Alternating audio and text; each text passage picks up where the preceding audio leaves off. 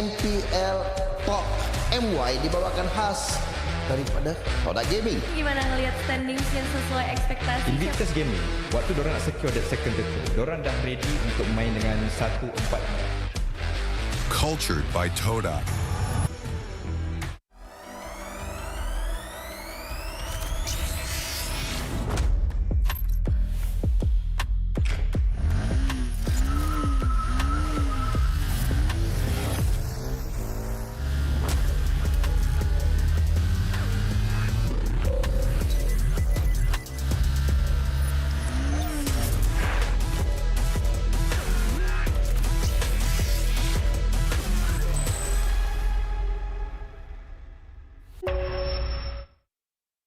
Tonight is movie night. Cerita apa you suka? Contoh macam cerita makan-makan ke, macam dia ambil makanan ni kan? Tengok. Ada rasa pahit coklat. Ada rasa manis susu. Ada rasa pahit manis coklat campur susu. Roti dah nak siap! Sedap pula macam ni. Sedap bang. Inilah masanya. RM2 satu gelas. RM2? Kau dah tahu kau allergic dengan tapai tu, kenapa kau belasah lagi? Sedap, cute. Zon. Sabar je. Aku pun lapar, Zon. Kami faham, Cik. Kami sahut sabaran segmen tu untuk menuju ke wawasan tu. Ayuh, kawan-kawan. Saya tengok ending semalam. Tak ada tonton. Tak ada tonton. Tak ada tonton. Tak ada tonton. Tak ada tonton. Tak ada tonton. Tak ada tonton. Macam ni baru boleh kawan.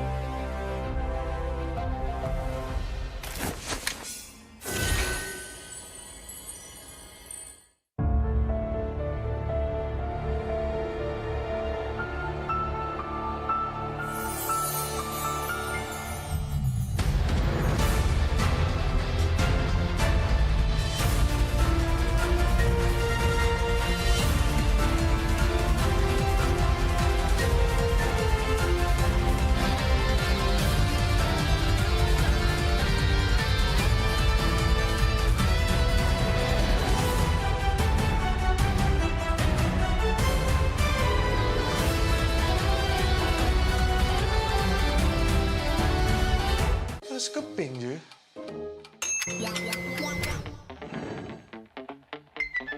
Mesti shopping pun boleh. Siap ada diskaun lagi.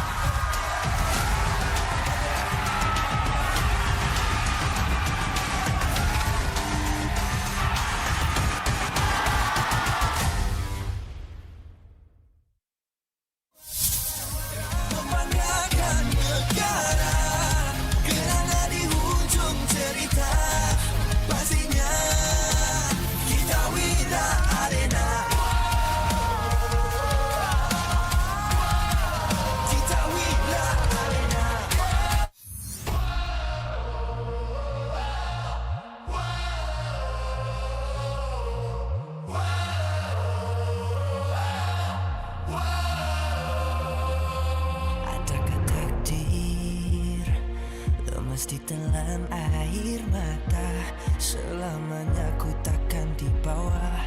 Perjalananku sampai ke puncak dalam perjuangan. Bila hati terang menyala, setiap luka jadi kekuatan.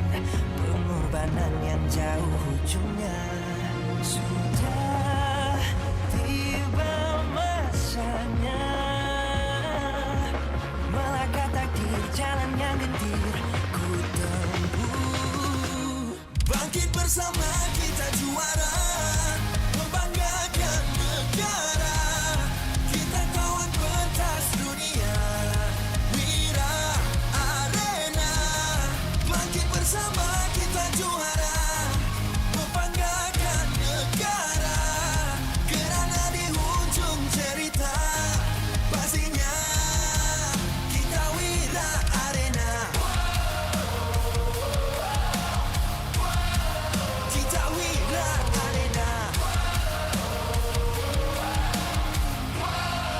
Kita Wira Arena. Sweat and grind, guess we never gon' fade. This that definition of a legend. Every single move that I make, feel it ain't no doubt. Dorang kena aku, I'm a winner. Cuba check gerak-geri aku semua tiptoe macam ballerina. Genggam bara api, biasa berjadi arah. Mimpiku mula menjadi, tiada siapa je yang halang. Kalau bikin hari-hari, benda susah jadi senang. Segala cabaran aku ready, masa depan aku terang. Tiba masanya melangkah takdir, jalan yang gentir ku tempuh. Bangkit bersama kita juara, membanggakan negara. Kita kawan pentas dunia, Wira Arena. Bangkit bersama kita juara, membanggakan negara. Kerana di hujung cerita pastinya kita Wira Arena.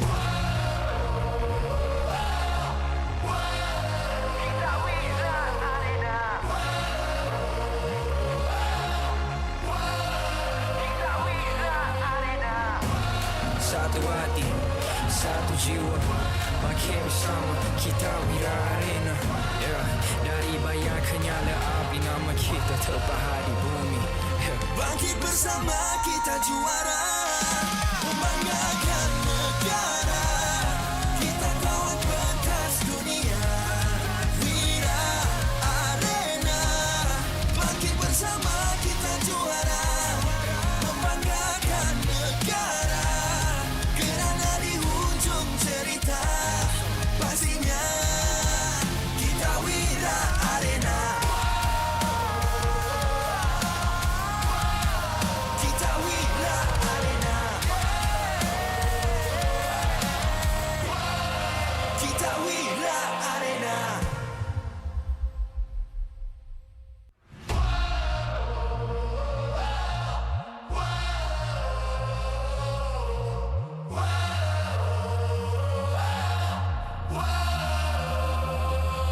Adakah takdir lemas ditelan air mata, selamanya ku takkan di bawah. Perjalananku sampai ke puncak dalam perjuangan. Bila hati terang menyala, setiap luka jadi kekuatan. Pengorbanan yang jauh ujungnya. Sudah tiba masanya melangkah takdir, jalan yang gentir ku tempuh. Bangkit bersama kita juara, membanggakan negara. Kita kawan pentas dunia, Wira Arena. Bangkit bersama kita juara, membanggakan negara. Kerana di hujung cerita pastinya kita Wira Arena.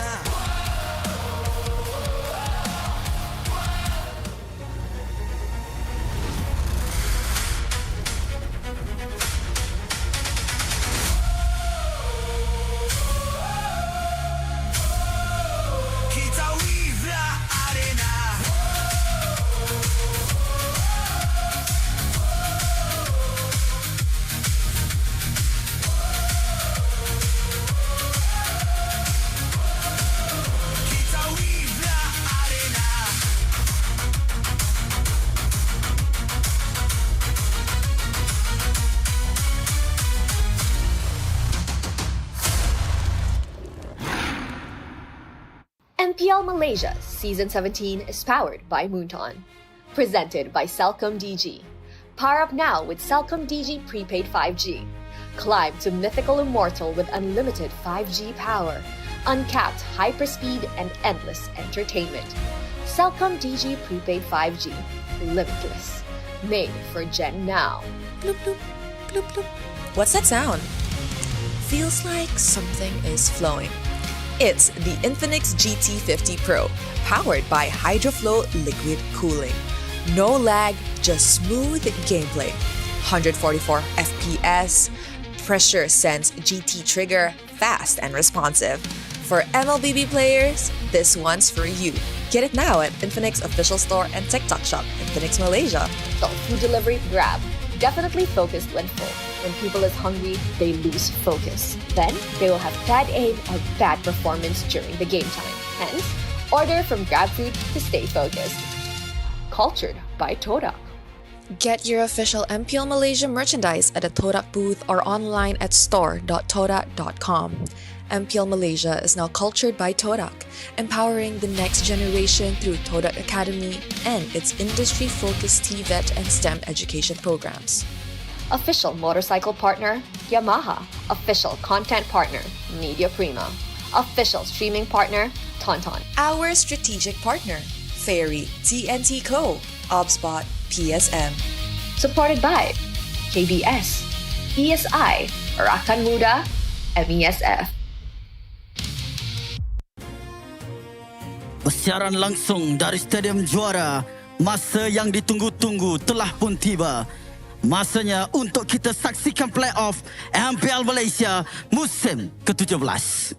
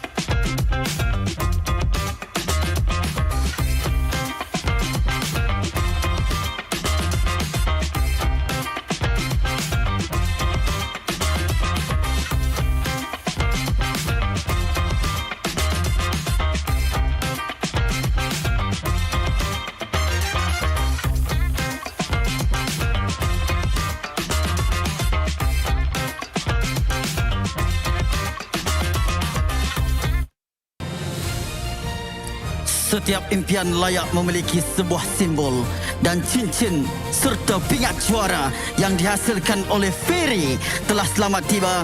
Simbol kegemilangan dihantar khas oleh Grab.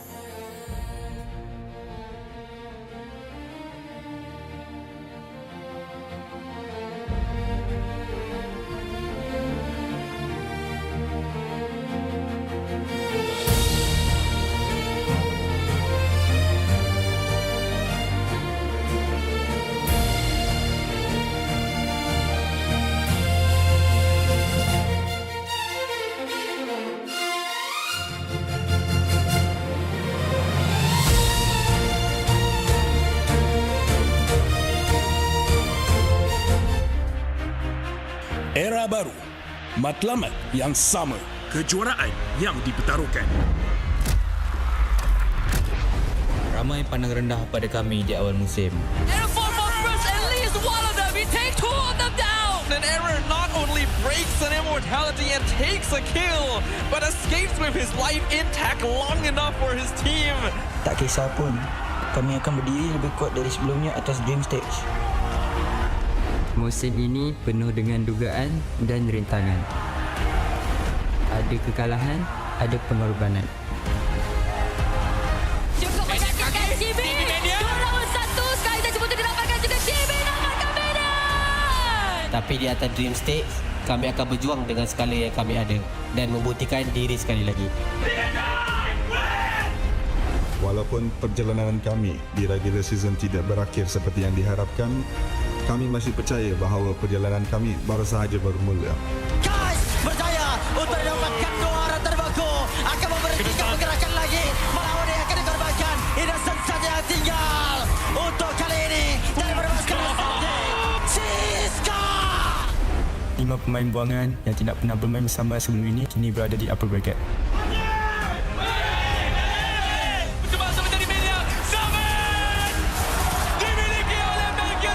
Kami akan melakukan Dream Stage dan merealisasikan impian ke Paris. Kami gagal mendapatkan perfect season yang kami harapkan, tapi kami dah kembali untuk merebut piala kelima. Tombak sampai! Innocent! Terus saja memulakan pertempuran! 6 pasukan berbeza, namun berada di laluan yang sama untuk menyerlah dan mencapai keunggulan, untuk berdiri di puncak tertinggi dan menjadi juara MPL MY musim ke-17.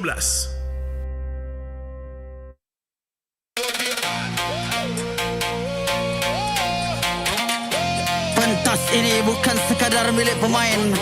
Di belakang setiap pasukan ada penyokong yang setia bersama mereka. Hari ini pasukan dan superband walk as one. Marilah kita jemput pasukan MPL Malaysia musim ke-17 untuk masuk ke gelanggang. Cabaran demi cabaran menguji tim Flash. Walaupun perjalanan musim ini telah berakhir, api perjuangan tetap menyala kerana setiap kejatuhan mampu mencipta kebangkitan. Inilah Team Flash.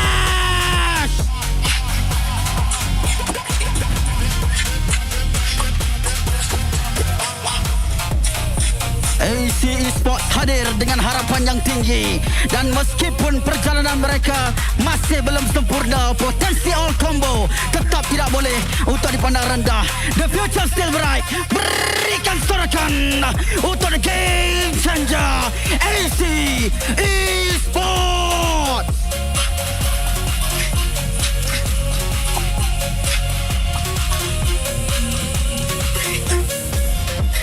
The King of Jungle are here. Bangkit dengan semangat baharu selepas musim yang mencabar. Sang harimau kembali memburu dan Kingdom terus mengaum di belakang mereka. Viva RRQ Tora!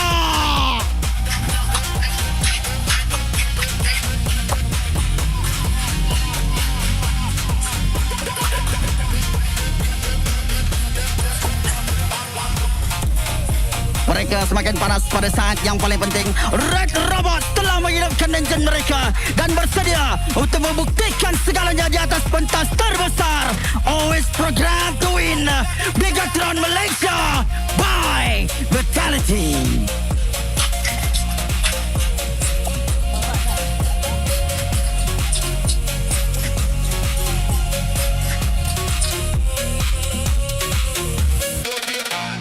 Setiap playoff ada jalan cerita sendiri. Persoalannya, adakah para pencabar mempunyai apa yang diperlukan untuk bangkit dan mencetus saingan paling sengit musim ini? Satu demi satu kemenangan. Mereka bukan lagi pasukan kejutan. Mereka kini ancaman sebenar kepada setiap pencabar. Dengan momentum dan sokongan superfans yang setia, siap sedia untuk menyengat. Inilah dia, Team Rey.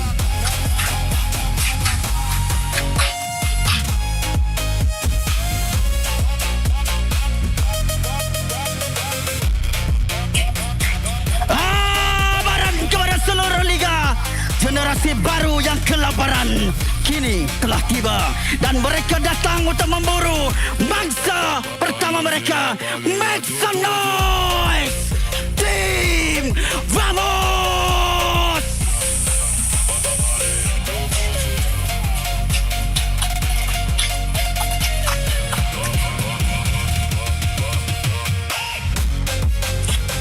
Puncak dua bukan kebetulan. Puncak dua adalah hasil kerja keras, keyakinan dan prestasi yang konsisten. Kini Invictus Gaming bersedia untuk cabaran seterusnya.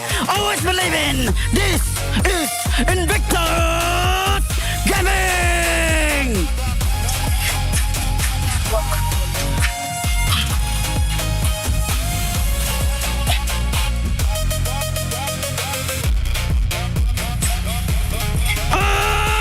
Trofi, satu legasi. Namun sang gergasi merah masih belum puas. Mereka datang untuk menambah satu lagi trofi ke dalam koleksi mereka. Merah kuning lambang kebanggaan. This is the Selangor Red Giants.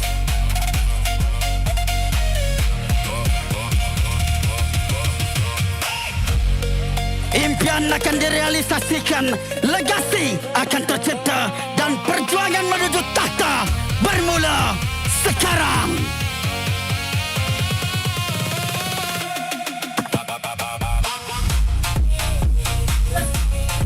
Higher, the energy is louder dan bersama dengan talent anda setiap team fight, setiap kemenangan dan setiap kisah playoff akan dibawakan terus kepada anda.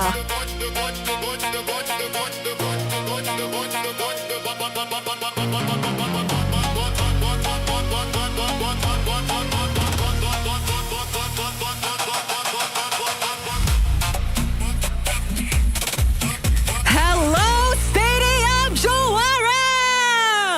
Woo! Nama saya Rose, host anda sepanjang playoffs MPL Malaysia musim ke-17.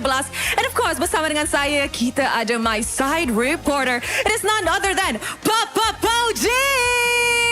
Apa khabar Stadium Juara? Make some noise! Wow, Poji, Rose sangat-sangat excited untuk playoffs kali ini. And of course, as much as you guys know, kita pun sudah kembali ke Stadium Juara di mana kita ada impian baharu. And of course, kita pun akan tahu siapa yang akan mewakili Malaysia di EWC in Paris 2026. Betul, Rose. Tapi satu benda yang pasti, backstage, from stage, tellers, production, audience, semua dah bersedia untuk playoff hari ini. Okay, Poji, I rasa it is time to make it official. Tapi, you ready ke? Saya macam tak sabar sebenarnya, Rose. Tapi kita tak hari. Full house. Hampir full house dah, and it's still early. Confirm ada lagi yang agak lambat datang. All that kind of stuff. So you know what, Poji? Let's go. Make it official. Let us make it official. The MPL Malaysia Season 17 Playoffs starts now.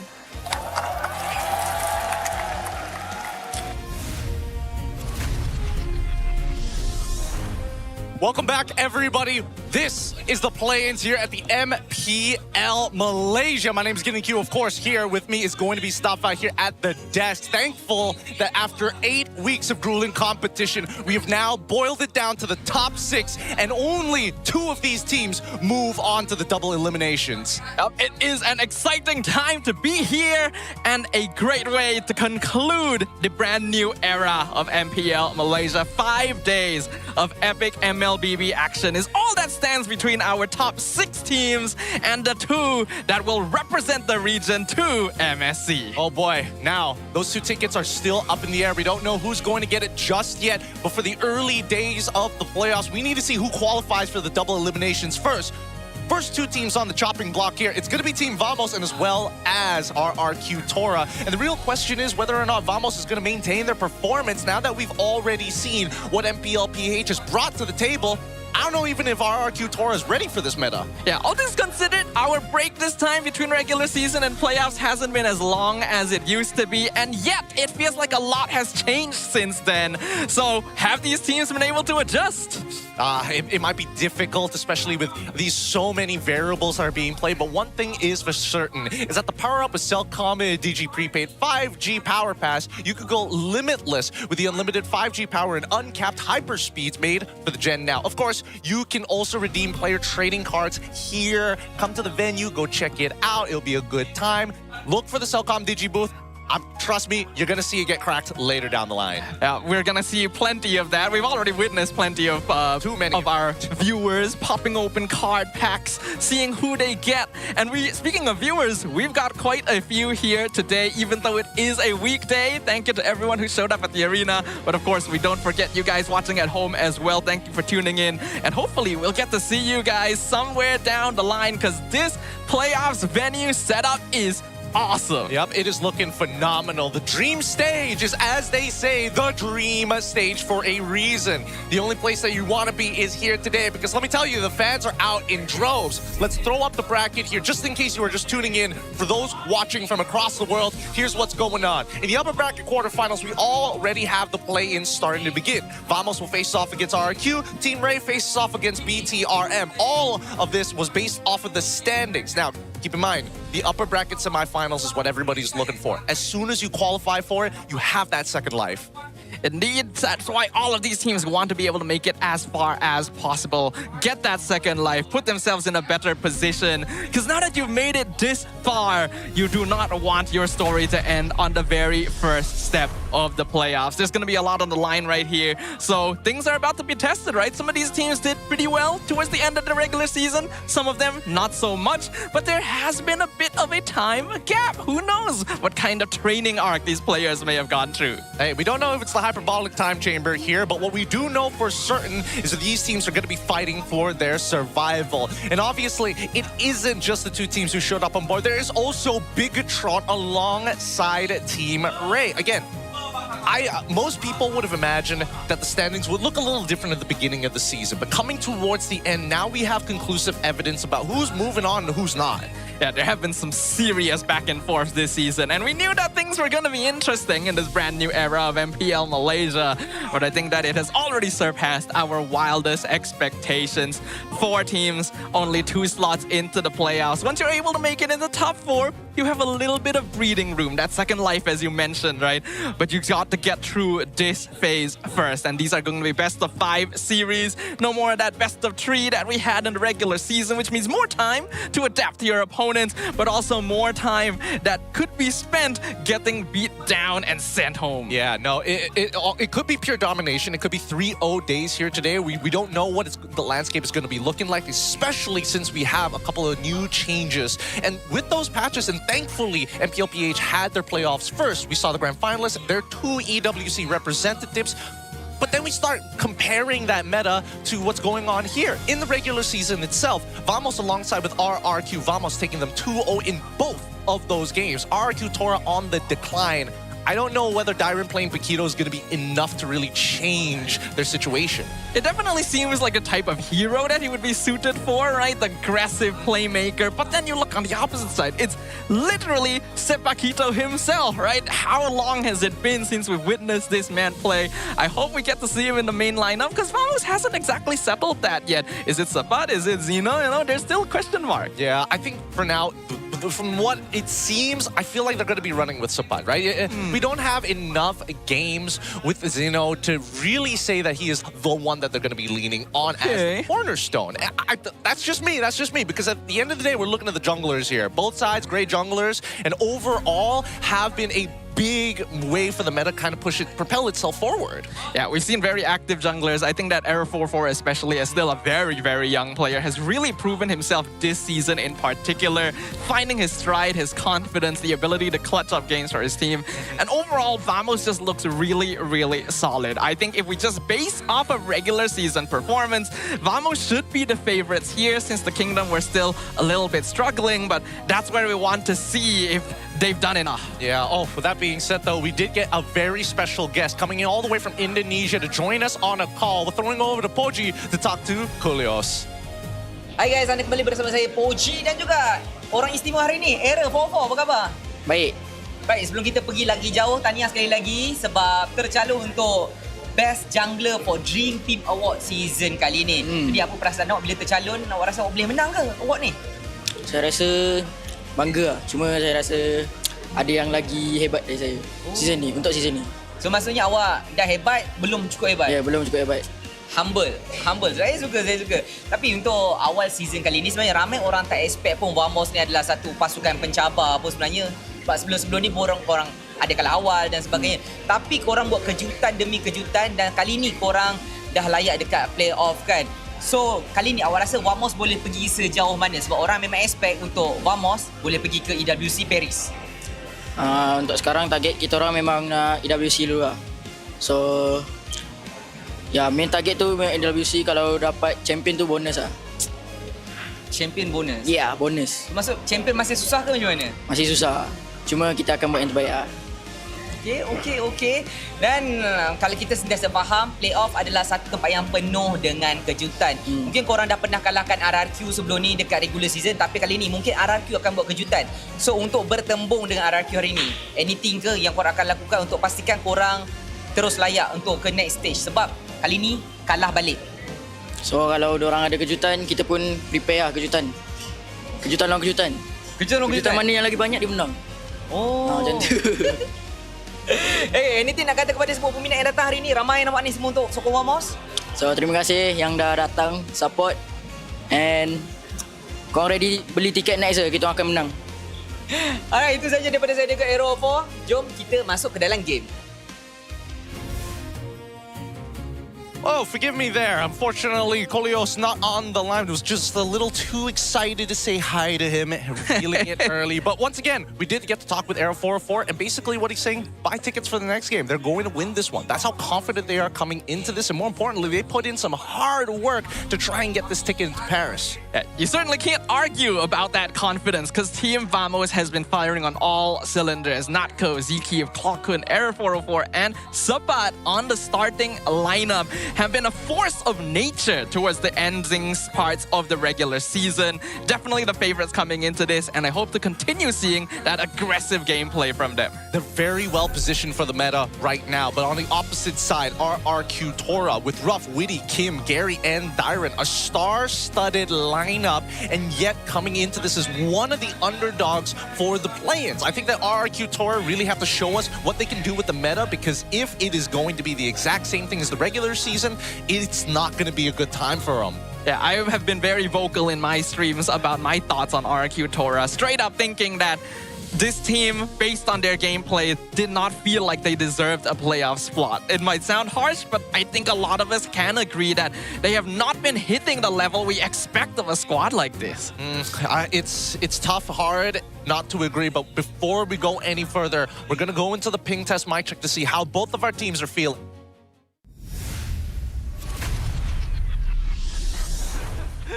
Kim nak main apa hari ni? Aku rasa nak main Kimi lah. Nak main Kimi? Kau main Kimi. Nak main Celena ke? Kiri balik. Nah, kalau dari aku... Buat tukar ni? Apa ni? Kalau saya gelisah sebelum match, saya selalunya selawat aja. Okay. Ya, Itu terus baca surah-surah yang bisa bikin hati saya tenang. Ya, dulu sekolah agama di pas SD, terus diajarin ustad. Ya gak hafal banyak sih, ya gak banyak surah.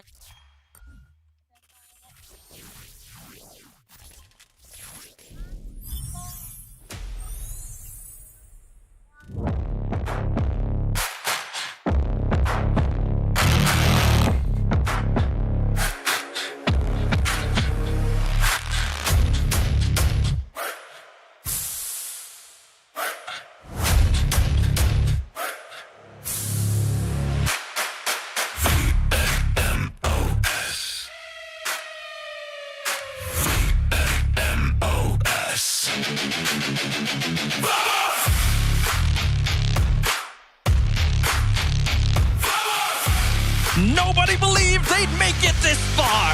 Nobody expected them to survive. But this fearless new generation refused to listen.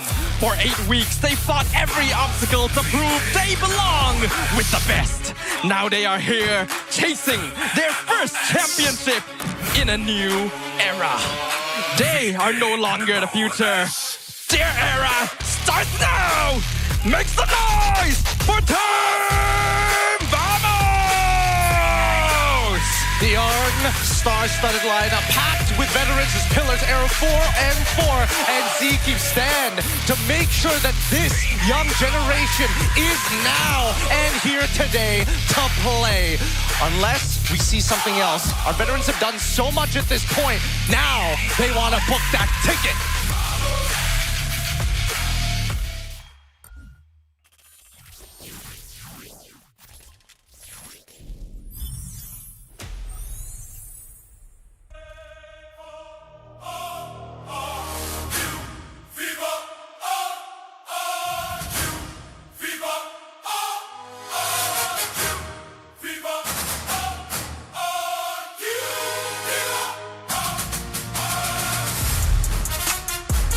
Even kings can lose their crown. They began the season with purpose, conquering the league. But the victories, and when everything was on the line, they set the competition ablaze. The kingdom trembled. Week after week, they searched for that fighter to make them unstoppable. So ladies and gentlemen, the king of the jungle is ready to roar once more. Let's go, RRQ Tora! The kingdom that everyone had eyes on when the season began and started their run in an impressive streak, but unfortunately found themselves floundering through the midpoint. Is the decision to start with the Kim Witty mid duo the correct one for their very first match of the playoffs? Can the kingdom rise up again, or will this be the end of their legacy? Now, of course, we welcome the coaching staff of both teams, the masterminds behind every match up on stage, joined by our head marshal, Rez, who will ensure every game runs fairly and smoothly. For Team Vamos, we got head coach Valdo and assistant coach Pakbet, and for RQ, head coach Sasa and assistant coach Link. Woof. With the brains and the bronze already ready, look at them walk up to the dream stage where our competitors are waiting. Fist bumps will be passed around as this is the last point of physical contact before they make war in the land of Dawn. Good luck as both of our competitors head on into Mortal Kombat. Mortal Kombat is right. Because at the end of this best of 5 series, we will witness a fatality. The end of the journey for one of these two squads. Vamo is going to kick things off with first pick in game number 1. The stakes have never been higher here at the playoffs for the first time ever, especially after the partnership. I think that a lot of these organizations are looking to make that very big impact here on the very first season of this partnership, just to make sure that that lasting legacy will be felt in the next 2 or 3 years. That is always going to be the ideal situation, right? I think going into this, a lot of us were wondering, hey, this is a big shift in MPL. Are the teams really going to be prepared to play at max power when most of their lineups are quite new? The organizations haven't really experienced this league before. And I think some of them have definitely impressed us, but there's also been teams who've tried a little bit too hard to make that splash effect happen. That splash effect is all that we're looking for. We have a player quote coming in from Ruff. Experience gives us the edge. Last season, when I was with MB, we never managed to beat Homeboys during the regular season, but when playoffs came around, we were able to defeat them. So I think we have a chance to beat Vamos today as well, because we're fired up and motivated. Now, I've heard plenty of veterans say that in my lifetime. Motivated, fired up, whatever synonym you want to add to it. But coming in from Ruff, at least he has the perspective. Hey, we couldn't beat Homeboys last time, even though MV was looking to be one of the favorites that season. This time, even more so, except the odds have been completely flipped. It's always true that the playoffs represents a big reset here. There is that gap, a rest time for you to really figure out what happened during the regular season, what you did right, what you did wrong. We've seen teams completely flip in power level when we were expecting basically nothing of them when the playoffs begun. So it's not impossible, but I guess we'll see. Yep, let's see, because our next player quote comes in from Subot about a meaningful playoffs. In S14, I didn't get the chance to play in the playoffs. In Season 15, I was not able to reach the playoffs with JP Niners. And after that, I was in the MAL. So this playoffs is very meaningful to me. I want to test my limits and see how far the team can go with the hard work and sacrifices we've made. I want to to see the results of our scrims and training. A great call coming in from Sapat, and honestly, it makes a lot of sense. Out of all the careers that we've seen so far, I would say that Sapat's pretty tragic if we're talking about local. Yeah, Sapat has had a lot of up and downs, and he has been in the MPL for quite a long time. I still remember him debuting that first season. I believe it was with Homeboys around the same time as Chibi, and they've definitely had widely varied trajectories. So it is great to see him being able to make it back onto this stage in a meta that honestly suits him very, very well. The Paquito, obviously going to be the question marks for everyone right now, right? Is he going to play it? Is this the return? But there are so many possibilities on the table. Yeah, way too many possibilities, especially when we're talking about the in-game meta. And I think that people are starting to... They figured out the past two metas. This current new meta with the new relationship of Paquito coming into the... Sorry, Paquito, Fredrin, alongside with Carry. Again, these three huge game changers that we saw from the MPL PH. I think a lot of it has to do with the drafting. And I really hope that these teams are mature enough to recognize that. I hope so as well. We have been granted a great boon of being able to watch these other MPLs, these MSLs, all these other leagues going on at the same time to determine their MNC representatives and learn from them. It's just whether or not that translation will actually take effect, because ladies and gentlemen, it is officially time to get things going. Our very first draft, our very first match of the MPL Malaysia Season 17 playoffs. All right, the random map draw tells us dangerous grass. Again, dangerous grass, not exactly the best to deal with. A lot of our MY teams who hate this map, but now with the first three bans already through, Marcel, Phovius alongside with the Kalia. Good thing that Phovius is gone. Freya alongside with Fanny, pretty similar bans. And again, two bans that they've successfully done every single time against this team. Yeah, and why not, right? Especially with Phobias gone, Freya has to go, and so does the Harif. But it means that various heroes are going to slip through the cracks here. The Guinevere going to be the one I have the biggest eye on, because I think Vamos piloted basically the best with their big AoE CC comp. But looks like they are instantly going for the Paquito. Paquito makes his grand return. What a surprise. What a surprise. Now, Paquito made 15 appearances in the MPL PH in Season 17 playoffs, boasting a 66% win rate. And it's finally time to unleash the Paquito. And you're right, it is, because this is one of the few times where I feel like he's so uniquely positioned in the meta that he can turn tables. Paquito is definitely very, very strong right now, and teams have finally started picking up on that fact. But is he truly first pick worthy? We've seen it here and there in MPL PH, but picking your EXP lane first is typically a risky bet. Only heroes like Freya or Phobius can usually get by this. RRQ gonna keep it safe. Zeusin, Claude. Yeah, and now here's the risky part, right? Because now that you've shown your EXP, it's gonna be difficult to have your traditional things in your previous compositions, like being able to cancel out some important abilities. Most importantly, the Blazing Duet as of right now, no Charizla access to that. So you're gonna have to find a new solution to those types of problems. And I think for the most part, right, with Phobius kind of out of the way, Paquito just gives a lot of pressure, like an insane amount, even if you are losing. So going alongside with the Guinevere and Valentina, both great choices here. The Valentina, I'm only guessing because they're leaning back into the old point. Hey, Dyron, lock in that Sora. Try it. They are expecting it. This was a hero that was consistently banned out against Dyron after he popped off the first 2 weeks with the hero pick, and since then, it's never really been the same.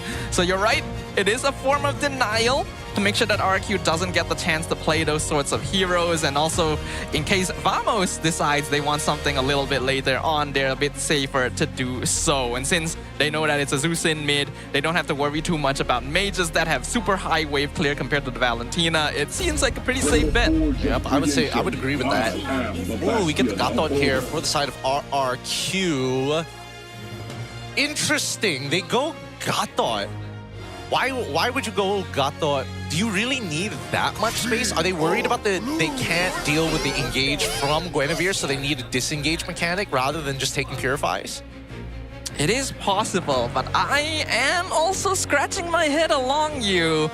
Gatot is perfectly solid, but not really the best hero still left in the pool under current circumstances. Like, they could have gone They could have gone things like, force out Purifies in the gold lane by getting things like Cho. They could have gotten the glue for themselves if they wanted to as well, now that the mid lane has already been shown as well. So I feel like this is a hard prediction coming up from RRQ's side, right? They know what they want. They want space. How do we generate that space? If you have to sacrifice Gathon, sure. But at what cost? We're going to see it here. Could be a bit of a save your teammate button, I suppose, since they know that the Guinevere is going to be catching people left and right, having the AOG to fly in, give him a hand, maybe pop that Revitalize to save them could be the idea they're thinking of, but it still does feel a bit conservative. Yeah. Vamos now attacking the jungle. Not a bad idea so far. Make sure you get rid of the scaling ones. Is it worth banning out? I feel like Suyo isn't worth banning out if you're in Vamos' position. I get the Yi Shin, and even then, it's still a little questionable because you already got Paquito, right? Once you get Paquito, he gets first 2 items, and Yi Shin even falls slightly behind. He can't touch the turtles at all. Yeah, I think most likely that ban is to deny global presence, right? They already have the Gatot Kacha. They just don't want to give them Mountain Shocker so that they can play around with formation, since Vamos already wants to play ambush threats. It's literally dangerous grass. They have Paquito, they have Guinevere. Yeah. So I think that's probably the idea. We do see the Clint banned out to try and give Ruff a good time. I think right now RRQ is just trying to play your standard front to back, buy time, don't play overly risky, and just allow Ruff to farm up. Okay. That is the case. They're going to be playing very traditionally, and they're also getting rid of Clint, one of the few lane bullies that we have in the meta so far. Not the only one, however. There's still a possibility for... Actually, do they even care? Yeah, they don't. Depends on what RRQ picks right here. RRQ still going to be looking for their jungler and their EXP laner. Already are aware of who their direct oppositions in both lanes are, unless Vamos suddenly pulls a fast one and flexes Guinevere. I don't know. I feel like unless we see Harley Suyo come out from RRQ, I think that RRQ might just end up just waiting, right? I think that Gary's... I think they're trying to figure out whether or not they can actually pick that Nolan right now. So they're going to wait for it, right? Yeah, Esme, alright. Don't really agree with the Esme necessarily. It's pretty bad. I wouldn't... In terms of laning, right? The 1v1 isn't as interactive as you think it is. Yeah. They actually don't touch each other at all. Paquito just clears the wave at level 1 and just buggers off. Yeah, after the recent buff as well, I think we've seen a lot of cases where Paquito actually wins lane against Esmeralda. So this could potentially be a bit risky. I can understand going for this over something like Arlet or Terizla because you don't want the ults to be stolen away. So that's also another genius of the Valentina pickup. But if this is Vengeance Esme, then you are actually a pretty easy target for the Guinevere. And if you go Purify, you are just not tanky enough. I think this should be a carry angle for Natko. Yeah, it feels like a carry angle. He can also go for Moskov if he wants to, but it depends, right? And now they get the Atlas, and it makes a lot more sense now. They don't want to deal with the frontline tankers overall, and better yet, I think they are less afraid of people quote-unquote chasing, knowing that RRQ just wants to play traditional front-to-back. This does make things difficult. Liam or Tsuyo both gonna have a lot of difficulty into a Guinevere Atlas, so it might have to be the Harley at this point. I don't even think Harley feels that great as well. What else is there? Nolan, as you pointed out earlier, is a possibility. We've seen some teams go back to the Lancelot, but that's more out of necessity than anything. Yeah, they need something with damage. I would sail across the cosmic sea. Yeah, they go okay. So here's my logic behind it, right? Because I think that RRQ perceives that Nolan and as well as Yi Shin kind of provide the same amount of pressure in the game, right? Fast mobility. Unfortunately, Yi Shin scales a lot better compared to Nolan, but Nolan's snowball capability really compensates for that fact. I think here, really intelligent drafting coming out from Vamos' side. They're really going back into old information and picking up on their habits. Yeah, I think Vamos already showed us they had really good drafting ideas towards the end of the regular season. It seems like they've kept that around. This is very Vamos DNA team composition, and it's also very balanced overall. I would say that RRQ Tora's lineup is pretty okay as well. Very balanced, solid front to back like we mentioned. Play off of Gary, then scale for Ruff. But can they hit those timings against Vamos, who have been going strong?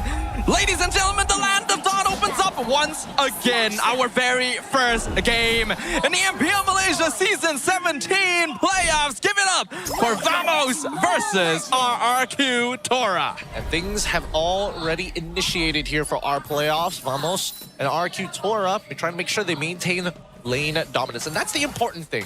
So far, we don't see that Sapat actually gets the proxy. He's forced into lane, which is not that great, but look at the Purifies coming out from the side of Tora. Oh, no. Speaking of which, Kalakun already getting taunted pretty hard. Now, of course, got taught Zeusin, one of the age-old mid duos. Gonna be hard-pressed to trade that, especially with an Atlas on your side. So that's something RRQ can play for. Oh, and they're making sure that they can control the weak side of the map here. That's again, very good ideas from RRQ. Use your mid pressure early on, get these trades down, get the early invade, and also help out Dyron at the same time. So again, this early game seems very well rehearsed from RRQ Tora. I want to see it transition into mid, because the first turtle is going to matter a lot for Guinevere, and we want to see whether Air 404 actually finds an engage down bot side. Yeah, we know that Vamos really likes playing around that Guinevere level 4 timing, so we gotta watch Error 404. Currently level 3, should be hitting 4 soon, but based on their movements across the map, I don't think they're trying to hit that too hard since their mid duo, unfortunately, not having lane prio. Oh, let's see whether they find the recovery gank here. We see that Guinevere doesn't bother going down to the bottom side, goes straight to top side and is now in position to try and attack somebody, but RRQ isn't giving them the bait that they're looking for. Zakiev gonna jump in, though Huidi should be fine under the tower here. Atlas does provide pretty good setup for Guinevere, but he's gotta land it. Yeah, fun fact. Atlas, especially when he's... Oh, wait, hold on. Error, like a dangerous game, nearly dies to the Fracture. Down to 20% HP. That's gonna make it hard to contest Turtle, but he'll be able to heal up off the Crab. This should be a no contest now. Yeah, they can't walk up. Good stoning from Kim. There's nothing they can really do about this. They're going to take this... Oh, wait, hold on. Yeah, he secures it. They're going to try and force the fight, but RRQ is disengaging. So far, positioning is very clean from the Kingdom, just not choosing to fight at all. Okay, Air 404 calls it off because I saw Kalakun. He was in the right position to make something happen if necessary, but decides to back away knowing that Air 404 just can't cover that distance just yet. He needs to be within the lethal range of that magic thumb. Early recall here from Natco, preventing a dive onto RRQ's side, and things are actually going very smoothly, despite RRQ Tora actually having a bit of a lead. And all things considered, this is the benefit of having this kind of comp. Rough in trouble, though. BMI already used into the red tree. Violent Requiem a little bit awkward there with the combo. Rough still purifies, gets out. Interesting, interesting. All right. He clearly doesn't have the damage yet. More importantly, it's just not landing super magic, where a majority of his damage is actually going to be in. Time, Sapat, this is tough. This is tough. If you don't get that proxy level 1, you lose control over this lane, and it's such a big tax to deal with. And I love the fact that RRQ Tora is actively communicating problems. Hey, carry's diveable on bot side. Gary's already in position. Hey, I have control over top side. He might try and force. He's already on that top side, ready to cover. Even towards the end of the regular season, one of the stronger points for RRQ Tora was that early game. They are a very good snowball team, and so far, doing a great job of playing for that timing. Dyron, though, might be ganked here. 3v1. They get the freeze in. Error 404 forces to purify. Dyron walks away. Beautifully played by Dyron. Again, very patient. He doesn't need to use his purify unless absolutely necessary. And seeing Sapat use all of his cooldowns already gave him a good idea. Hey, as long as it's not Natco or at least Clawhood needs to join, I should be all right. Keeping his wits about him. Gary spots up on Fracture, comes in, but he gets caught in the Violent Requiem. First blood to Error 404, and now they have Turtle Prio. Shouldn't be challenging Sapakito just yet. This is his strongest point. He was gonna get hit by this. Yeah, this is a lot of freeze damage. Forced out the Crimson Beacon. Taunt coming in from Widit to keep Sapat away, but should be a very free turtle for Team Vamos. Yep, secured. Very nice. Very nicely done here. Overall, things are going as smoothly for Team Vamos as it possibly can. They got the kill. Sure, you don't get the turtle, but it's not the end of the world, right? Gary's sole purpose right now is to look for these ganks constantly. Any lane advantage, he needs to be able to cover it or press it. He needs to be what they call in the business a first responder.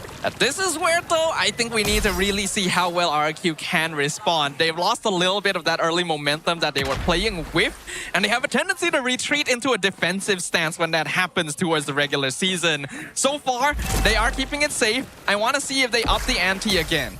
Well, unless I see that gold lead increasing, we need to see a huge influx in the economy. Because right now, the people who are holding the leads are Ruff alongside with Dyren. They're the only ones currently holding the leads, if I'm looking at this correctly. And it's a very tiny lead, right? Very minuscule in the big picture. So until we see like maybe mid-tier 1 go down, Witty shouldn't die here. Tops, yeah, it's a wet noodle fight for the most part. They're moving as 4 now. Now Vamos is making sure that trying to cross the river is going to cost RRQ something. Yeah, their zoning makes sure that RRQ can never really walk into the bushes. And again, this is one of the reasons why Yi Sun-shin was banned, to deny that information control so that Zkeep can just perfect match himself into bushes and constantly zone. Now we see first items start to come through. Concentrated energy for Error 404. He's not going to go for Genius 1, so he's not looking for damage. He's looking to just sustain through it, which means the rest of his build is probably Bruiser. Zkeep? I don't know. When I think of Atlas, the hard part is how do you know when exactly he's going to dive? He's kind of like Tigreal, where as long as he gets the ult off with the flicker, there's a 90% chance you can catch him. Oh, hold on. Nearly catches Ruff there. Forces Purify early, and another ultimate from Kim in the mid lane. Already a two-pronged attack. Falling Star Moon, unfortunately, doesn't really connect with anyone. So multiple resources spent on RRQ in exchange for basically nothing. Very nice coming in from Vamos here. Again, synchronized attacks to create the space, and now they should be able to take this away no problem as they're looking for another engage. Subot flickers in, looks for Kim, goes for the wall, 1-2, finds the Zeus in, and this is no response. Where is RRQ? Why aren't they helping him? They just kind of watched. They didn't want to get caught up in the fire of that knockout punch. Kept away from it. They have to sacrifice anybody. Apparently, Kim had to take the damage. But for the time being, Vamos, this is going exactly how they wanted to. This is working like clockwork right now. Now with mid-tier 1 broken, the accessibility of the purple buff comes into question for RRQ Tora, right? They needed to use that mid-pressure early on to control the rotations. And now that they've kind of lost that foothold in the map, Team Vamos can now start pressuring the side lanes if they wanted to. Most likely not going to happen. It's going to be like a 4-1 split most of the time. Yeah, this is what I was worried about when it came to RRQ. They had a good start, but you can see how when things don't really go their way, Sabot's gonna try and dodge Falling Star Moon, is surrounded by 2. I don't think he'll get out of this one, so the Kingdom finds one back. He whiffed. He whiffed. It's very tight mechanics. They have not increased the hitbox of that knockout strike. So if you whiff it, you're not going to get your charge back. In the meantime, Vamos again. That 4-1 may have been broken, but that 4 is strong. And look at the coverage. Even Clockwood making sure that there's no real way to have access to that back line. Right now, Natko already out farming Ruff, and we know how scary he is on this carry. Zkeep gonna go ahead and freeze Dyren in place. Natko already doing a lot of damage. 1 hit from Hill, but they find another more valuable target. Gary gets spotted in the tri-brush. Oh, very nice, very nice. They're making sure Natko is the main damage dealer, and they can't do anything about him when his ult is popped. Witty scared to walk up, and just the off chance he walks into Natko's autos. At this point, Vamos in full control. 1.7k now turning into a 2.1k lead as they extend it further into RRQ territory. It's slightly slower, but a lot more deliberate for Vamos. You can see Natko can literally stand in the bush and ambush Siren, and here comes Zkeep to last the final blow. Another free tower fed into the carry, and this is now looking scary for RRQ. Yep, one more component away until we see the full complete build from Natko. He's almost got Trinity at this point, and Sabot, he's doing a very good job. He's holding people off. Unfortunate that he missed out on his mechanics earlier, but he's covering the waves, and that's what Paquito brings to the table. He's the fastest clear, and he travels around the arguably faster than Vendetta. Yeah, we're starting to see a little bit of panic seep in. RRQ clearly not really knowing what they're supposed to do on the map right now, especially after that gank failed up top. They literally traded objective control to try and pick off this Paquito, and honestly, even if they succeeded, I wouldn't have said it was the most worth it. Yeah. Don't know what the cost analysis is going to look like here, but look at the full items and exactly how I envisioned it to be. A 4.1k, 3-item carry. Natko is going to be the main focus here. Look at just how aggressively Natko can position. He knows his team has his back. This is Natko's carry in a nutshell. The gold lead, 1.2k in favor of the carry of Wide Berth, already done with the Trinity, working on the next item. And that 4.7k gold lead looking dangerous. Yep. Now looking at Sabot's build, he is following almost 1-to-1 how Sanford was building his matchup against Mr. Flap on the Esme, right? First item, you're looking for that Hunter Strike. Second item, some people are thinking maybe Malefic Roar is good. Here, instead, we go for the opposite. We go for the Heft. Wait, hold on. Zeke, he's looking for it. No, not even going to commit Fatal Links yet. He doesn't need to. He does get lifted up, so he will die, but his job is done because Witty falls in return. Look at Natko. The Lord collides into the crystal. Still, it's only 10 minutes in, but they do get the lift up. Natko in trouble. Has to flick around. Blazing do have to chase them, but there's just no damage. Natko survives despite it all. And Vamos sticks around. Oh man, Natko able to out-sustain with the help of his autos. But that was a little messy coming in from Vamos admittedly. Like, they should, and they need to make a decision. Are they walking in for the fight or nah? Sabat actually winning out that 1v1, getting away. Natko definitely went a little too aggro right there. Could have been punished hard for that one, because Vamos does need their goal laner to keep pushing, but we can see that hold on, mid lane, they find Witty, AOG comes out, Gary tries to go for the gank, Violet Raccoon cancels out, Subbat comes in from behind, punches him, but Natko actually does fall. RRQ Tora found their quarry, but can they survive? Two-man Fatal Link from Zeke, picks up the 2 tanks, and the 2 tanks are gone, no longer existing on the field, even without the marksman. Clockwood nearly dies to Fractor, but he'll be able to escape. Retreat keeps Subbat away. Meanwhile, Zeke gonna tank the tower. Violet Requiem gonna be committed. They find another. Ruff goes down. Only Gary left standing. Does Vamos want to end right here? Fracture doesn't get the kill. They get the knockup. Gary just barely survives. Clears the minion wave. They'll hold for now. Woo! All right, at least Era 404 didn't end up trading over. Sabat, I think it's clear. He's a little rusty, but he's got the instincts. He's doing everything that you want the Paquito to do. Sometimes he whiffs just a little bit, but it's not the end of the world. Just Paquito things. It's just Paquito things, right? It's either you hit it or you miss it. And either way, Sabat at least is getting the correct target priority. Hey, I'm trying to zone away Gary. I'm trying to make sure that Ruff is afraid when I have my cooldowns up, and that's the thing. It's all about maintaining those cooldowns. He's not weaving auto attacks in every single time. He's not actively trading to maintain war axe stacks. No, he's in and out. Simple as that.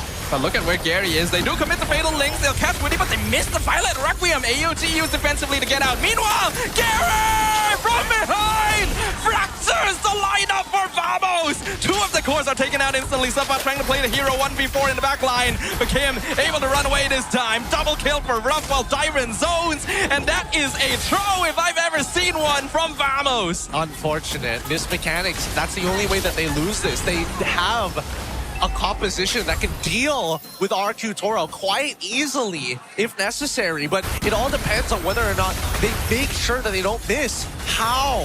Fatal Links into Magic, now that should be an easy combination. You have all the time in the world to set it up and even watch the animation in slow motion to land it. But I think we gotta give props to Gary for that one. The ambush play setup, Vamos was not expecting it. And Natko has been dead early in these fights, twice in a row now. This carries momentum being halted heavily, and Ruff just got a double kill as well. That'll even up the net worth. Let's see whether he's actually caught up in terms of net worth. Actually, he has. He's only 200 off to catch up to Natko at this point, which is more than enough because that means his Trinity is also complete. With a dead even 41 to 41, we now have to look at the people who scale, and this is my biggest problem with RRQ Tora. Sure, Dyron can make the fight last long as he wants to, but I think it's Natko who wins that out. Ruff, on the other hand, needs to burst out Natko, but it's Winsome nature that he has to deal with. Pretty much. We know that Claude is very much fail-safe if things go wrong as long as he's able to scale. But he is basically the only late-game core that RRQ have to play around with. You can see it still takes him a while to actually burn through Zeke. Gary, once again. Oh, error! He knows! He found him! The Violet Requiem locks down the Nolan, and they take him out. The same trick won't work twice. Wowza. Make sure to keep it. Again, great instinct. Great instinct from Arrow 404. That's how he should be looking to play this Guinevere. And once again, Subbat trying to hold his own onto the mid side. Oh, he survives. That's a heavy left punch right there. Gets the shield back. Zeke now looking for a pickup. He sees them. The freeze comes through and Ruff goes down. Window Nature not going to save save him in that case. The final fatal links on Witty. Gonna pull him forward while Sapat zones the back. AOG gonna be used. Witty gets out. Dyren will tank a good amount here. So RQ only loses one. That was pretty good. That was pretty good. Really sick tech coming in from Zeke. He comes on and trying to make sure that he guarantees the stun, knowing that he's been sticking on to the same target for long enough to try and trigger the passive. So again, there's multiple layers that somebody has to do. Like Ruff thinking, wait, do I purify right now? He still has ult, but again, the bodies haven't combined yet, but his passive is about to go off. And even the Wind of Nature couldn't save him because Klokun just comes in and blasts him in the face full of lead. Wishing Lantern, Divine Glaive hits like a truck. And now, last item completed from Natko. I disagree with the Rose goal, but I'm assuming that he's got way too much money. Maybe. Because, yeah, you probably wouldn't want to build that against Esme, but... The only way you die is either to like Gary and Ruff ulting you at the same time, right? Yeah. You seed and then you get hit by either Ruff or Gary, you die anyway, so that there's a no-brainer there, so it's just the wand that you need. Well, we'll see whether that works out for him there, because it's a lot harder to item swap off a Rose Gold than Immortality, for example. But Vamos will take control of the Lord first. Net worth difference is still even, I will say. Yep. Looking at item builds as well, already completed. Majority are getting into their max build as well. Vamos, prime position here, but just look at the way that they're going to have to think about this fight, right? Because no matter what, Suppot is always going to be able to clear faster than Dyren. So they can play this game forever. Dyren doing a really good job of holding the mid side, actually doing some good poke as well. Klokun. Zeke gonna start zoning. Because Dyren is around, Sapat can't just go willy-nilly and start split pushing waves. It's always going to be a 4-on-1 split from both teams. Beautiful, beautiful stuff coming out from RRQ. Again, the push and pull is important. This is what we call the Lord Dance, right? And it's for good reason. But at least we're expanding it from outside of the Lord Pit and pushing and pulling closer towards the mid lane of the river. Oh, here we go. Sapat coming in. He's going to aim for Ruff. Does a lot of damage to Claw straight away, but gets stopped. Meanwhile, Zeke going to be freezing the fight in the middle of the river. Sapat going to get slowly burnt down. AOG used defensively. Sapat somehow actually gets out of that situation, and they find the light Requiem. Gonna force Dyren to purify out of the position, but beaten Vamos use a lot. Basil links up too into the knockout strike, but Ruff comes in blazing towards in the back. Nako gonna be able to survive. Klokun picks up the mega kill. It is an absolute back and forth. Sapat, how is he still alive? Sapat going back in, trying to brush down Kim, but that's gonna be the end of it. Finally, Klokun nearly trades for Ruff, both on very low HP, and the rest of Vamos coming in. RQ gonna need to disengage from this position, but Kim probably not getting out of this one, logically speaking. Nako gonna flicker away from Lantern, picks him up, Fracture comes through, Error falls to the respawn of Gary. Not sure whether the flicker was necessary coming in from Nako, but take what you will. Take as much as you can. We're already getting into the ultra late game, and finally we see the item swap. Oh. This is dangerous, because again, the push and pull is amazing, but at the same time, look at how unprepared, like a majority of the members here from Vamos actually are on the re-engage, right? Nako, no spinning light wheel. He already used it early on into the middle of the fight. Suppot also had already used his cooldowns as well. This is a very coin flip moment for Vamos, and that's why Zekif is great. He finds those little moments to try and table flip it against RRQ Tora, but it comes at a certain degree of risk. It really does, and we can see here why Atlas is being prioritized so much for his ability to just control momentum in kind of a similar way to Marcel, just not as flashy in the way that it happens. Team Vamos will regain control over the Lord, but RQ now are the ones holding the slight goal lead. Still, Sapat not able to split push evenly. But show top side right now because they're taking control over this Lord Pit in the most critical areas. Without it, until he shows, RRQ Tora ain't gonna move out too far, and I think that Vamos right now just need to start bluffing. They gotta bluff as if he's here. Well, the Conceal gonna come out, but literally pops it in front of the... Hold on, Violet Requiem, they find Witty in the bush, revitalize, keeps him alive for a while, but Nako is there. The carry is literally designed for situations like this. The Qatar goes down, Sapat in the back line, he finds Ruff, Sapat Kiddo! He found the target, and now Vamos is going all in like a zebra. Flicker Fatal Links captures Gary as well. well mid-air. He's gonna have to use the Winter Crown, but we all know that Gary is not getting out of this one. Vamos have taken out 4 members of RRQ, and now the Kingdom is looking to drop their first game. The crystal is open. They're literally diving the fountain. Vamos takes game number 1. No Lord, no problem. Just come up with one hell of a good fight, and that should be that last nail in the coffin. But it's not over just yet. RRQ Tora now recognizing, hey, this similar game plan that we've been trying day after day, 2 times in the regular season against Vamos, it just does not work. But I gotta give it to Vamos though. Good drafting on their part. It wasn't the cleanest game, but having a solid hero composition made it easier for them to make up for some of those mistakes. I will give props to the Kingdom. They look a little better. They're able to respond to some of the things that Vamos is doing and actually punish them to drag the game out longer. But there's still some things that need to be worked on to deal with the current version of Vamos. Yeah, I think that it's not that Vamos is not prone to mistakes. They've got really good ideas. The question is, when they roll the dice, is it in their favor? Sometimes the mechanic says no. And I don't mind that coin flip as much, but let's hear this next segment. Ooh, what a game that was. We can have a look at the highlights once again, but I think you are right, Gideon. Sometimes it is that coin flip. I think what really makes the difference, though, is that Vamos takes that coin flip every time. They are not afraid to gamble. And a lot of teams fall into that pitfall where it's like, oh, I don't want to take the risk of losing, so I'm just not going to do anything. Yep, and they're not afraid to try. And I don't mind it, but they do it with a short leash. They're like, okay, if somebody's going to try something, it's either Zekif or Supai. Or Error, you had your chance. You whiffed it the last time, and Zekif was probably like, that's also on me, that's also on me. But overall, the combos need to be consistent. That way, RRQ Tora truly are scared, because you can see the moments of which, hey, we can start getting a little disrespectful. Moments like this, for an example, which ended up pretty good for Vamos. But at the same time, how many of these holes do you want to expose? Exactly. I think RRQ was willing to make some things happen, but when things didn't go their way, it's just instantly back into safety mode of like playing to not lose. Yeah. Right? And that can work, but it does result in situations where Sapat just comes into your back line and punches rough in the butt, and he's dead, and you no longer have damage, right? Team Vamos is able to make these sort of things happen, so you cannot just hope that they'll fight you honestly. Yeah, I also think that people need to relook at the Esme problem.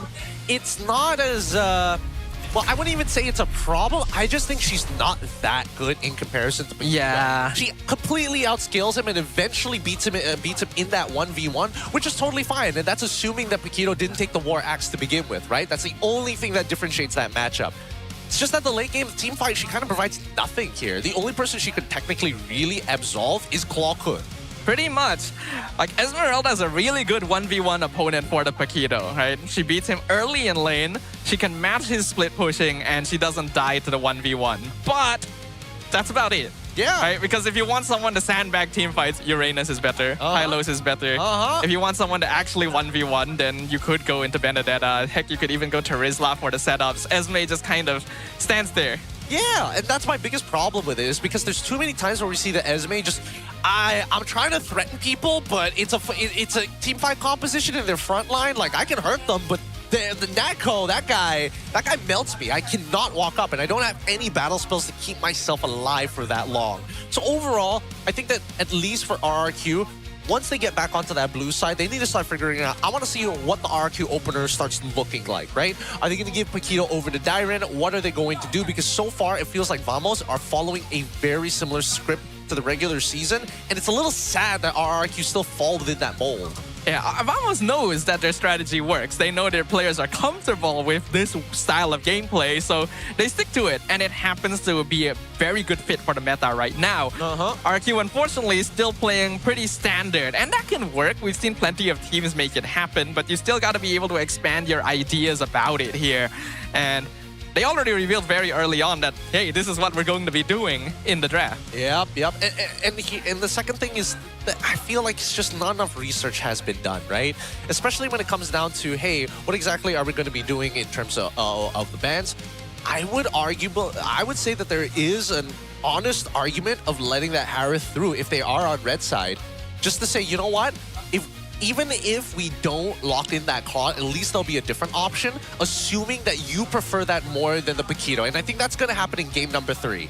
But we've also been seeing across various leagues that Harith's pick rate has actually been taking quite a decline recently. The hero just isn't as popular as he was earlier in the season because there's a lot of ways of handling him now, and Claude still outscales. Of course. But it comes down to whether or not most of the time it really boils down to the player, right? I think that some people are just not as confident in their Harith once they have the items compared to Claude just in general, right? Claude has a lower ceiling with how many buttons you actually have to press. Not as many as Harith, unfortunately. That is true. Rob still ends up as the rich guy since he's basically farming the entire game, but Clawkun, Zkeef, the mid duo from Vamos, once again showing their dominance. They were actually losing lane early on because of the hero picks, but found that momentum. I think Zkeef played a very clean Atlas. One of the best I've seen across various leagues. Yep, very, very nicely played as well. Again, it's the kind that allows just enough pressure so that you can breathe, but not enough space for your opponents to get too comfortable with. Which is like an awkward space that all roamers need to figure out here. But let's just look at the gold graph real quick. Now, here's where I have my biggest problem. You see that Vamos starts taking that lead back up into that 5K, and they completely drop the ball right at that 13th minute. And again, a lot of that comes down to that one misplay of, hey, I missed the Fatal Links into the Magic Dump. That is our main engagement combo.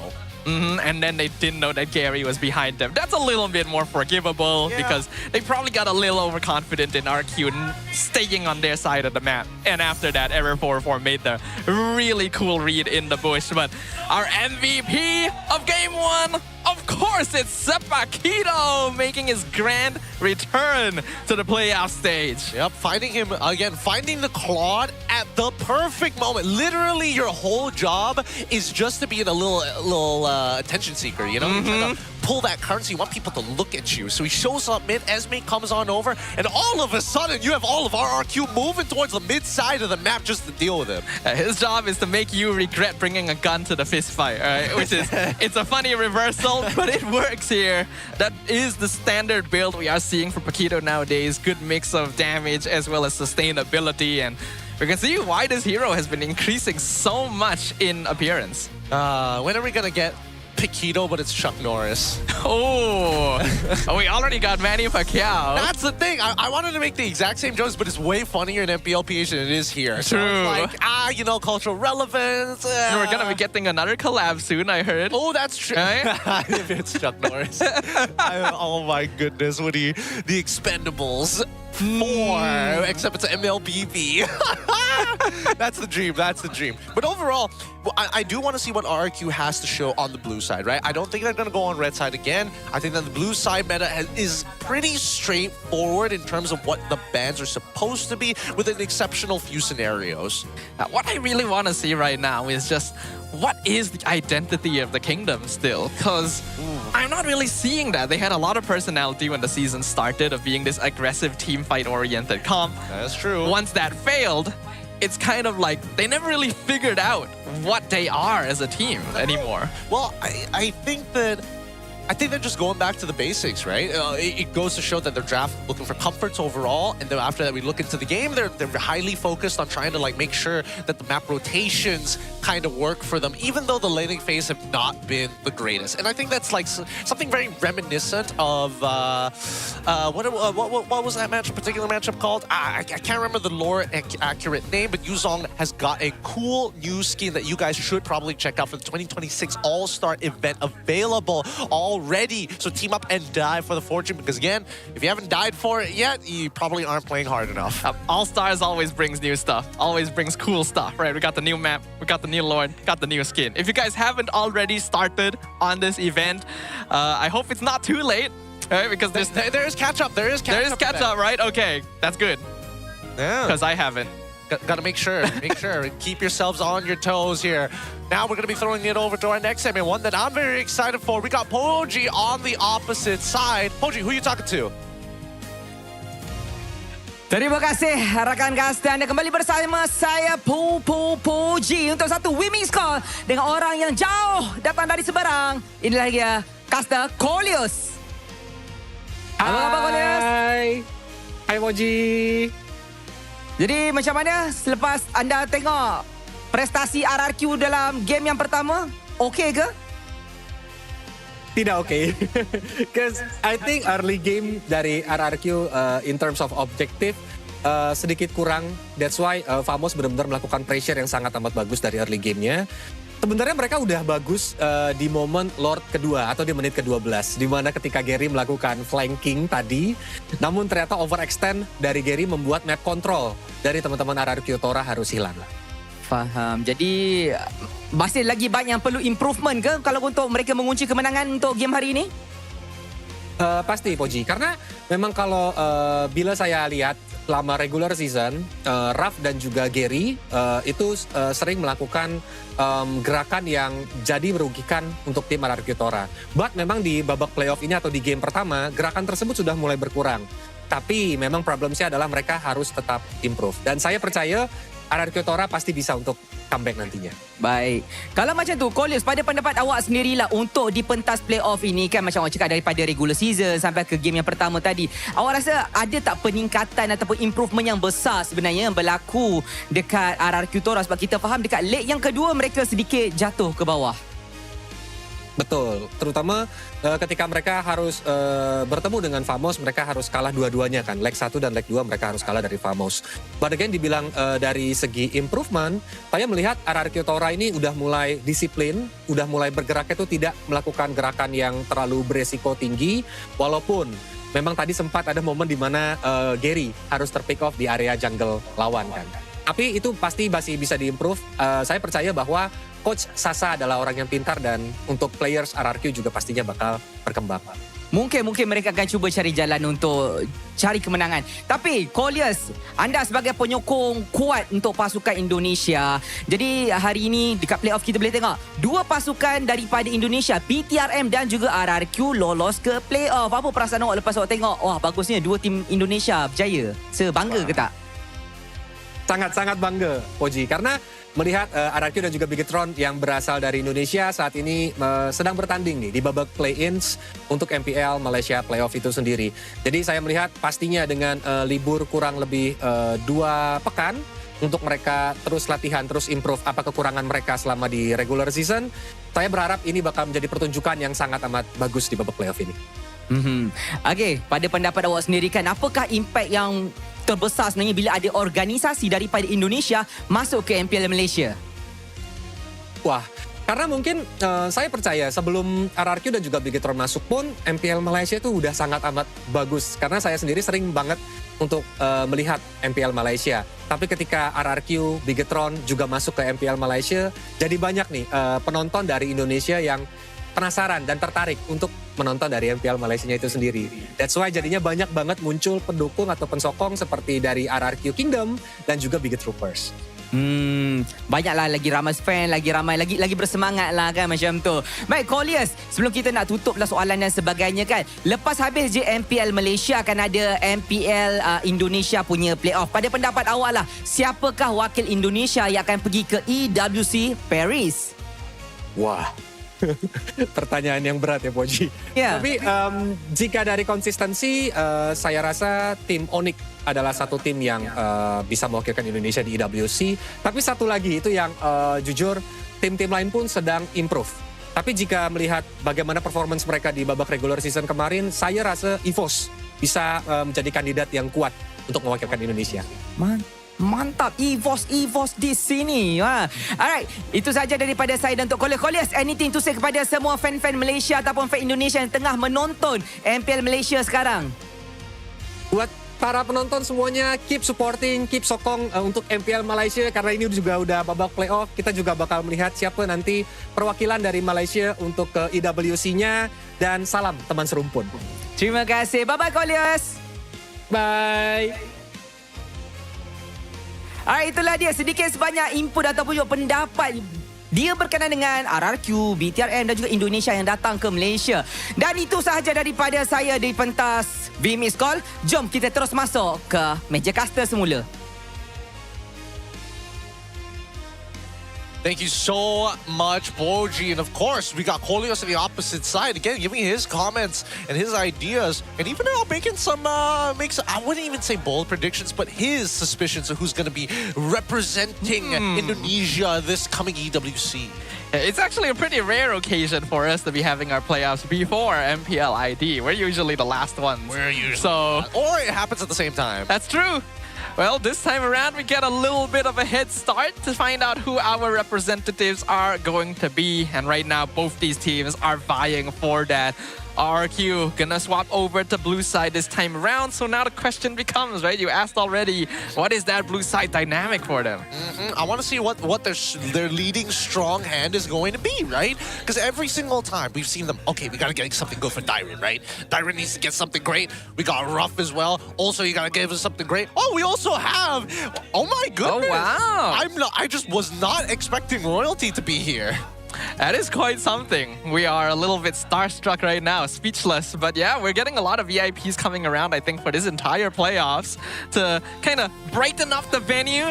Especially, I'm sure the grand finals is going to be so full in here. So looking forward to seeing you guys out there who already got the tickets. Yep, again, still plenty of things and activities to do. Not to mention the watch party that's going to be happening for the last 3. That's true. I need to go see.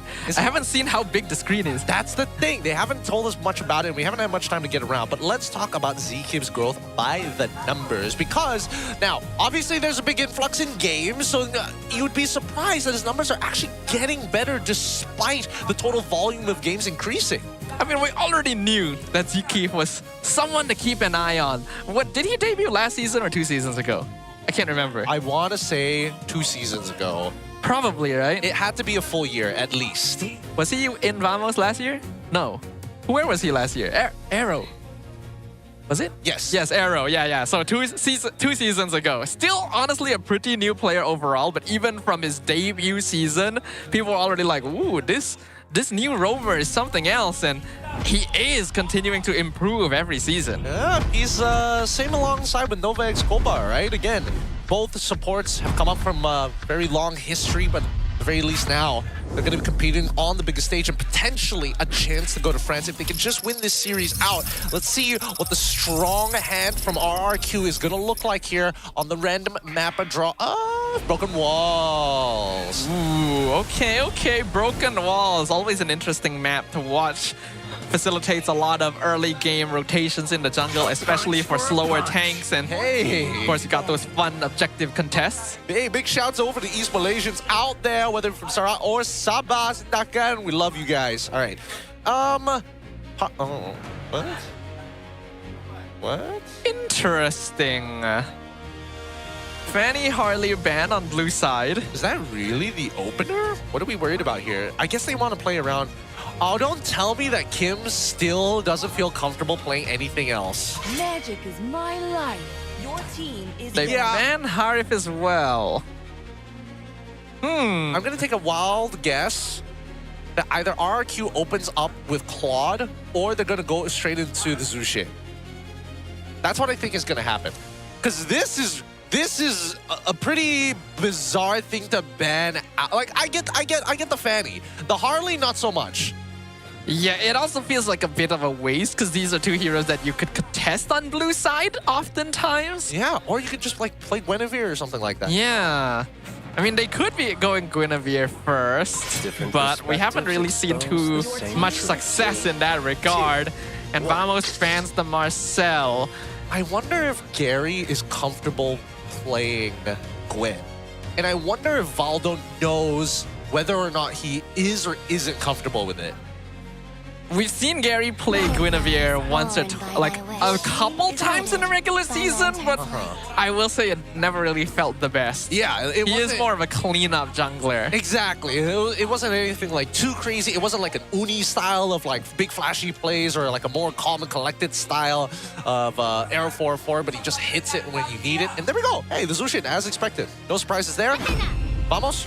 I mean, of course, it's gonna be Guinevere and the Fauve. A very solid opening from Vamos. I think this game is kind of over already. Well, let's see, because here I'm expecting to see like something along the lines of like Uranus and then double it up. I don't know if they're going to get the Gatot all over again, and plus it's not like they have much information to kind of run off. I think that going for the marksman is okay. The jungle, they probably might want to lock it in just a little earlier, but I think their priority is always towards rough, so it might be marksman first, and then potential flex, jungle, or do they just show EXP? Oh, I don't think doesn't really matter though. I think Claude is a pretty safe bet. So neither of that sounded like Claude. It's Kalaya YSS instead. Okay, RRQ shifting into a more active mid-trio. Okay. Do I like this? Do I like this? I am on the fence on this one. And really why? Because again, it's making a hard call. And I think that what's nice at least is that Yi Shin is still flexible into the gold. That's the only thing that's really beneficial about this overall. Going into that gold lane, you've already affected it because no matter who's in gold, we'll have to take Purified because of the Kalia's existence. Yeah, absolutely. We know that multiple Purifies tends to be the answer whenever Kalea shows up, so if RRQ is smart, they'll pick up a hero that can punish that sort of situation, things that might necessitate Flicker instead. But Vamos will go ahead and snatch up the Claude for themselves to give themselves a little more late game insurance. All right, let's see what else. Let's see what else. The carry gets banned out. I like that a lot. I like that so much, in a matter of fact, because this is also showing recognition that there is a possibility that Vamos could just say, you know what? Now that carry's out of the picture, let's just move the Guinevere over. We can actually have a tank jungler come in instead and have Guinevere as a support if necessary, and we can wait until the final pick to do that. That is a possibility, and it doesn't even necessarily need to be a tank jungle. They can still put Quinn Rome and then put like Nolan in the jungle just to farm as fast as the YSS and deny RRQ's early game pressure. With the carry already gone, I'm wondering if they do want to ban the Clint or the Muskov on top of that, just to deny more from Ra. That's a good point, actually. It's a good point. I'm trying to think if there are any other like potential bad matches, because no matter what, I feel like unless we see them reveal it straight away, reveal bigger indicators, I think that it's either we're going to land on Moskov here or this Yi Shin is going to be a flex. That's what I think. Have we seen Ruff play YSS? No, but at the same time, I don't trust it playing Granger in a setup that clearly does not have the damage for it. Granger just doesn't feel very good anymore at all. So well, it's not the worst. It's just not the best. It's not like a Harry. It just doesn't feel very good. It's not a Claude, you know what I'm saying? Yeah. You know, like he's a little too edgy nowadays. He's a little too edgy. He's a performative male. He does music and likes guns. Unnecessary. Maybe he's compensating for something. Yeah. He's the one compensating. I can't believe it. Talking to the guy who dances around with a monkey. It's tough comparisons here. All right, let's move on from talking smack about Granger right now when he's not here to respond. The Atlas does get banned out with the glue, so RRQ thinks quite likely it is Guinevere jungle, and I am still leaning a little bit more towards Guinevere jungle as well. I'm fine. It just means that they're going to win out the mid lane just a little bit harder, but what I do think is a bit of a mistake is that instead of the glue, I would have preferred to see the Gatot instead. You're already running Yi Shin. It's unlikely that you're going to get caught by the glue most of the time. And now the Gatot goes for free over to Vamos, and now this mid doesn't matter. Yeah, that's the direct counter to the Kalea. Has been for a very, very long time. Not to mention, free way of getting out if you do get caught by that Kalea or Zusin. So very solid. Not to mention the AOG combo with the Guinevere. Right now, they already have multiple knockups to pair with the hero. This is something Vamos really likes to do. Oh, yeah. Oh, yeah. But I don't know. This opening from RRQ just feels so weak, right? Zushin into Kalea, like why would you show your mid duo and a mid duo that isn't even like hyper powerful? Yeah, it's not like Gato Zushin like we saw in the previous game. It's not even like I lost Zushin, which would have been even more terrifying. Or even like Khalid Zusin. Obsidia! Ooh. Actually not too bad an idea. If you're able to scale into that late game, catch the claw, then you basically win for sure. But you gotta get there first. And they're gonna have the Terizla in the EXP lane to try and sandbag the Phoveus. So RRQ is playing a slightly more active lineup, but they are still trying to hedge their bets onto more of a late game scale. Yeah. Does Vamos go... Does Klopko want to go Valentina again? I feel like there's no need. I feel like arguably even Sicilion isn't that bad here. Wow. There's like a lot of things he can play. Yeah, you know what? Just play an artillery mage. Play How about like the Eve is good. Zetian also maybe an option to if you want to match up map vision. Oh, that's true, and also a great way to kind of set everybody up. But sounds like an Eve. Very solid duo with the Kacha. So Vamos has good team fight, has good catch. I am still liking their draft a little bit more, but I think that RRQ can make things happen if they are active with this mid trio. That's the thing, right? The mid trio, it's just not as good. It's just not as good compared to RRQs. Like, I don't see them winning too many 3v3s unless the side lanes get involved. And thankfully, at the very least, they've got a Terizla to kind of deal with the majority of that problem, right? We need this Terizla to get out of this lane and win us these free team fights to make sure that Obsidian eventually scales at the end. Putting the compositions side by side, it starts to become a little bit clearer, right? Vamos, they want the team fight. They want this team fight to actually drag out as long as possible to eventually get the win. And we will see whether or not they're able to achieve that. Because right now, Vamos already won a game up in our very first best of 5 of the playoffs. Will they be able to push themselves forward, put themselves at match point, or will the Kingdom find a way back to the glory days? Let's jump back into the land of Dawn. All right, let's see how this is going to play out. First map already, it's 0-1, and RRQ needs to bring this and equalize the score to maintain some kind of mental and momentum in this game. Did Zekiv take taunt level 1? Why? Why would you take taunt level 1? Just, Maybe it's an emergency upgrade to get away. It should never be the case, but okay. All right, I guess they wanted to contest this little one, even though they get basically for free.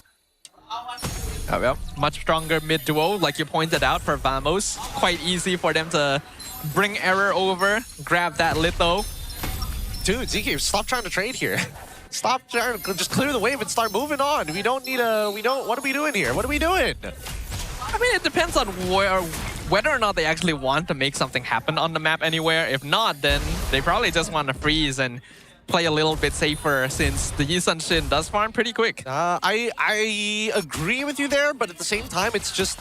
It's a matter of how you need to position yourself in the lane, right? If Zekiv wants to be in a position where he's punishing Witty specifically. Like, he wants Witty to only punch him. If he punches the minions, he heals up from it. So if he's standing on top of those targets, he wants to make sure that he has the dot on top, and then Clog could eventually add up on that damage, right? That's the most ideal scenario. But if Zekiv positions himself like too far away from the wave, he's getting kind of no value at all.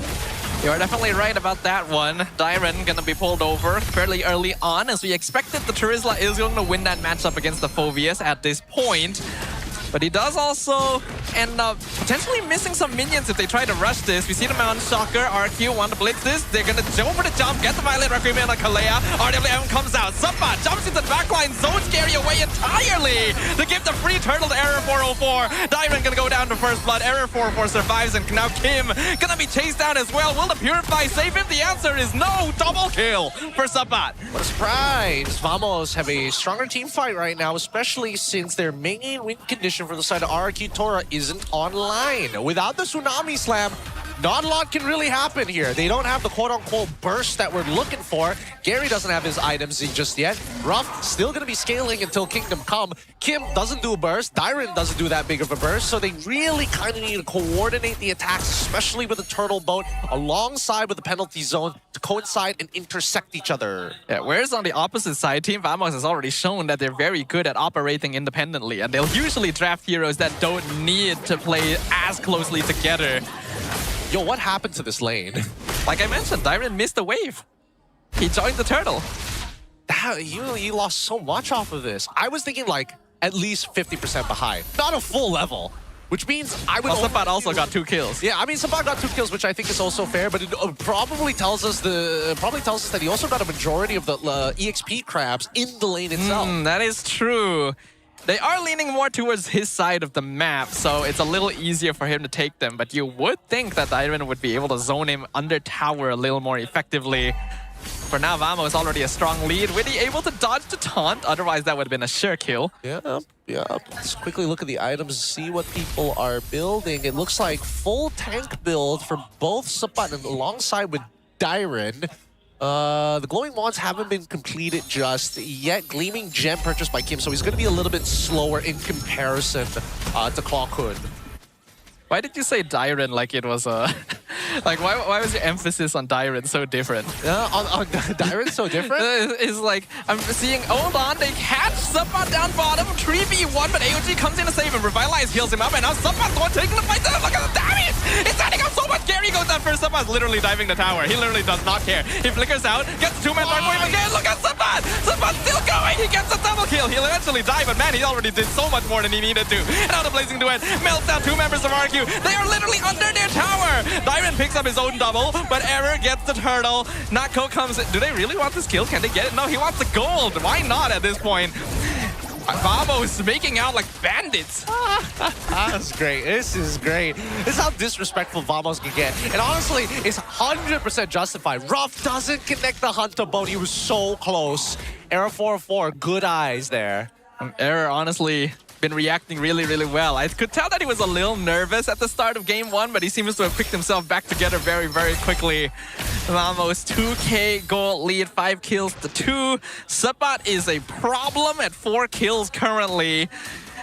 RRQ needs to figure something out. I don't know where Dyren messed up so badly in his lane that has gone this far. Like, he should be first out of the lane, like always as Terizla. And then afterwards, like finding the engagement after like the laning phase isn't that bad compared to some of the other matchups once Phoveus hits level 4. But at this stage, not even going for a War Axe, straight into Chastise Polgen. He was just trying to play live. Oh wait, sorry, that is Sapat's side. I was looking at the wrong side. Dyren, just components. They're trying to 2v1, take the tower down bottom, but this is literally the Phoveus. This is the last person you should be trying to do this to. Vamos gets a free tower up top as well. They already have full map priority. They can walk around with impunity. RWM used AOG to get the knockup. Purify forced out from Kim. Meanwhile, Violet Requiem captures someone. It's Witty in the bush. No more Kalea. Blazing Duet into the backline. Tower goes down at the same time. Kim just barely survives on 1 HP. Dyren will all be able to walk out as well. Revitalize keeps Vamos topped up, and they'll walk away. Yeah, this is going to be a really rough game for RRQ. Yep. I don't know how they're going to pull this one back. It's even worse than before. And that is a very unfortunate thing to have to say, because this is now turning into an all-out snowball, and we know how Vamos is with their snowballs. Yeah, I mean, they're especially playing well around Natco, and the fact that Sapat has gotten away with so much already gives them even more space to kind of do whatever they want, right? Era 404 is getting extremely disrespectful, walking into enemy territory in full vision, by the way, in full vision, and RRQ can't do much about it at this stage. So I think that we're in nuclear disaster protocols. I think everybody should understand that Tora, at this point, they're investing everything into Ruff. They're hoping he's a blue chip stock. Yeah, hopefully they're able to get to that point, because this is going to be a very long-term investment. And I don't know if the Kingdom has nuclear bunkers to deal with what Vamos is going to be throwing at them. They get the taunt into the Violet Requiem, connects with the Terizla Dyren. Gonna land the 2-man penalty zone into the Tsunami Slam, but look at the backline being completely zoned out by Error and Zeke. Someone's not even part of the fight yet. He finally arrives. Dyren has flickered out of the way. Darkwave picks up Witty. He's been alive for quite a while, but Team Vamos gonna force him back home, and even not even gonna allow. How did Error go that far? Killing spree for the Guinevere. Yep. Once she's targeted you, she's leaping no matter the distance. You just gotta, even a fraction of a second is more than enough for the chase. Really disrespectful coming out from Natco there. Again, most Terizlas look like they're about to die. They're really not. You gotta be careful for that turnaround. That body of Smith passive is really good, especially since damage reduction is by far one of the better stats in the game alongside true damage. But here we go, 36 more seconds until the turtle, until the Lord actually. But Vamos, They're just stealing away resources. 2 levels down between Gary and Era 404.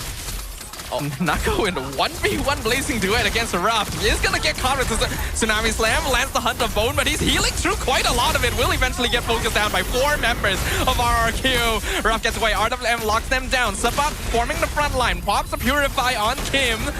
And Vamos, unfortunately, not gonna find anything here. Okay, actual mistake coming out from Nako. Very greedy, very bold of him. Yes, they do have a lead, but it's not that big. It's not big enough to really change the course of the game, especially since, does he even have Trinity? He doesn't even have Trinity. He only has the DHS alongside with the Golden Staff. He didn't even have the Corrosion Scythe, and he was like, yes, I can do this. Overconfidence is always going to be a potential factor when it comes to teams like Vamos. So at least RRQ gets a chance to breathe off of that one. I'll be a little patient here as we see that RRQ now trying to hold off on this, and at least the endless battle is done for Gary. So he can take these prolonged fights and actually chase down these targets. I just don't see how RRQ is gonna poke him out. Well, it's not impossible. They do have 2 marksmen. Their poke is not bad, even if Ruff is still gonna take a while before it comes online. Vamos gonna be the first ones on top of the Lord, but gonna keep their wits about them. Right now, they don't really have any information to play with. Yep, and it's too dangerous to really walk up upon, right? If they start walking up, they fall into the sphere of influence that Vamos could engage upon them. And now look, they're wrapping it around while taking the mid, and you can tell that Tora don't want to fully commit. They know that they are given the underhand. It's a pretty nerve-wracking situation. We're 10 minutes in. Lord, Zkeef gonna scout out that bush. Try to zone him away. Lord dropping low mount. Shaka comes out. They see everything. Zkeef doing such a good job. 2-man taunt from Zkeef. Lock them down on the Tsunami Slam going to be used on Sabat, but really, you're not killing that Phobius anytime soon. In fact, Witty nearly dies. Is able to flicker out at the last second. They lift up Sabat, but again, this Phobius is way too farmed. Free Lord for Vamos. Free Lord for Vamos. Unfortunate opportunities missed, but it's all right. At least Tora understand their win condition is basically playing around Witty's cooldowns and whether or not they can break the battle spells, the purifies from Vamos' side. Well, at least for Ruff, let's quickly take a look at where he's currently at, and he just completed his DHS after the Sky Piercer. So, again, 3 items upon 3 items, yet Ruff, we don't know how many stacks he actually has on his bone shards. We know, confirmed, Nako, this is probably the strongest point in the game for him. Already done with that turn D.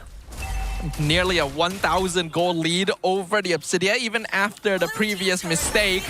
And the Art of the Air locks them down once again. AOG gets 2-man taunt. Mega kill for Error 404 as Vamos runs them down, but Tsunami Slam gonna punish them in return. Zkeef gets dragged under a tower. Shut down from Kim, picks up the double onto Error 404. They lose their mid-tier 2, but they're gonna lift Sabat up as well. RRQ Tora fighting back, but Witty will fall eventually. Ruff gonna take that kill with Blazing to end.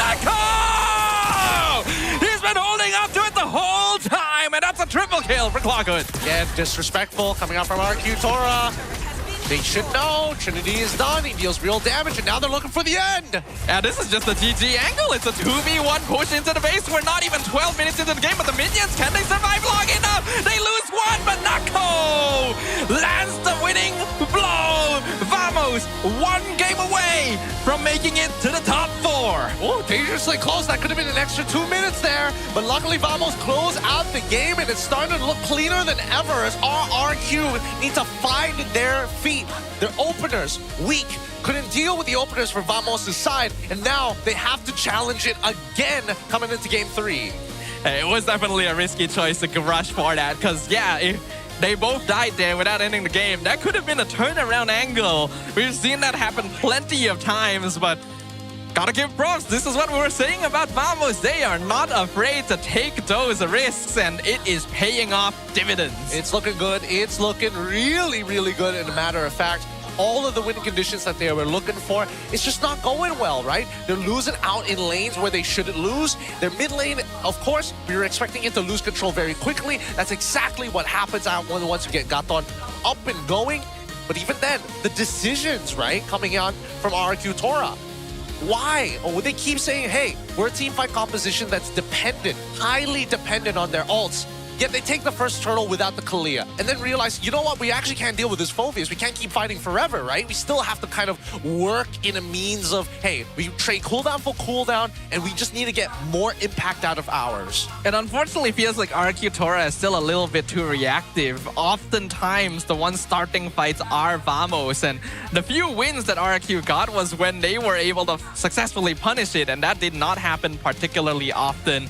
We mentioned how they kind of need to make things happen with this mid trio and weren't able to successfully do so, especially once Sapat became this force of nature in the early game. If you're trying to play early game lineup and your enemy EXP laner is already this farmed, it's basically done. Yeah, it's just too much. Too much to actually deal with, realistically. And I think that right now, I have to admit that Era 404, he's got eyes on the back of his head. He's hyper aware of what is going around, everything around him. And it's not just one directional. He's taken off the covers. He's lost that tunnel vision, which is great to see, but I want to see how long he can actually maintain it. Because I'm looking at his BPM, it's still over 100, very similar to Kim on the opposite side, and it's a battle of like who's maintaining that high score. Well, you know, a fun fact is that smaller animals tend to have higher heartbeats. So maybe it's just That's hilarious. That's very funny. Is that? I believe that is true. That's smaller animals in general? I think so. Is there like a formula, heartbeats per like side volume of animal? Well, heartbeat per volume. How else would you measure? I wouldn't just say weight, right? You can't just say weight. I actually have no idea. I'm gonna need to check this out because if I'm wrong, someone out there is definitely proving me already, but... Peter's already on Twitter. This caster doesn't know what he's talking about. This caster doesn't respect animals. Especially the small one. All right. He's sizist. He's sizist. I don't know if that's a proper term for this. There probably is one. I'll search Webster's later. But RRQ coming in with this defeat, 8-12 overall. Vamos, I think it's getting to a point where it's like, yes, you are dominating, but like, chill, bro. Like, there are a couple of throw angles there that could have gotten way worse rather than trading 1 for 2, which was still in Vamos' favor. But at the same time, I think that as long as RRQ don't win out their lanes, there's no team fight. There's no way they're coming out of this.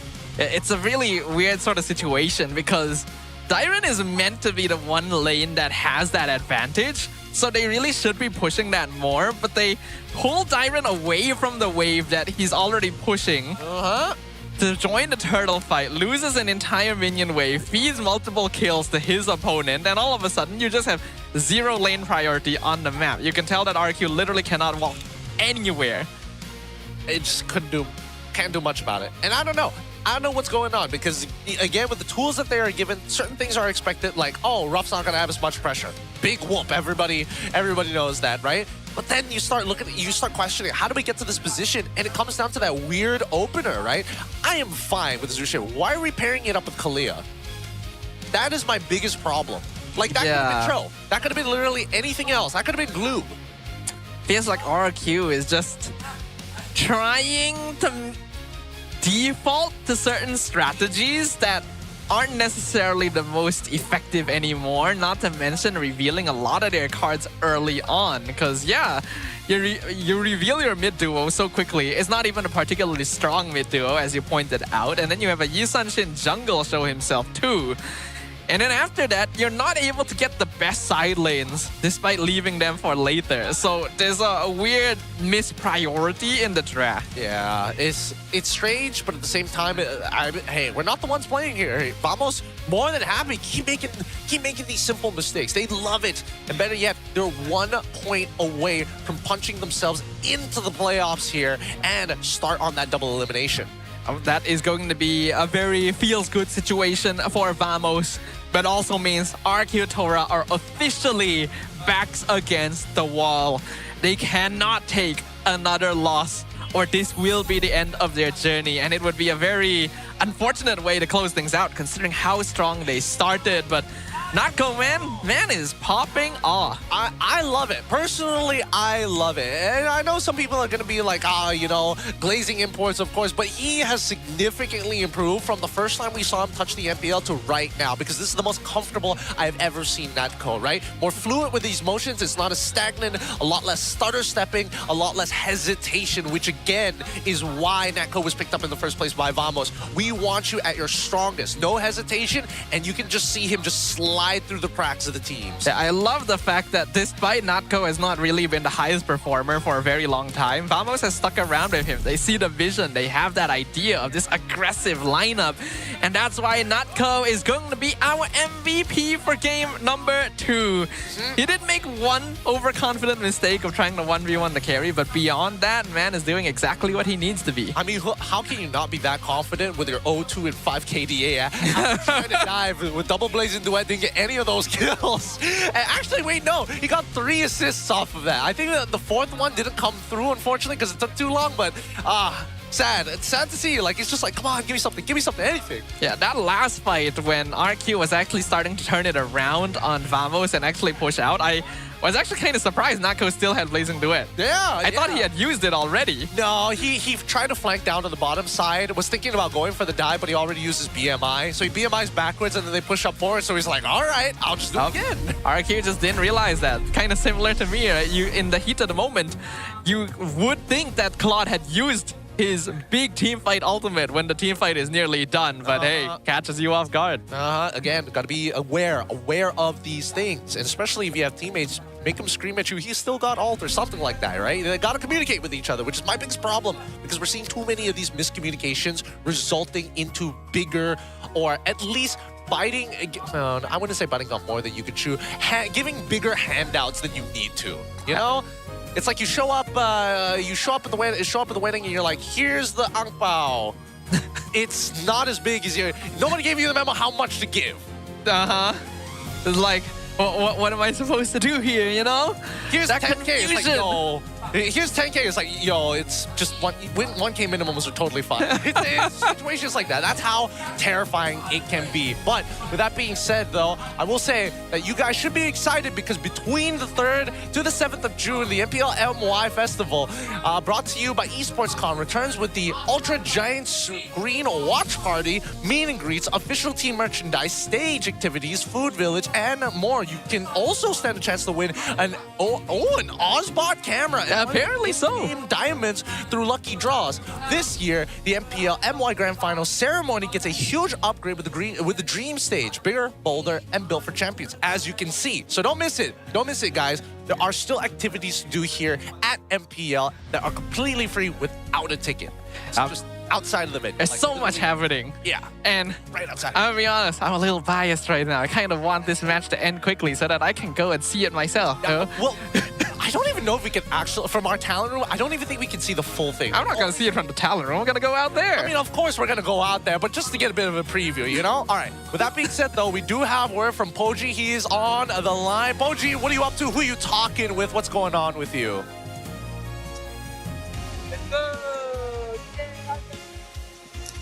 Selamat kembali bersama saya Poji, dan sekarang bersama dengan saya adalah orang yang datang daripada jauh juga, Coach Phil. Apa khabar?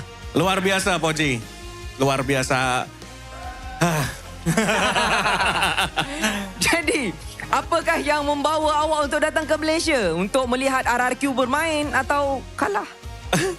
Karena mau support RRQ Tora sih. Karena kan memang from the first time RRQ Tora dibentuk itu aku udah sangat antusias atas terbentuknya RRQ Tora. Jadi pengen turut support langsung ke Malaysia gitu. Faham. Jadi rasa macam ini daripada Indonesia datang ke Malaysia, rasa awak macam kena sokong, tak kisah di mana saja dibuka. Karena di Indonesia juga lagi nggak ada yang bisa ditonton ya, Pak Ji ya.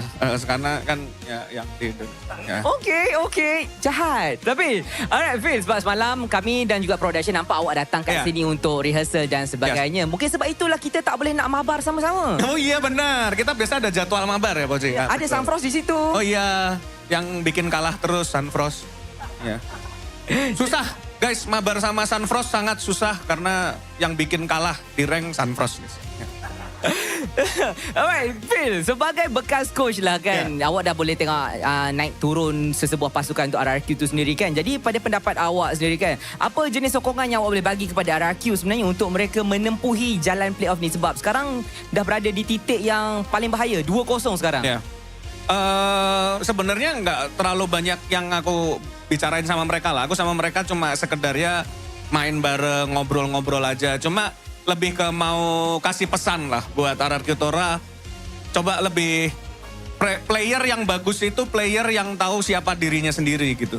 Gimana ketika misalnya dia lagi nervous atau dia lagi ngerasa kayak not in a good condition atau timnya lagi kenapa. Player yang bagus itu player yang kenal, oh aku harus seperti ini, aku harus bisa solving my mentality, aku harus bisa solving my gameplay. Mungkin aku sering mati sendiri karena apa, kayak gitu-gitu aja sih.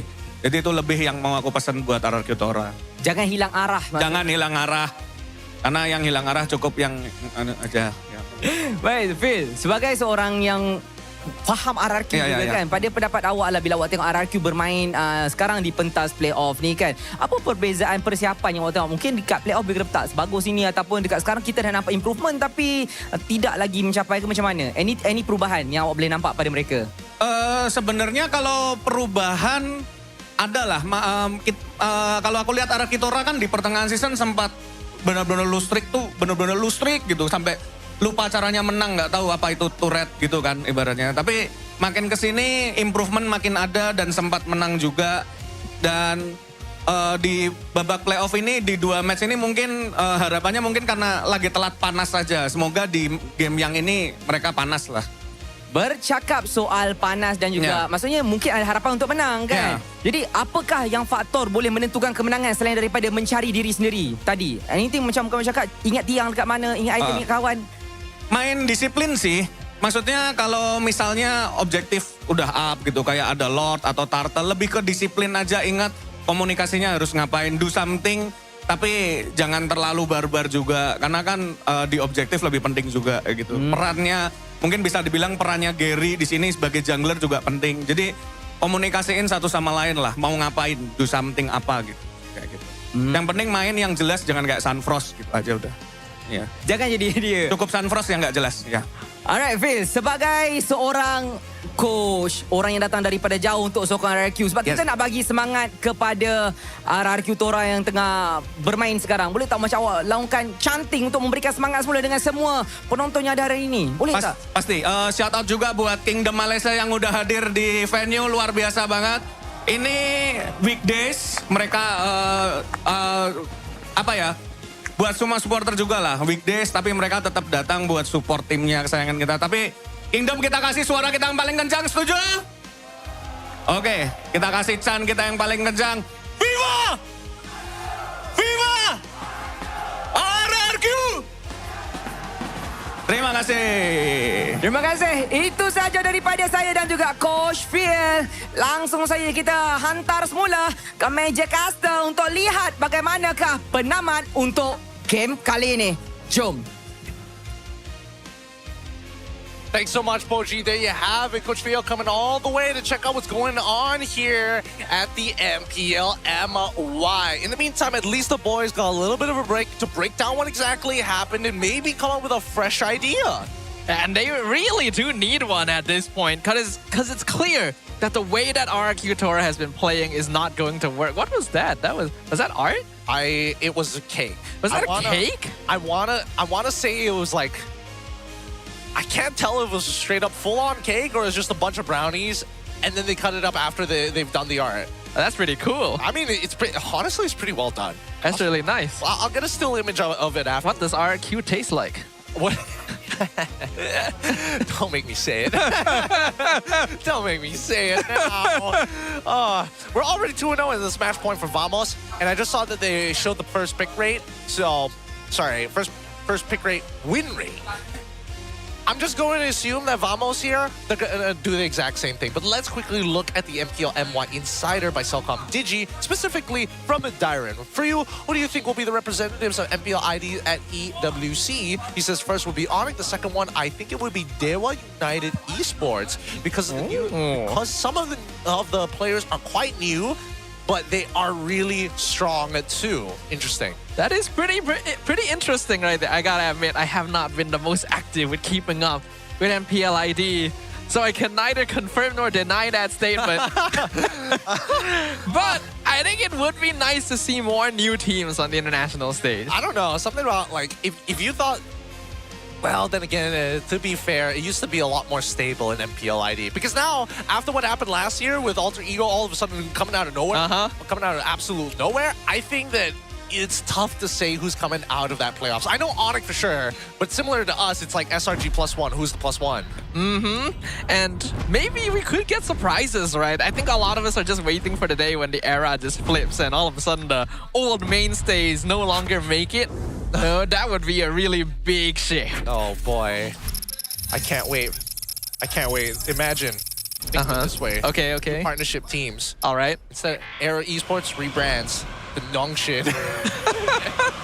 Nongshin Red Force.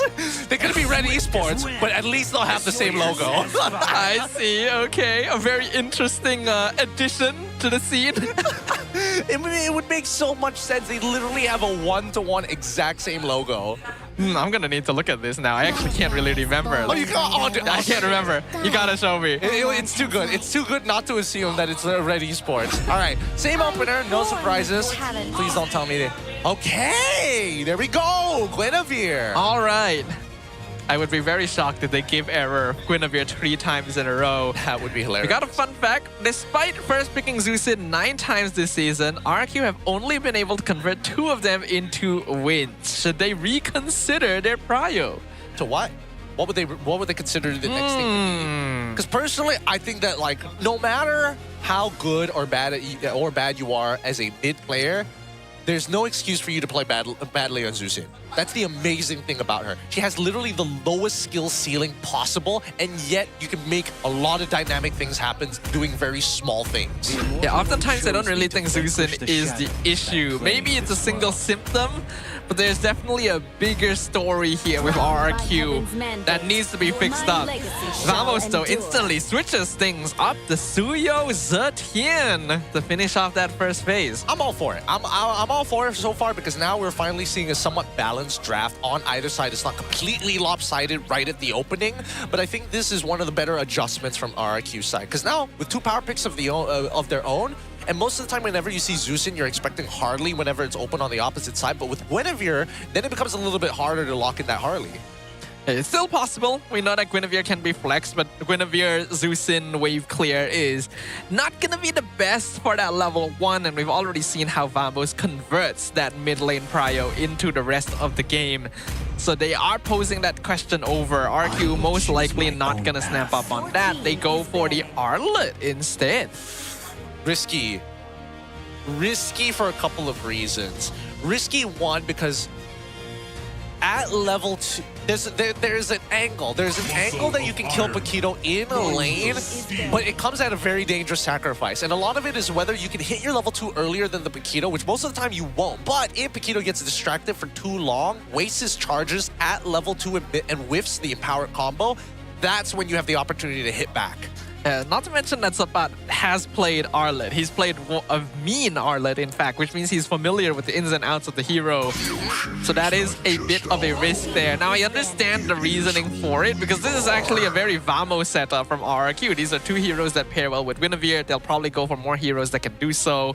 The Atlas actually going to be banned out by Vamos. It is a Gwyn combo. I guess. But they've already got like the Zushin. Why do they care so much about this Atlas unless this is an indicator for something else? Is it because they don't plan to engage as hard, or are they purely playing for the counter engage? If they are, let's see whether this is Gatot, right? No, Gatot's banned already. It's already banned on the opposite side. You're totally right. You're totally right. Wait. What's another playmaker that they could potentially get that does the same thing? They need somebody who opens up the map right now. There are still plenty of roamers that open up the map. It's just, do they also combo with Guinevere? I mean, I think it's easier for RRQ to move around. I think that Vamos right now, I'm curious about what the support option is going to be. Because that mid lane... when I give the word. Okay, so they also ban out the Kali, which is great. That's good, that's good. I feel like this could actually be another Kalea angle for RRQ or Cho. I don't... Cho, yes. Kalia, no. Yeah. Like, it wouldn't be a good pick, but I kind of feel like there's a chance RRQ might be leaning towards it, because they literally banned Gatot Glue, you know? Yeah.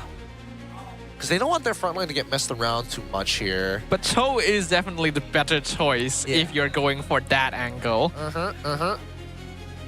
Oh, is this good enough of an answer? Cho is fast, but is he going to live long enough to make an impact by EXP side, which I think is what I'm trying to figure out. That's Hilda instead. Yeah. Makes a lot more sense. No, so here's what they're trying to do. So RRQ is debating if anything happens to this Arlet, if let's say for any reason Dyron makes a mistake in that lane against that Paquito, he's out of it. And there's no way of coming back unless somebody comes and helps him, which in this case is going to be Hilda. The only problem is that now that you have Hilda and you're basically going to play something with Concussive Blast to control that mid lane, it's important that your support doesn't get chunked out during those times. Because as soon as you're chunked out, you have to recall, and then you lose the opportunity to run up and actually impact the EXP lane at its most crucial time at level 2. Yeah, we've already seen in the past plenty of times where if the team is not really able to play around with it, the Hilda doesn't actually achieve all that much anymore. The Cho actually going to go over to Vamos, and they're going to pair it up with the Obsidia. Wow.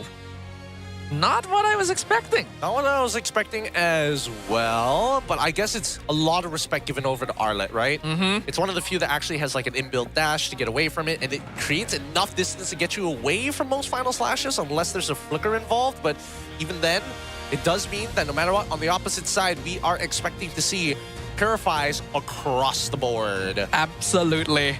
You need to try and make the Cho waste his kick here, because Vamos is heavily relying upon this hero to get those setups. They don't really have a big frontline tank that they can play safely behind anymore. So it does result in a slightly more high skill cap team composition for Vamos to play, which is very much their style. But RRQ sticks with the Claude, which means that they have a slightly easier team to play. All right, I think that both comps are pretty hard. It's pretty hard to get away with, right? I think that the setups are much better, are a lot easier to kind of recognize from the side of RRQ, and obviously the way of the Dragon coming in from Cho. But besides that, like getting into those positions are harder to create compared to their opponents. I think that Vamos this time round, really, they got to think, hey, if we are going in, there should be a moment of hesitation because we need to make sure that when we execute, we get them. We miss, we're out of here. Yeah, there's no obvious direction for Vamos this time around. When they execute, everyone just needs to be ready to follow up on it at the same time without a clear indicator for them to look at.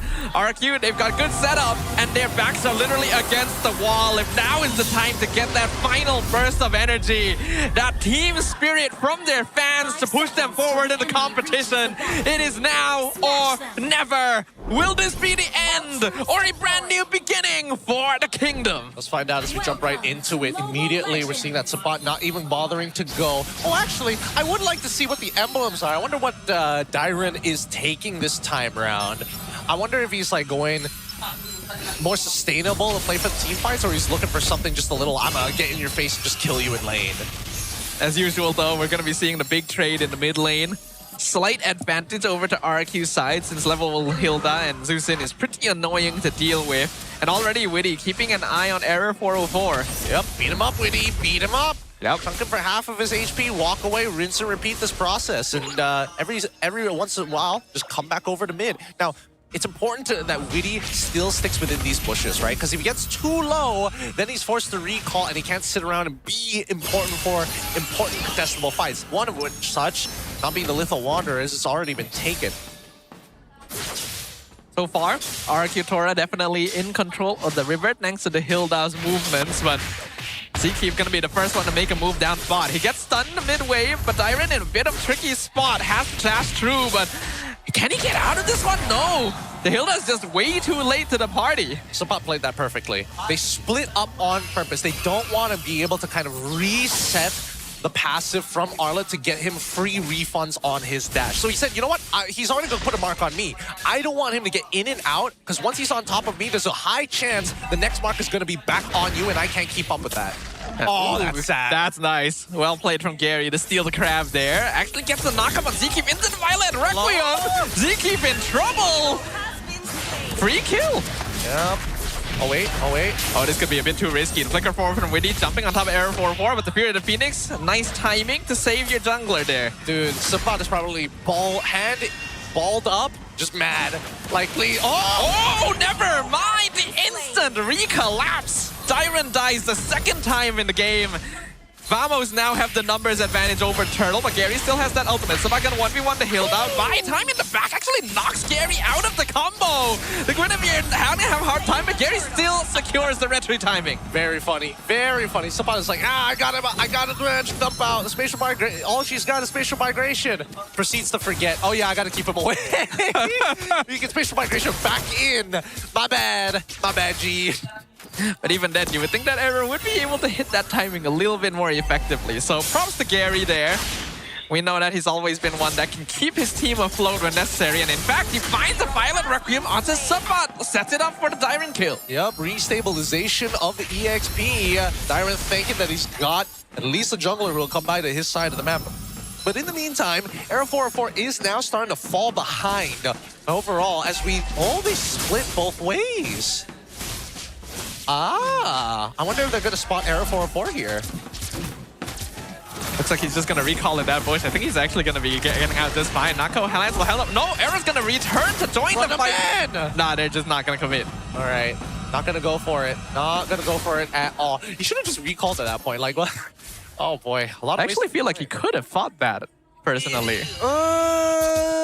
It was Widdy. He's not running Revitalize.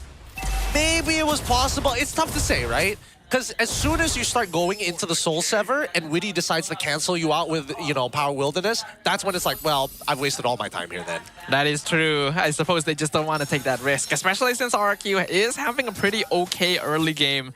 They've evened out a lot of loss they had in the EXP lane, and Gary is currently out farming Error by a slight bit. Next Turtle going to be up in another 15 seconds. Looking at first item priorities, seems to be pretty standard all across the board. Except that Zkeep opting to lean more into MR, Widdy leaning more into armor. Makes a little bit more sense considering the problems that they're going to be facing this game. But we're not seeing the conversions just yet. Very first turtle here. Let's see who's... Sorry, second turtle of the game here. Let's see who's going to get it. We know that Vamos probably wants to play for that late game. They literally have Obsidia on their side, one of the most late game scaling marksmen in general. Widdy will scout out two people in the bush. Oh, able to dodge the cake. Fury of the Phoenix comes out, connects in the backline. Kim not going to be able to survive even with Purify. Finally, Wave of the Dragon is used. A little bit less ideally though. Dyron going to drop the half HP. Final Slash going to be used. Nako runs out of the situation and Widdy's the one who gets sacrificed. Meanwhile, look at Sapat. Sapakito's going ham in the backline. RRQ, are you not paying attention? Dyron tries to flicker away, but Sapak right on his heels, double kill, free turtle. No words, no words. No words can explain. I mean, Widdy, he finds the timing here to not get kicked. However, why is Kim in that position? Why is Kim on that northern side? Really doesn't need to be there. And of all people, he's trying to peel off Sapat while he still has abilities. Makes no sense to me why he should be there in the first place. If he was going to start zoning people, he probably would be wanting to be a little bit behind, closer towards the pit, not on the complete opposite side. Even worse off, he's playing Zeus in. He could have checked that bush.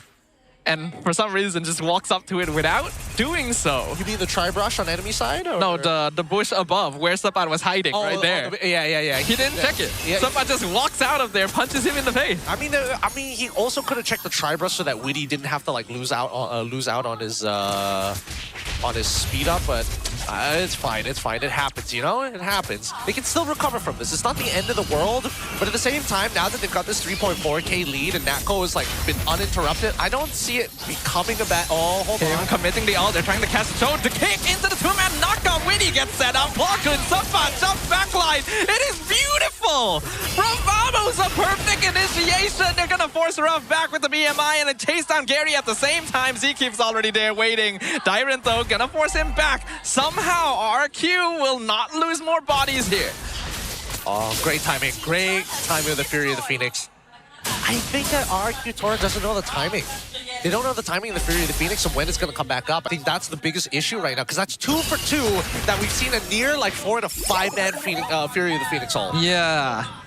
Like, they really gotta be a little more aware of that ult's potential, since they're not exactly the most mobile team either. It's very easy for that ult to hit them. Exactly. So I'm saying, just know the timing of the ult. Like, you don't need to know whether it's up or not. You just know the cooldown so you know roughly when it comes back up. But here could be an opportunity.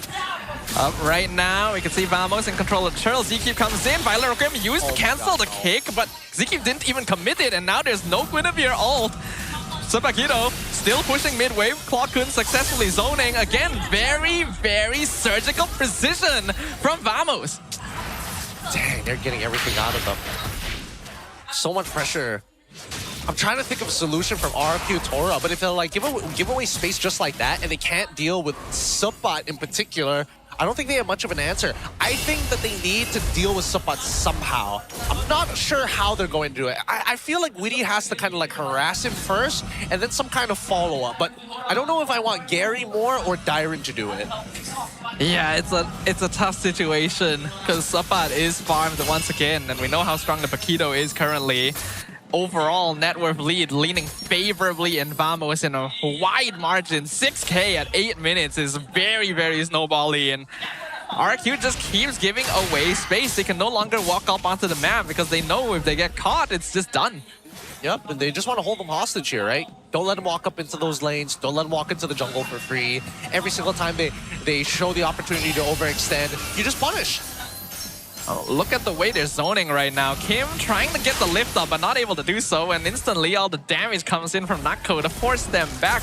Their own jungle just doesn't belong to them right now, and Ruff nearly dies just a poke from the Zetian. Yeah, and not just that. Let's not forget about the bow coming in from Error 404. Oh, final slash, they find one, but to get the Violet Requiem in, the lockdown is good, but the damage isn't enough to get the lift up on Zkeep, and the Cho will fall with Subbot!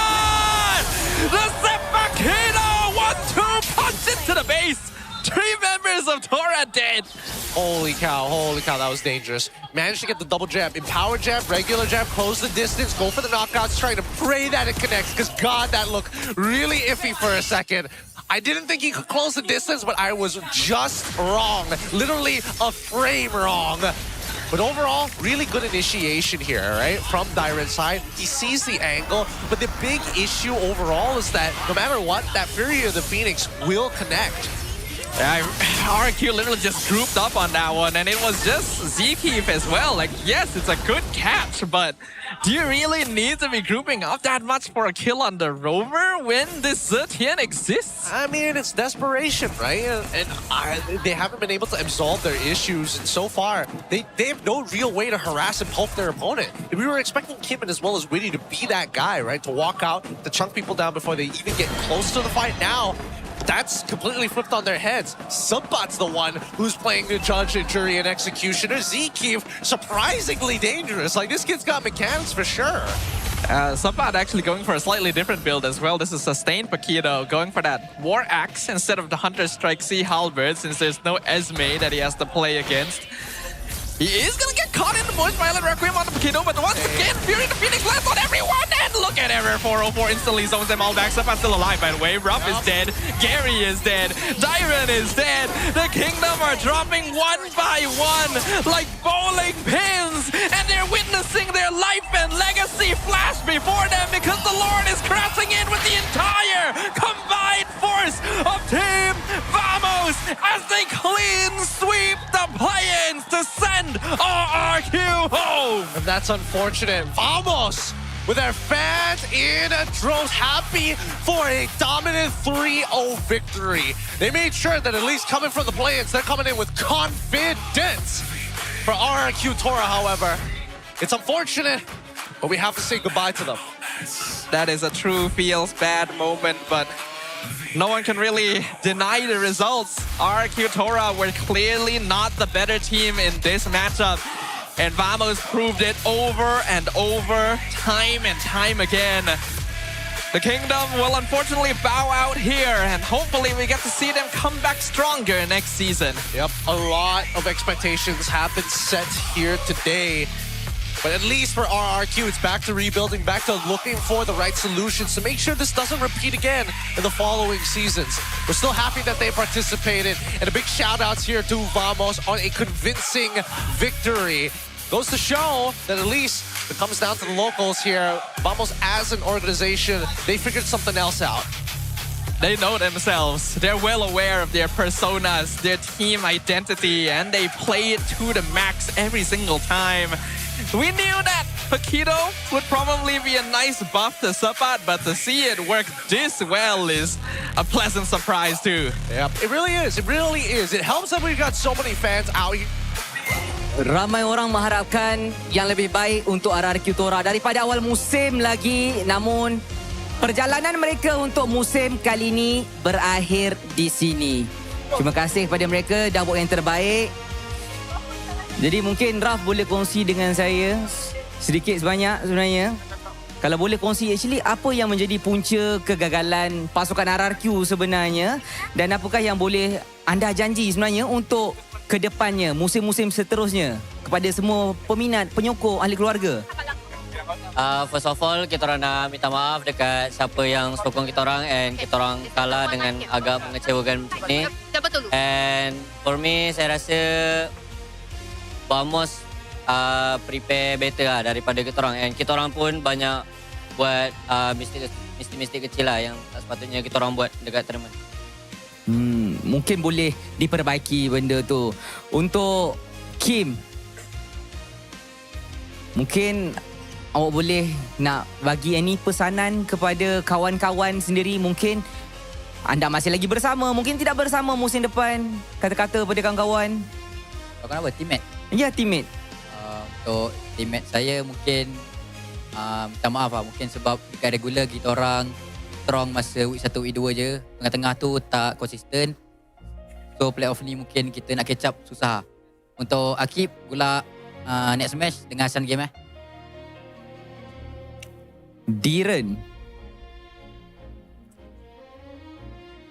Baik, kepada Diren, mungkin kita faham ini bukan pengakhiran untuk Tora. Masih ada lagi untuk musim depannya. Pada pandangan awak, apakah yang boleh dijangkakan untuk pasukan RRQ untuk musim yang ke-18 nanti? Yang udah pastinya kita improve lah. Semoga aja bisa lebih baik lah dari ini. Terima kasih banyak-banyak kepada ahli pasukan RRQ Tora. Dalam setiap perlawanan ada yang menang, ada yang kalah, dan pada hari ini adalah titik terakhir untuk RRQ Tora. Maka dengan penuh rendah diri saya minta untuk anda buat final bow in 3, 2, 1. Dan sekarang kita akan hantar ke mini stage untuk pemenang kita tadi, Vamos dan Rose. Terima kasih kepada RRQ Tora for your sacrifice this season. Tapi guys, hanya satu pasukan yang akan layak ke stage seterusnya, and it is none other than Team Vamos! Boys, congratulations. Itu adalah kemenangan yang sangat-sangat bersih. 3-0 in your play-ins. Sepat. Yep. Sepakito is back. Selepas beberapa musim akhirnya kembali ke playoffs. Apa perasaan to be back? Of course, sangat-sangat happy sebab boleh guna hero power yang dah lama tak guna. And awal-awal agak sikit nervous lah. Oh, kenapa nervous? Sebab kat scrim tak macam ni. Oh. So ni memang cuba-cuba je? Yep. Adakah Paquito ni hidden strat oleh Vamos? Sebab kita nampak beberapa region dah start pick Pakito masa kita lagi regular season kan. So adakah memang plan nak keluarkan hari ni? Ya, sebab sekarang meta patch pun dah berubah. Pakito sangat-sangat OP. So untuk that system pakai Pakito lah. Nak menang. Oh macam tu Yana. Free star. Nanti rank habis kita semua. Yeah. Thanks doh untuk advice tu. And of course tadi dalam satu quote sebelum kita tengok perlawanan, you ada kata you nak uji tahap kemampuan you. Selepas kemenangan hari ini, Rose nak tanya, do you feel like you've already succeeded ataupun still masih lagi tengah cuba untuk sesuaikan diri dengan meta, dengan playstyle and everything untuk musim ini? Of course masih belum puas dengan performance saya hari ini, and kita orang masih lagi eager untuk ke EWC and still grinding, still test our limit lah as a team and also as individual. Wow. Weh, matang lah macam mana? Matang. Ni beza sangat dengan Sepat dulu. Oh ya. Yeah. Sekarang Sepat dah matang and I think it's you guys play a big part lah untuk train adik-adik ataupun the younger blood di dalam team Vamos. Good job Sepat. Good job. I'm pretty sure your brother is very proud of you. It's okay bro, it's okay. Of course, Rose pun nak borak dengan Zikif. Akib, kita tahu Zikif dah beberapa musim memang layak ke playoffs. Your run last season ended in 4th place kan? Betul. Tapi kalau kita berbanding dengan musim selepas ni, kita ada 3 minggu break sebelum players bermula untuk season ni pula 1 minggu sahaja. So adakah you rasa Team Vamos sudah pun complete your preparation untuk playoffs kali ini ataupun tak cukup masa lah? Bagi kita orang seminggu untuk preparation tu cukup. Kita orang end kita orang punya regular season pun dengan kemenangan kan. So itu satu momentum lah. Cuma untuk tim yang kalau baru kalah, diorang susah sikit nak bounce back. Sebab Vamos dapat close regular season dengan kemenangan. So ada consistency lah dengan momentum daripada kemenangan tu. Winning momentum orang kata. Betul. Okay guys, so tadi kita pun sudah saksikan perlawanan bersih daripada Team Vamos. Tapi hanya seorang yang boleh menjadi MVP. Saya nak tanya, Stadium Juara, siapakah MVP anda? Mari kita sama-sama tengok MVP in a count of 3, 2, 1. MVP jatuh kepada... Siapa? The crowd is saying Sepat. Bukan. Siapa? Sepat kita! Wow. Rose just nak cakap daripada lama tak kembali ke pentas MPL. Kali ni di Dream Stage, Sepat perform dengan sangat-sangat bagus. Apa motivation Sepat sebenarnya untuk kembali and of course prove yourself? Mungkin pertama sekali percaya diri lah. And then waktu preparation sebelum playoff ni, saya hilang saya punya confidence and also my coaching staff. Tiga-tiga coaching staff sangat comfortkan saya tentang apa yang saya dah buat selama ni. And saya just prove lah kat dorang, especially untuk dorang. Oh, I'm sure Sepat sangat-sangat happy. Now, Sepat, kita tahu Sepat masuk masa transfer window kan. Tapi sebelum musim ni bermula, ramai orang pandang rendah di Vamos. Which honestly, less attention, maksud tu less pressure lah kan. Tapi sekarang, ramai orang tengok. Hampir full house tau dekat side Vamos. Thank you so much dengan guys. ramai orang yang tengah tengok Vamos, eager to see Vamos pergi ke EWC. Adakah mentality tu dah berubah? You guys rasa lebih pressure? Especially kita orang tak letak put pressure pun sebab semua orang nak yang terbaik dan kita orang juga nak yang terbaik untuk diri kita orang. So kita orang just focus on our kita orang punya impian ke EWC. So kita orang just fokus kat situ and do all the best. Apa yang berlaku biarkan. Yang penting kita orang dah buat yang terbaik and jadi diri sendiri. Positive mentality. I sangat-sangat suka. And of course, last question untuk Sepat. Esok you guys akan jumpa Invictus Gaming di upper bracket. Now kita tahu Invictus Gaming adalah salah satu tim yang sangat-sangat konsisten sepanjang kita punya regular season. Siap dapat nombor 2 di dalam carta Liga. I want to ask you, Sepat rasa untuk perlawanan esok menentang dengan IG, adakah dia akan jadi sengit ataupun senang bagi prestasi Vamos hari ini? Mungkin akan jadi sengit sebab dorang pun dah one step ahead. Dorang boleh tengok kita orang match lawan dengan RRQ Tora. So mungkin dorang lebih ke hadapan berbanding kita orang, and kita orang just focus on kita orang punya kekuatan, and just hadap je. Apa yang terjadi esok semoga berpihak kat kita orang. Because esok ada 2 nyawa kan? Yep. Kalau kalah ada lagi lower bracket. So dorang takkan balik rumah lagi. Ada lagi chance untuk layak ke EWC. Thank you very much Sepat. And of course Klokun. Like Rose mention tadi, kita nampak ramai sangat super fans Forza Vamos datang ke arena hari ini. Is there anything at all yang Klokun nak cakap dekat fans-fans? Mengucapkan terima kasih buat Forza Vamos yang udah datang.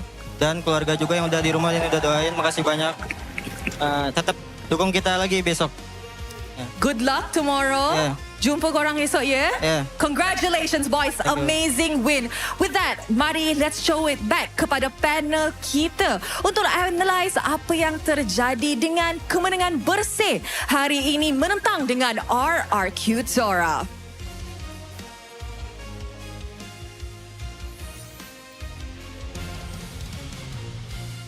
And there you have it.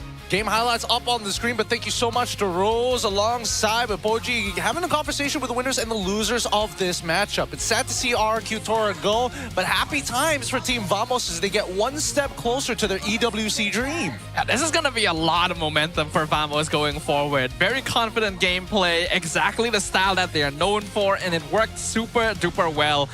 A clean sweep as well with hardly any contention is going to give them a very good feeling about their next matchup. And I'm looking forward to that as well. We can see in Game 3, this was a very dominating gameplay from Vamos. They knew exactly what they wanted to do, and the Zetian was just the bane of RRQ the entire time. Yep, just really couldn't do much, especially when the Fury of the Phoenix would come out hitting multiple targets. Again, great play coming in from Zekeef as well to communicate it back to Klokun. But you see this happen many, many times. Every single catch, guess what? Fury of the Phoenix gets stopped and immediate counter-engage from the opponents. And that's why this Obsidia pick is so good in those moments to find that one lockdown. But it also helps with the new meta hero of Paquito. God, he's so versatile. I think we're going to be seeing a lot of teams just contest Paquito in general here. We know Vamos loves it because it's a Paquito, but I wouldn't be surprised if it's one of the more highly contested picks here in the playoffs, considering how much he appeared in MPL PH already. Other teams got to take note. Yeah, no, I think he's just a little too good. He really is a little too good. That majority, and so uniquely positioned in the meta as of right now. Does well against the majority of junglers except Fredrin. Is able to win out majority of his lane matchups, with the biggest exception to only Phoveus. Everything else, you actually have a very clean and easy to execute style of laning phase. And because of that, you get games like this, right? Not even 11 minutes long. The moment Vamos won that last fight, is like, okay, we just end, it's over for them at this point. Like, the itemization already leaning very heavily because of that gold lead, and RQ unfortunately still facing the same issues. Why did Dyrant get a War Axe for all intents and purposes? Wait, let's see the emblems. Maybe I could be wrong here. Okay, maybe he was trying to go for a little bit more sustainability, huh? Interesting, interesting. Sustainability when you into the Paquito, hard to say. It feels like he wanted to go splitsies on what he wanted to do in this lane, and that probably costed him a little bit more if he just went full damage or went full tank. It's an interesting decision to go sustain Arlet.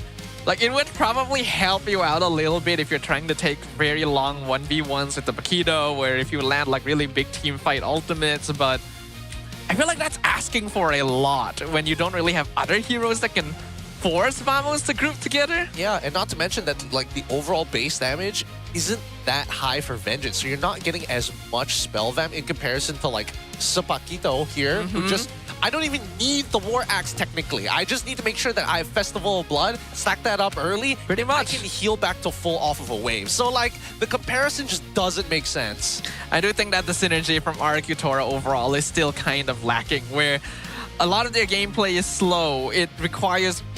It feels like their communication is happening in real time, where it's like they are actively still trying to tell each other what to do, while Vamos is just feeling it.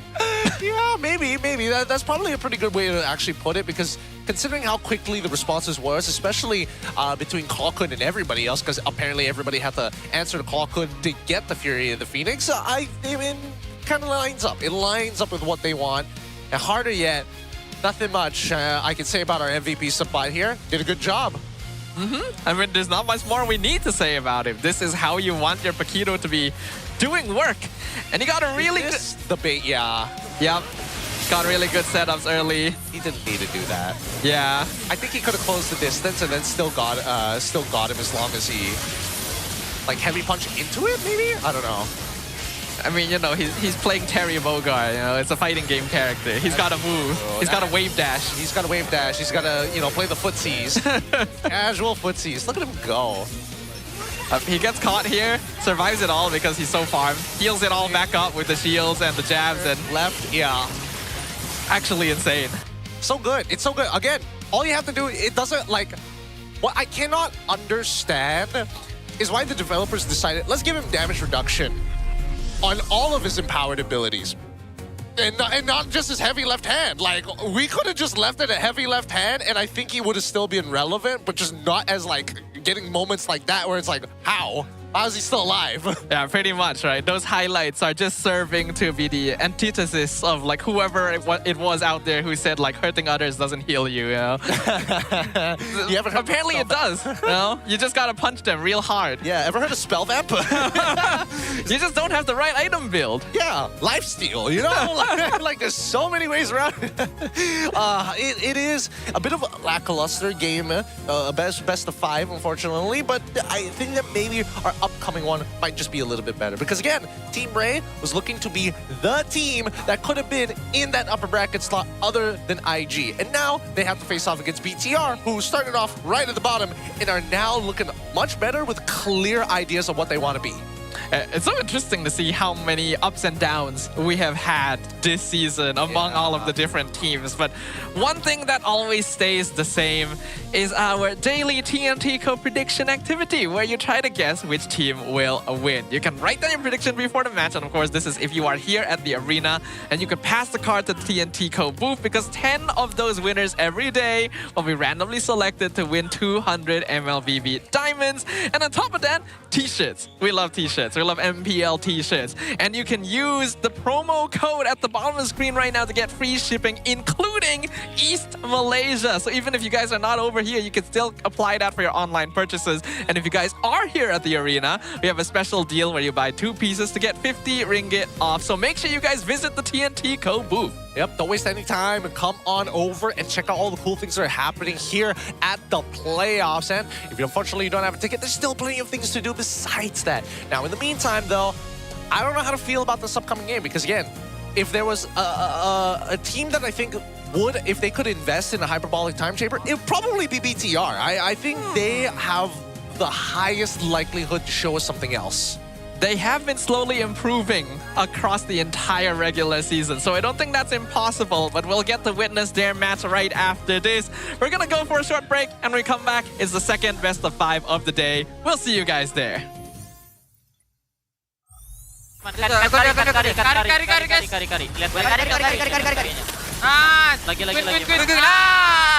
Sabar guys. Boleh lo, awas pak kita. Aku trap. Ini sama gue ya 2 orang ya.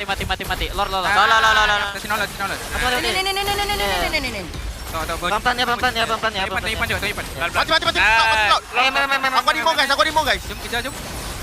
Gua aku. Lordnya gua jauh ya. Lordnya aja bisa enggak? Udah mati. Come on. Ini winter. Udah mati. Nice. Burung. Nice one guys. Nice. Sabar. Orang. Tahu. 1 N 1 orang. Langsung tawaran. Gotor. Udah. Nice one boy. Lagi 1 game guys. 1 game lagi ya. Fokus. Ini jam udah naik meta. Ayo. Jom, ready back kat sini guys. Aman. Guys, gue bisa. Goldie. Main guys. Tengok alert lah. Tengok guys. Tengok guys. Main. Halo. Bye. Sabar, fokusin belum main. Oke. Let's go guys. Dah kick. Ready duduk belakang. Ready ya. Nggak ada kick flicker. Aku tak ada ulti ya. 15 tu. Nice try sikit. Let's go guys. Tak payah taunting dulu. Enjoy. Respect. Santai. Kita ada Jalanan masih panjang, boy. Let's go boy. Nice one boy.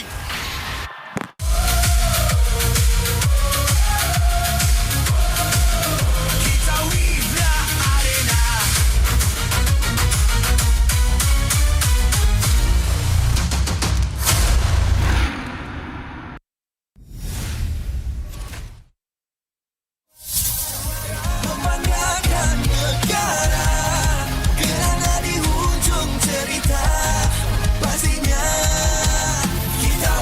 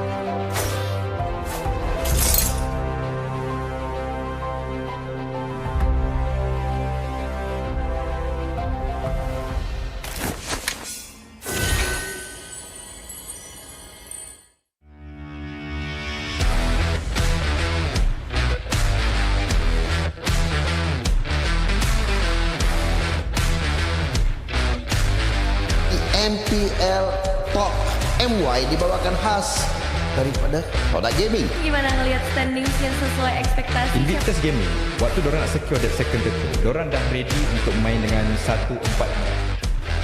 Cultured by Tora.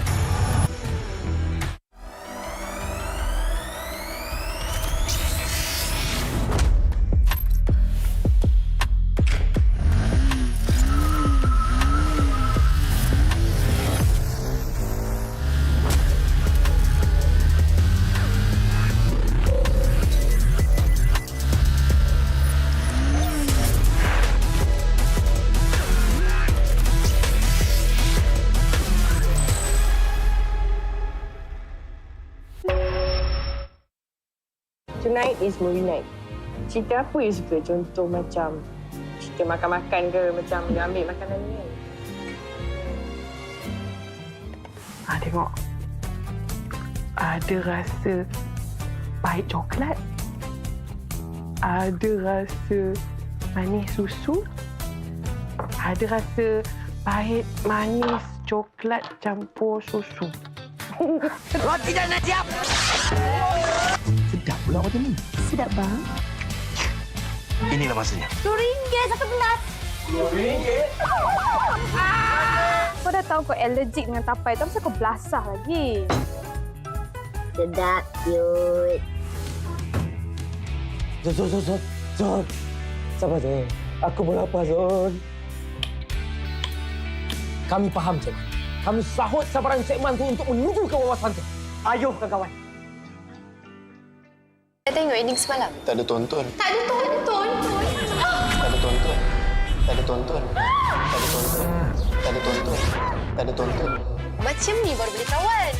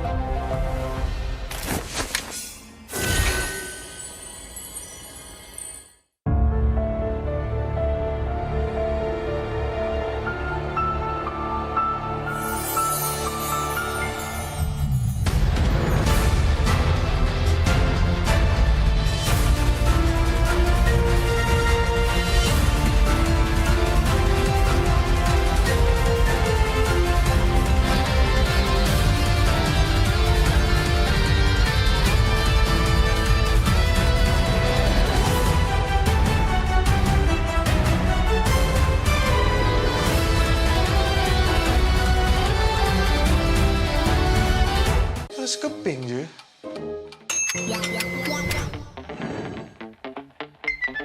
Mesti shopping pun boleh.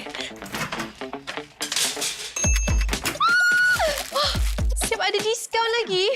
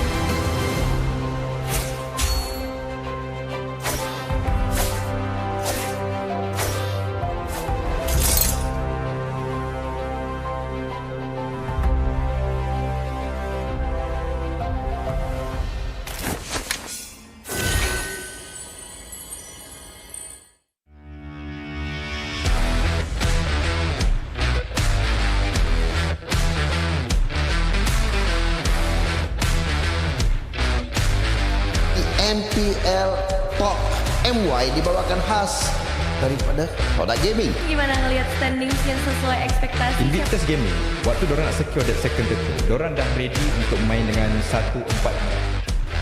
Cultured by Tora.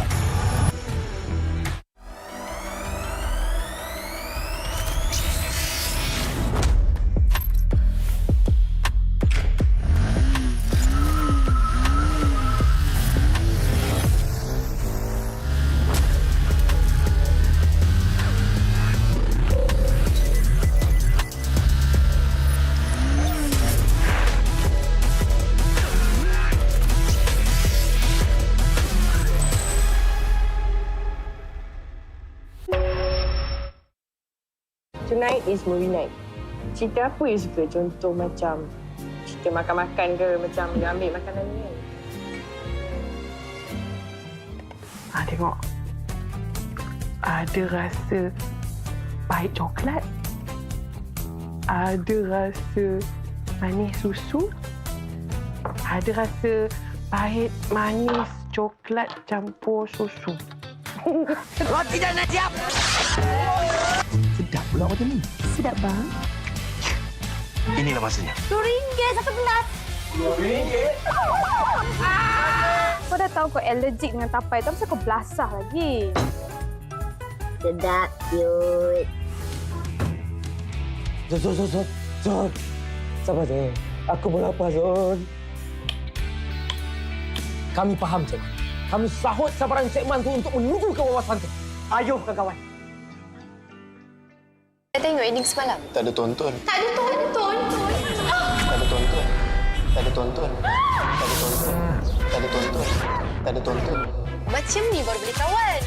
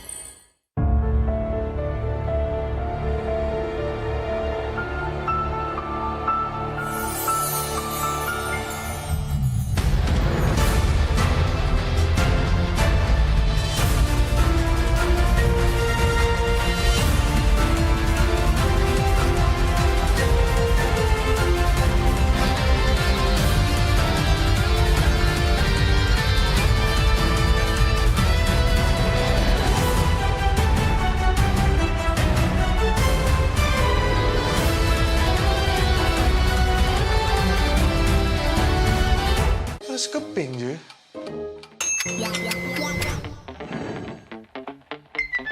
Mesti shopping pun boleh. Siap ada diskaun lagi.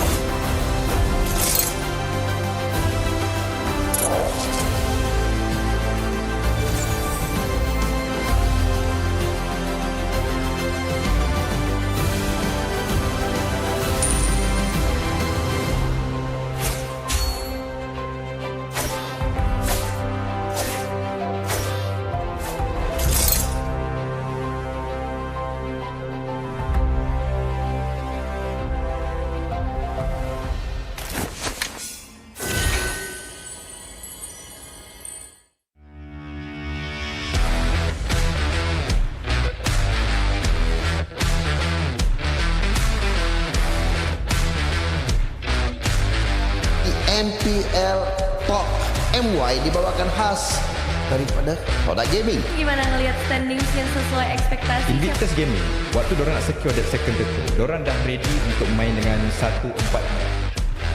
Cultured by Tora.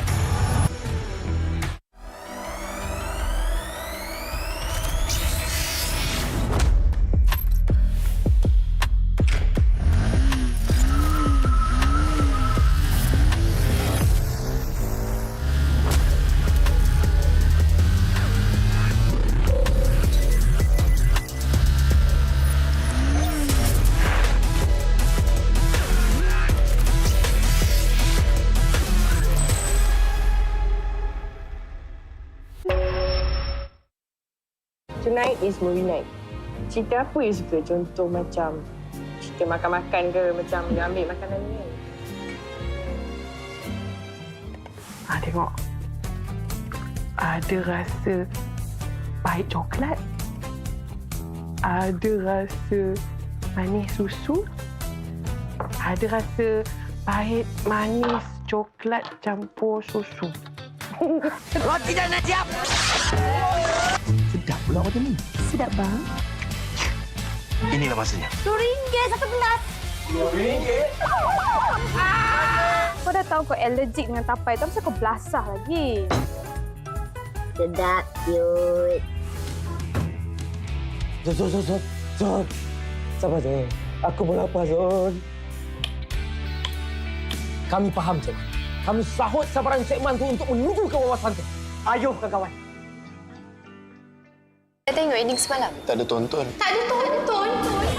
Tak ada tonton. Tak ada tonton. Tak ada tonton. Tak ada tonton. Tak ada tonton. Macam ni baru boleh kawan.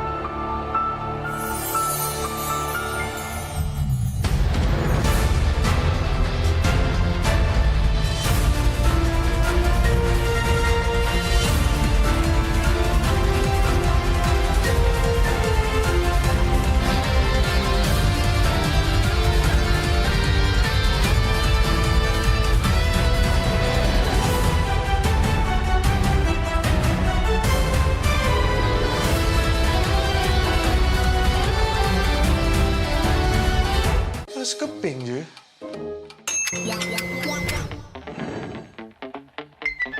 Mesti shopping pun boleh. Siap ada diskaun lagi.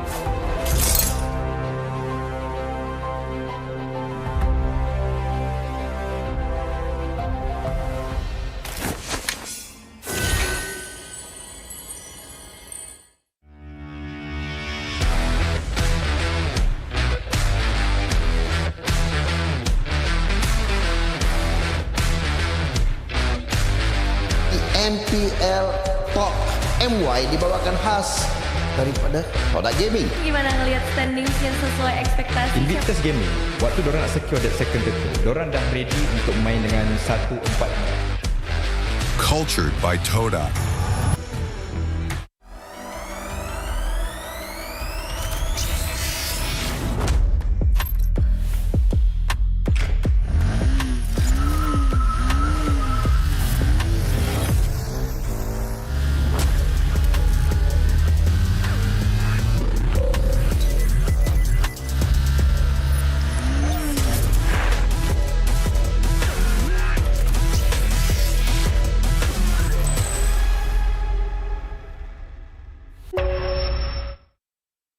Tonight is movie night. Cerita apa you suka? Contoh macam cerita makan-makan ke, macam dia ambil makanan ni kan? Tengok. Ada rasa pahit coklat. Ada rasa manis susu. Ada rasa pahit manis coklat campur susu. Roti dah nak siap. Sedap pula macam ni. Sedap bang. Inilah masanya. RM10 satu gelas. RM10? Kau dah tahu kau allergic dengan tapai tu, kenapa kau belasah lagi? Sedap, cute. Zon. Sabar, Zon. Aku pun lapar, Zon. Kami faham, Zon. Kami sahut sabaran segmen tu untuk menuju ke wawasan tu. Ayo, kawan-kawan. Saya tengok ending semalam. Tak ada tonton. Tak ada tonton. Tak ada tonton. Tak ada tonton. Tak ada tonton. Tak ada tonton. Tak ada tonton. Macam ni baru boleh kawan.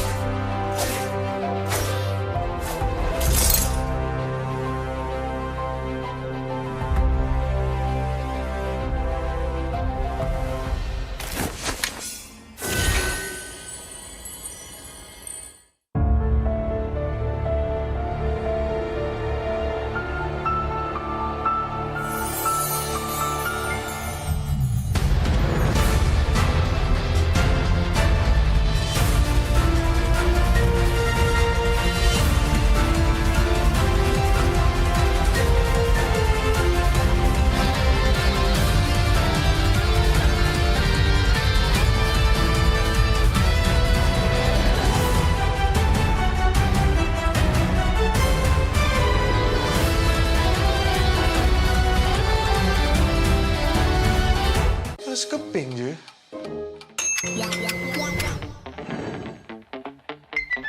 Mesti shopping pun boleh.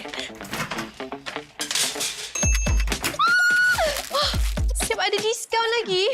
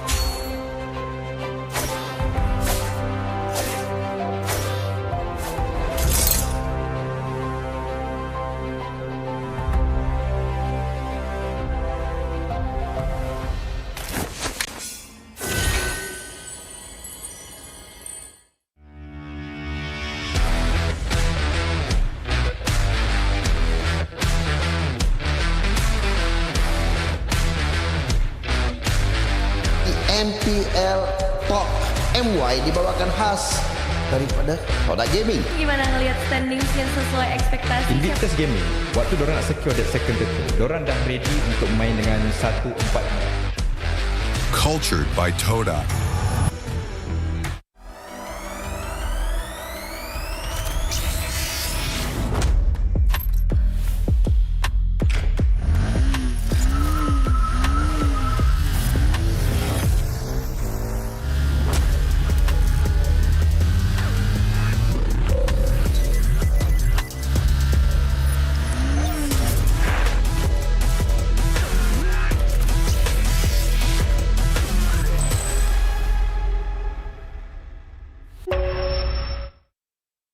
Tonight is movie night.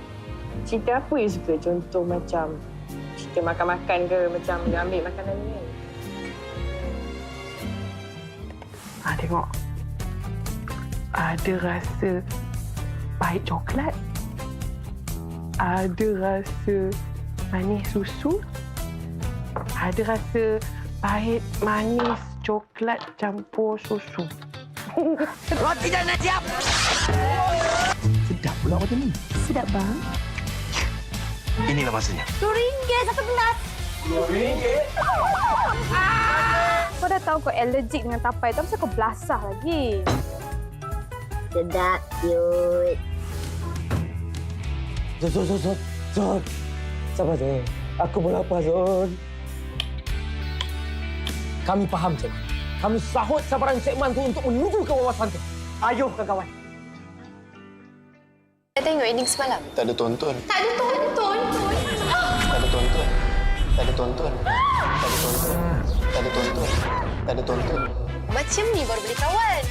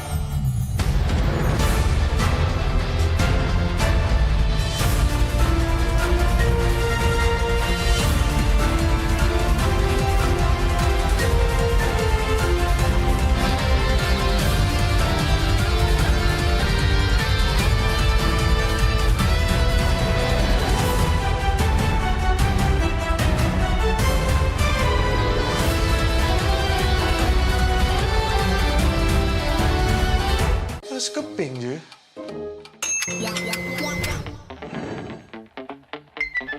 Mesti shopping pun boleh. Siap ada diskaun lagi.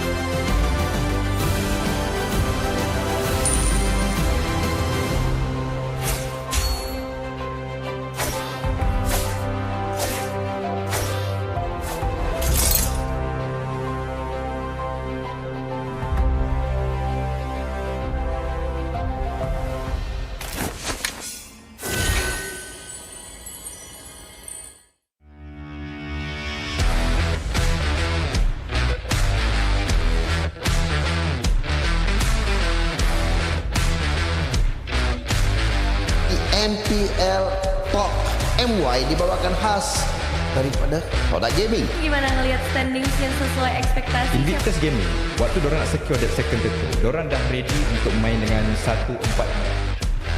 Cultured by Tora.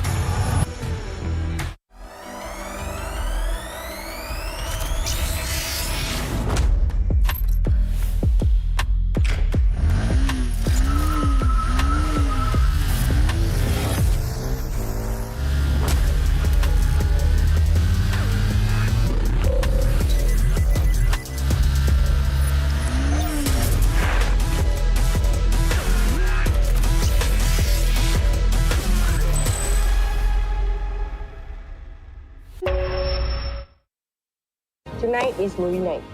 Cerita apa you suka? Contoh macam cerita makan-makan ke, macam you ambil makanan ni kan? Tengok. Ada rasa pahit coklat. Ada rasa manis susu. Ada rasa pahit manis coklat campur susu. Roti dah nak siap. Sedap pula macam ni. Sedap bang. Inilah masanya. RM2 satu gelas. RM2? Kau dah tahu kau allergic dengan tapai tu, pasal kau belasah lagi. Sedap, cute. Zon. Sabar, Zon. Aku pun lapar, Zon.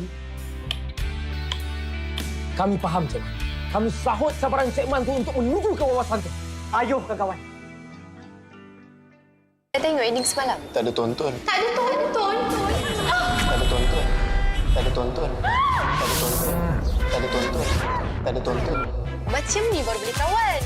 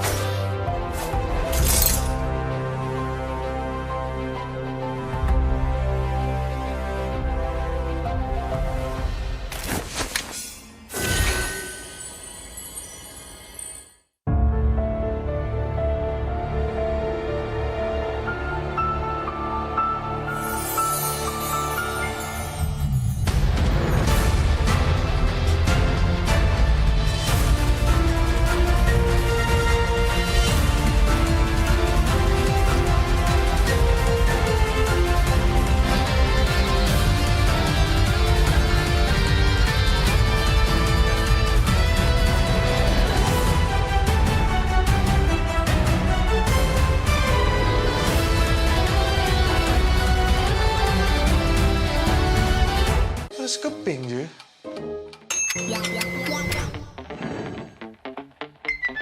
Mesti shopping pun boleh. Siap ada diskaun lagi.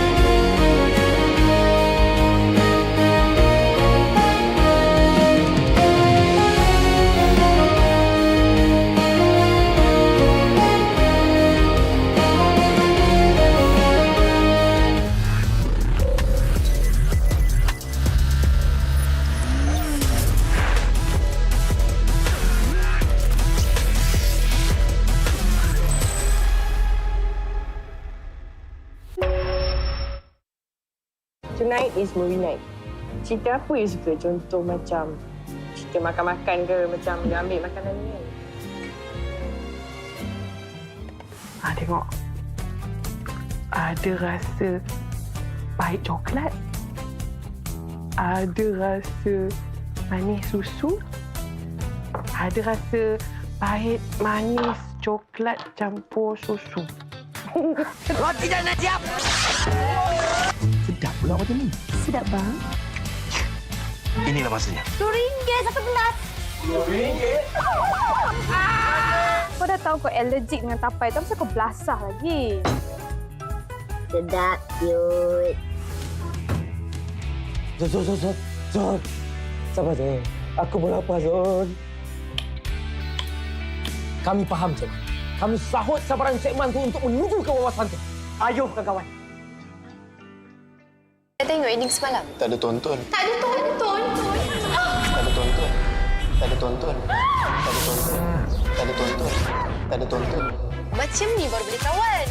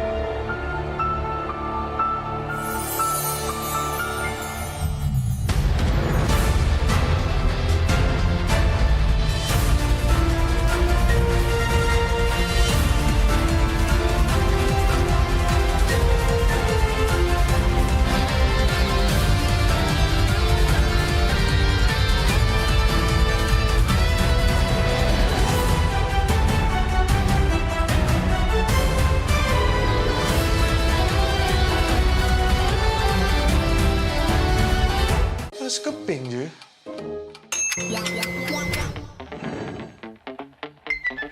Mesti shopping pun boleh. Siap ada diskaun lagi.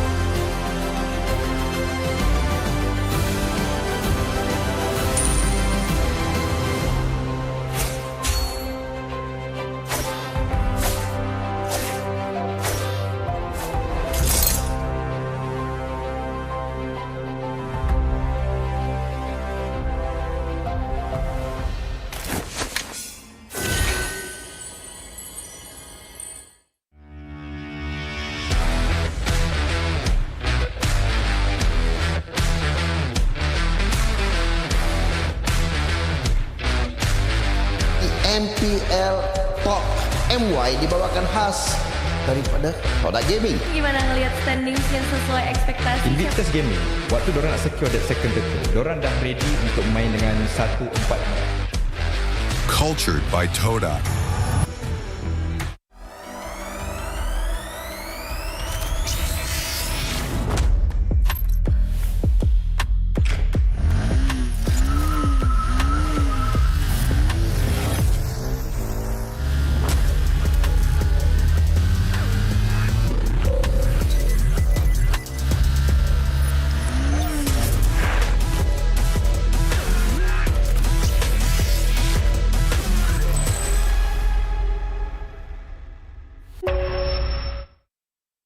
Tonight is movie night. Cerita apa ya?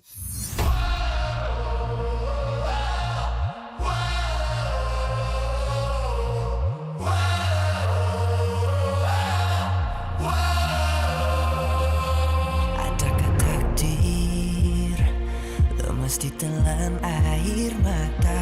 Selamanya ku takkan di bawah perjalananku sampai ke puncak dalam perjuangan. Hati terang menyala, setiap luka jadi kekuatan, pengorbanan yang jauh ujungnya. Sudah tiba masanya melangkah takdir, jalan yang gentir ku tempuh. Bangkit bersama kita juara, membanggakan negara. Kita kawan pentas dunia, Wira Arena. Bangkit bersama kita juara, membanggakan negara. Kerana di hujung cerita pastinya kita Wira Arena. Kita Wira Arena. Kita Wira Arena. Sweat and grind, guess we never gon' fade.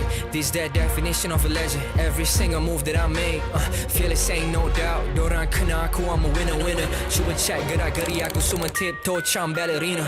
Genggam bara api, biasa berjadi arah. Mimpiku mula menjadi, tiada siapa je yang halang. Kalau bikin hari-hari, benda susah jadi senang. Segala cabaran ku ready, masa depan aku terang. Tiba masanya melangkah takdir, jalan yang gentir ku tempuh. Bangkit bersama kita juara, membanggakan negara. Kita kawan pentas dunia, Wira Arena. Bangkit bersama kita juara, membanggakan negara. Kerana di hujung cerita pastinya kita Wira Arena. Kita Wira Arena. Kita Wira Arena. Satu hati, satu jiwa, pakai bersama kita Wira Arena. Yeah. Dari bayang kenyala api, nama kita terpahar di bumi. Bangkit bersama kita juara, membanggakan negara. Kita kawan pentas dunia, Wira Arena. Bangkit bersama kita juara, membanggakan negara. Kerana di hujung cerita pastinya kita Wira Arena. Kita Wira Arena. Kita Wira Arena.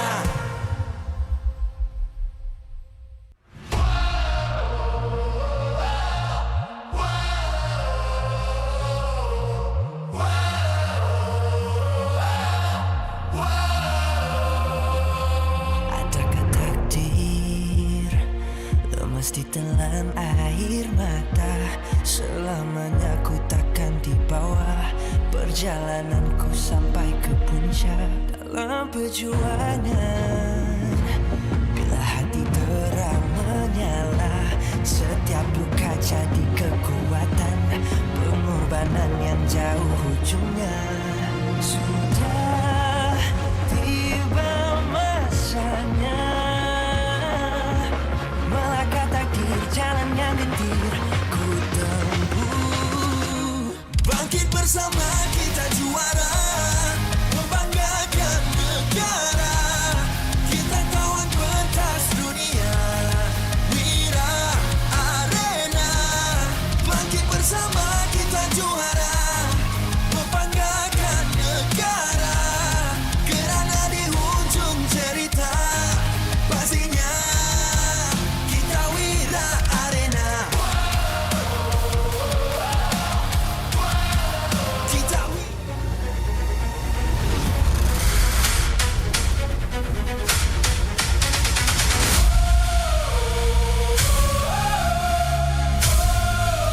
Kita Wira Arena.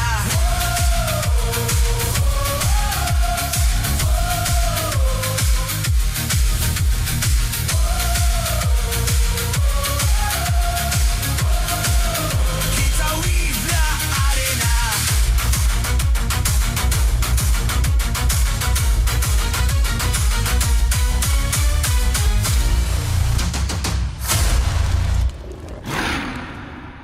MPL Malaysia Season 17 is powered by Moonton.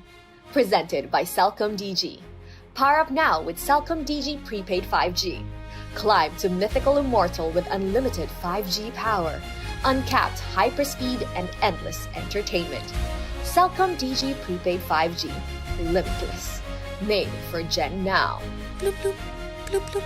What's that sound? Feels like something is flowing. It's the Infinix GT50 Pro, powered by HydroFlow liquid cooling. No lag, just smooth gameplay. 144 FPS, pressure sense GT trigger, fast and responsive. For MLBB players, this one's for you. Get it now at Infinix official store and TikTok shop, Infinix Malaysia. So food delivery, Grab. Definitely focused when full. When people is hungry, they lose focus. Then they will have bad aim or bad performance during the game time. Hence, order from GrabFood to stay focused. Cultured by Tora. Get your official MPL Malaysia merchandise at a Todak booth or online at store.todak.com. MPL Malaysia is now cultured by Todak, empowering the next generation through Todak Academy and its industry-focused TVET and STEM education programs. Official motorcycle partner, Yamaha. Official content partner, Media Prima. Official streaming partner, Tauntaun. Our strategic partner, Ferry TNT Co., OBSBot, PSM. Supported by KBS, ESI, Rakan Muda, MESF. Welcome back, everybody, to the MPL MY Season 17, live at the MPL Arena at Stadium Juara. The time has been very lively, in a matter of fact, here. Not only at the exposition happening on the outside, but also the combat happening on the inside. It's an exciting day number one to kickstart the playoffs with the play-ins. And of course, we've already had to say goodbye to one team as one more moves on. We have to unfortunately say goodbye to another to see what that upper bracket truly looks like. Our top 6 has officially been narrowed to our top 5, and unfortunately the losses are going to keep coming because there is only one more spot in the official playoff stage with that 2-life bounty, and only Team Rey or Bigatron Malaysia will be able to claim it. Thank you once again for tuning in to the MPL MY Season 17. You have Gideon as well as Hadafa here on the desk to keep you guys entertained and also to make sure you guys catch all of the action here today, because we don't want to miss a moment of it. So far, based on what we have seen, that 1 week of break has done some good for some of these teams. Others, unfortunately, still trying to pick up on what this meta is going to be. I think it might be different for our upcoming game, though. Yeah, I think this next game should logically be a closer fight, because earlier we witnessed the third seed versus the last seed. So there's obviously going to be a little bit of a gap there, but here is the fourth versus the fifth, and we know Rey and BTRM both have their ups and downs. Yep, it's going to be a very close game overall, but it's going to stay very competitive, just like the Infinix GT50 Pro with HydroFlow liquid cooling, and not to mention that it's just smoother gameplay with 144 FPS at all times, pressure-sensitive GT triggers for fast and responsive times. For all MLBB players, this is the phone for you. Get it now at the Infinix official store and TikTok shop Malaysia if you want to get yourself a new landmark phone. Indeed, it's a very good partner for you guys to be able to move on forward in your ranked journey. And once again, as a reminder to you guys, the MPL Malaysia Festival is going to be happening here from the 3rd to the 7th of June, brought to you by Esports Con. We've got our ultra giant screen watch party, finally got to see it. It is pretty big. Meets and greets, official team merchandise, stage activities, food, village, and more. You can even stand a chance to win an OBS bot camera and plenty of in-game diamonds through lucky draws. And well, we already know, but we've got a bigger stage. Our grand final ceremony is also going to get a huge upgrade as the dream stage. It's bigger, bolder, built for champions, so you do not want to miss it. You can't afford to miss a single second of the MPL MY, especially for all of our restreamers out there watching too. Thank you so much for tuning in and bringing in your audiences individually. Now, we have 16 minutes to talk about the upcoming games here, and Team Rey and BTRM MY are the questions and the matter of the topic. And I think the Team Rey generally should be coming in with a bigger upper hand based on what we've seen in the regular season in comparison to BTR, because until I see BTR break out of the, hey, protect the president strategy, I don't see them going very quickly or at least that far here locally. I do agree with you somewhat in that BTRM's gameplay does feel a little bit fixed right now, but I also feel like there's something there. I can't really pinpoint it. It feels like there is a bit of a secret ingredient when it comes to BTR that allows them to actually take games off of teams you would normally assume to be stronger. Just to have a look once again at the brackets, for those of you who missed what happened at the start of the day, Team Vamos secured a clean sweep against RRQ Tora, officially eliminating them in the play-ins. They'll be facing off against IG next. Yup, facing off against IG ain't gonna be easy, but before we even get to that, we have to see who the competitor is who's gonna be joining SRG in that matchup. Remember, all of these are best of 5s until we get towards the end. In the lower bracket finals, it's a best of 7, and finally the grand finals is also a best of 7. Grand finals are gonna be exciting. We got the dream stage opening ceremony to look forward to, and our 2 teams who will represent us in MSC. We're still a couple days away from being able to figure that out, but that's not gonna stop everyone from predicting, thinking about who are the squads, the players who have earned that position.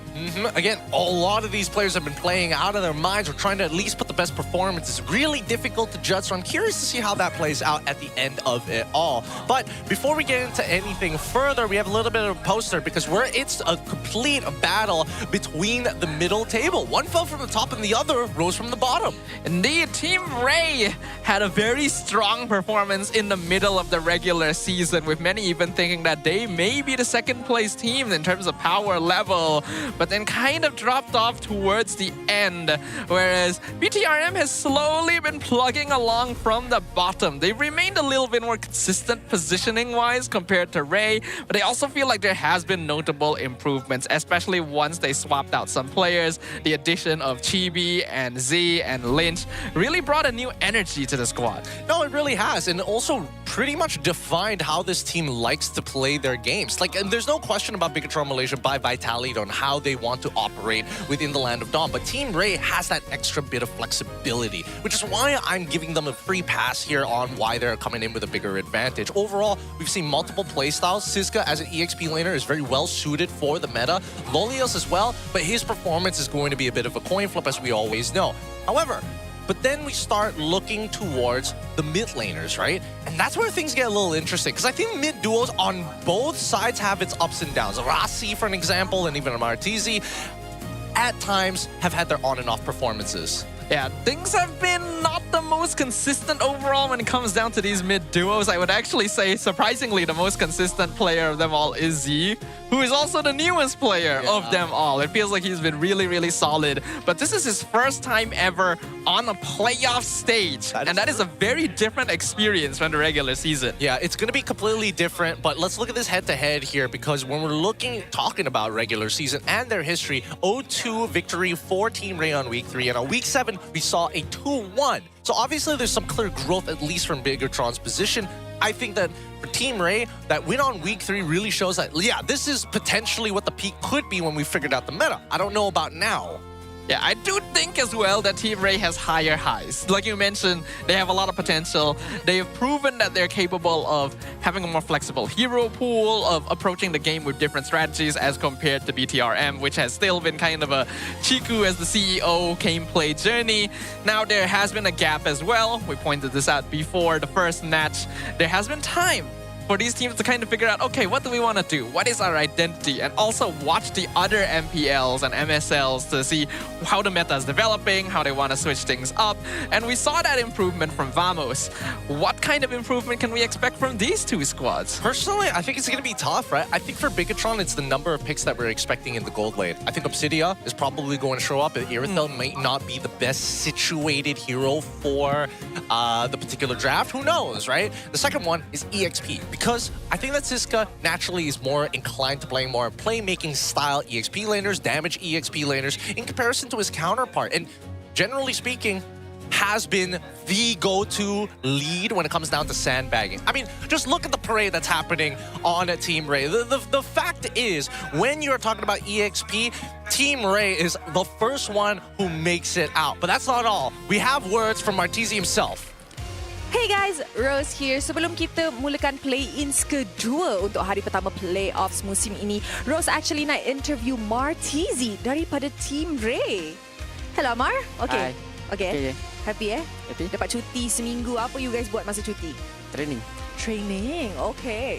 So, Amar, Rose ada beberapa soalan tentang Team Rey lah untuk playoffs kali ini. So, kalau kita ingat balik di regular season, selepas minggu ke-6, Team Rey jadi sangat-sangat shaky di mana win streak mereka pun dipatah oleh... I lupa dah siapa patahkan. Vamos kan? Vamos, oleh Vamos. Selepas tu, it was a roller coaster, up, down. Ada beberapa kekalahan yang you guys hadap kan? So, I nak tanya bagi Amar, bagi Martizi, apa lesson terbesar yang Team Rey belajar daripada kesilapan tu di regular season? Lesson terbesar bagi saya paling pun jangan underestimate orang sangat and don't overconfidence. Sebab kalau kita underestimate, kita overconfident, apa akan jadi? Lose streak. Bukanlah lose streak, tapi dia lebih kepada macam tak boleh end, ada masalah in-game, lepas tu tiba-tiba kena flank, kalah. Exactly. Nanti benda tu pun boleh affect kita punya confidence di game yang seterusnya. Now, Rose nak tanya pula pasal your opponent hari ini, which is BTRM by Vitality. Kita tahu, beginning sampai tengah-tengah season, mereka memang shaky. Tetapi, mereka pun berjaya tutup regular season dengan 2 kemenangan berturut-turut. Maksud tu, mereka ada momentum kemenangan masuk playoffs kali ini. So, bagi Martizi, masa lawan BTRM ni, apa you rasa yang paling bahaya lah pasal mereka? Paling bahaya bagi saya, paling bahaya pasal diorang ada 2 orang player legenda. Not that legenda bagi cara cakap dia Ciku kan, diorang ada Ciku dengan Chibi kan? Yes. So 2 orang tu saya respect sebab diorang ada pengalaman yang lama semua dalam sini. Cici combo Cici combo. Memang bahaya lah. Memang bahaya bagi saya. Memang bahaya. Boleh kena flank dengan Ciku, boleh kena out jungle, out retry dengan Chibi. Sangat-sangat bahaya. King of retry. King of retry. And of course, kita tahu di dalam Team Rey sekarang ni, 3 local player berjaya menjadi line up utama di Asian Games yang akan datang di Japan, betul? Betul, alhamdulillah. Tapi kalau you guys akan jadi wakil negara, mesti ada beberapa pressure yang you guys akan face. Lagi-lagi, roster keluar sebelum playoff. So of course lah, orang di luar sana ada ekspektasi tentang gameplay you guys, playstyle you guys. So adakah itu bagi pressure untuk playoffs ini? Bagi saya, personally, saya tak pressure pun. And I lebih enjoy being pressure while playing. Kenapa? No, just while playing, pressure plus nervous. I just enjoy it. That's it. Oh, I rasa Enjoy you being suka nervous and pressure at the same time. adrenaline. Yeah. Lagi hype lah. Lagi hype. Kalau lah, cakap. tenang mungkin boleh overconfident, boleh overhype kan. Betul. Okay. Maybe ada beberapa player lah like suka lebih pressure daripada tenang, and Martizi is one of them. Now, last question. Sepanjang musim ini, ramai orang cakap di mana Team Rey actually pasukan yang sangat-sangat bagus untuk musim ini, di mana ada star player, ada potential besar, tapi pada masa yang sama, ramai orang juga cakap you guys kurang disiplin, kurang konsistensi. So bagi Martizi, bagi Team Rey, apa yang mereka nak buktikan di playoffs ini? Personally kita orang just nak buktikan kat diri kita orang sendiri yang kita orang akan lebih konsisten dan kita orang just main macam mana kita orang nak main lah. And semua orang dekat sini, semua orang kita orang target slot EWC kan. So we work hard lah for it. Okay, mungkin kita akan tengok hasil of the training sepanjang of 1 minggu ni sebelum kita masuk ke playoffs. Terima kasih Martizi. Sama. Good luck untuk perlawanan ini. Thank you. With that, mari let's show it back to our panel untuk masuk ke dalam line. Thank you so much, Rose. There you have it. It is Martizi here on the helm. First in lineup next to Loliels, Ivan, Justgar, and as well as Siska on their preparation building up to the play-ins. We know that each of the players of Team Rey have very high potential, and while they started off the season pretty shaky, they quickly found their rhythm and became a force to be reckoned with, but unfortunately weren't able to push that envelope further towards the end of the regular season.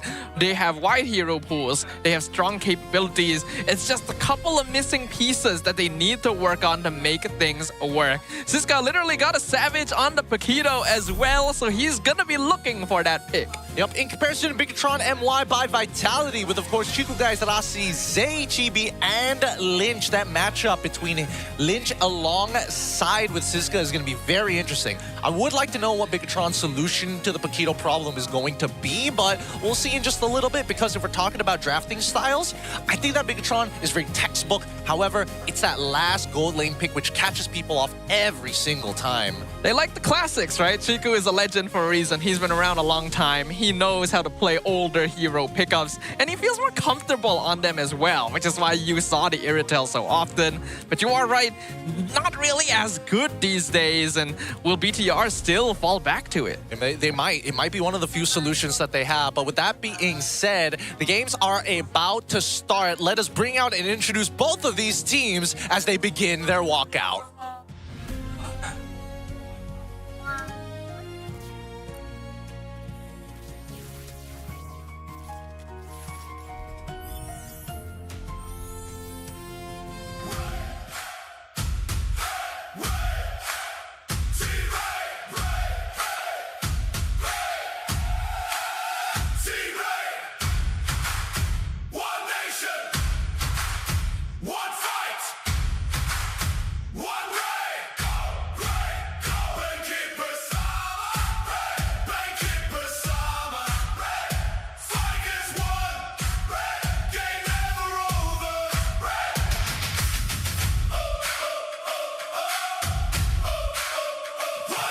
Seasons of waiting, 5 seasons of believing, 5 seasons to break a curse. A team that only knew what the top looked like from the bottom and knew disappointment better than success. They never stopped chasing the dream, and every defeat became fuel. Look who's standing here now on this stage as true contenders for the throne. Ladies and gentlemen, this team is the living proof that perseverance pays off. Let's cheer for Team Rey! Team Rey with side laners that need not only to dominate but control the tempo of this game. Siska at the helm to make that play, but of course on the opposite side, Loliels has to keep up with the pace of the team if this team wants to stand any chance against their devastating competitors.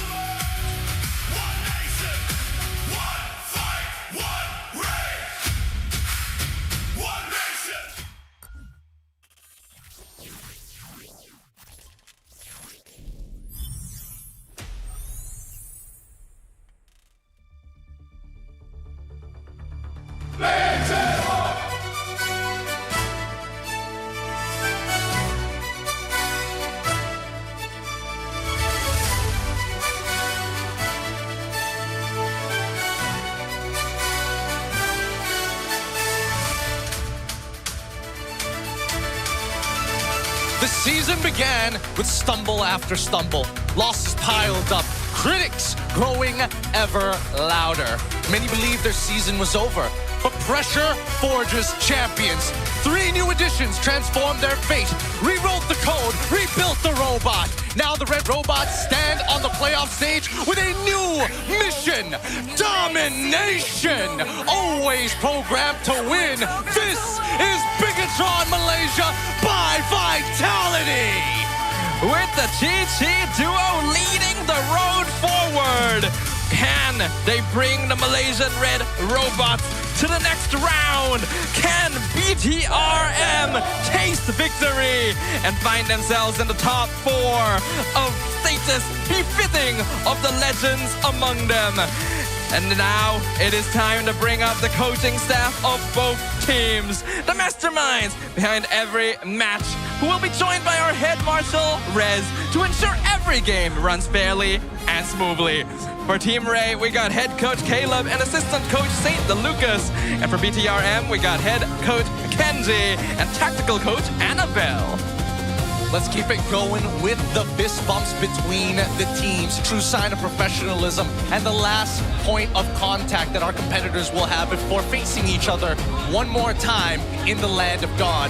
This commences our best of 3. Only one of these teams will be making it out alive, and the other moves on into the upper brackets. A dangerous mission has been placed in front of both these competitors today. Just like the match before them, only one will be able to survive, while the other will face the end of their journey here in the brand new era of MPL Malaysia. Now, this matchup could go on in a bunch of different ways, but we're going to see that BTRM has decided to take first pick with a 40% win rate. Now, they're the one and few teams that didn't exactly have the best win rate on blue side. It actually preferred to play on red if they want to set up for Chiku. And it does make sense. Like we mentioned, Chiku likes the classics, maybe not necessarily the most meta heroes, as long as it's comfortable, as long as it makes sense for the situation, which is why red side is something they prefer, since they can counter pick and keep surprises under tops.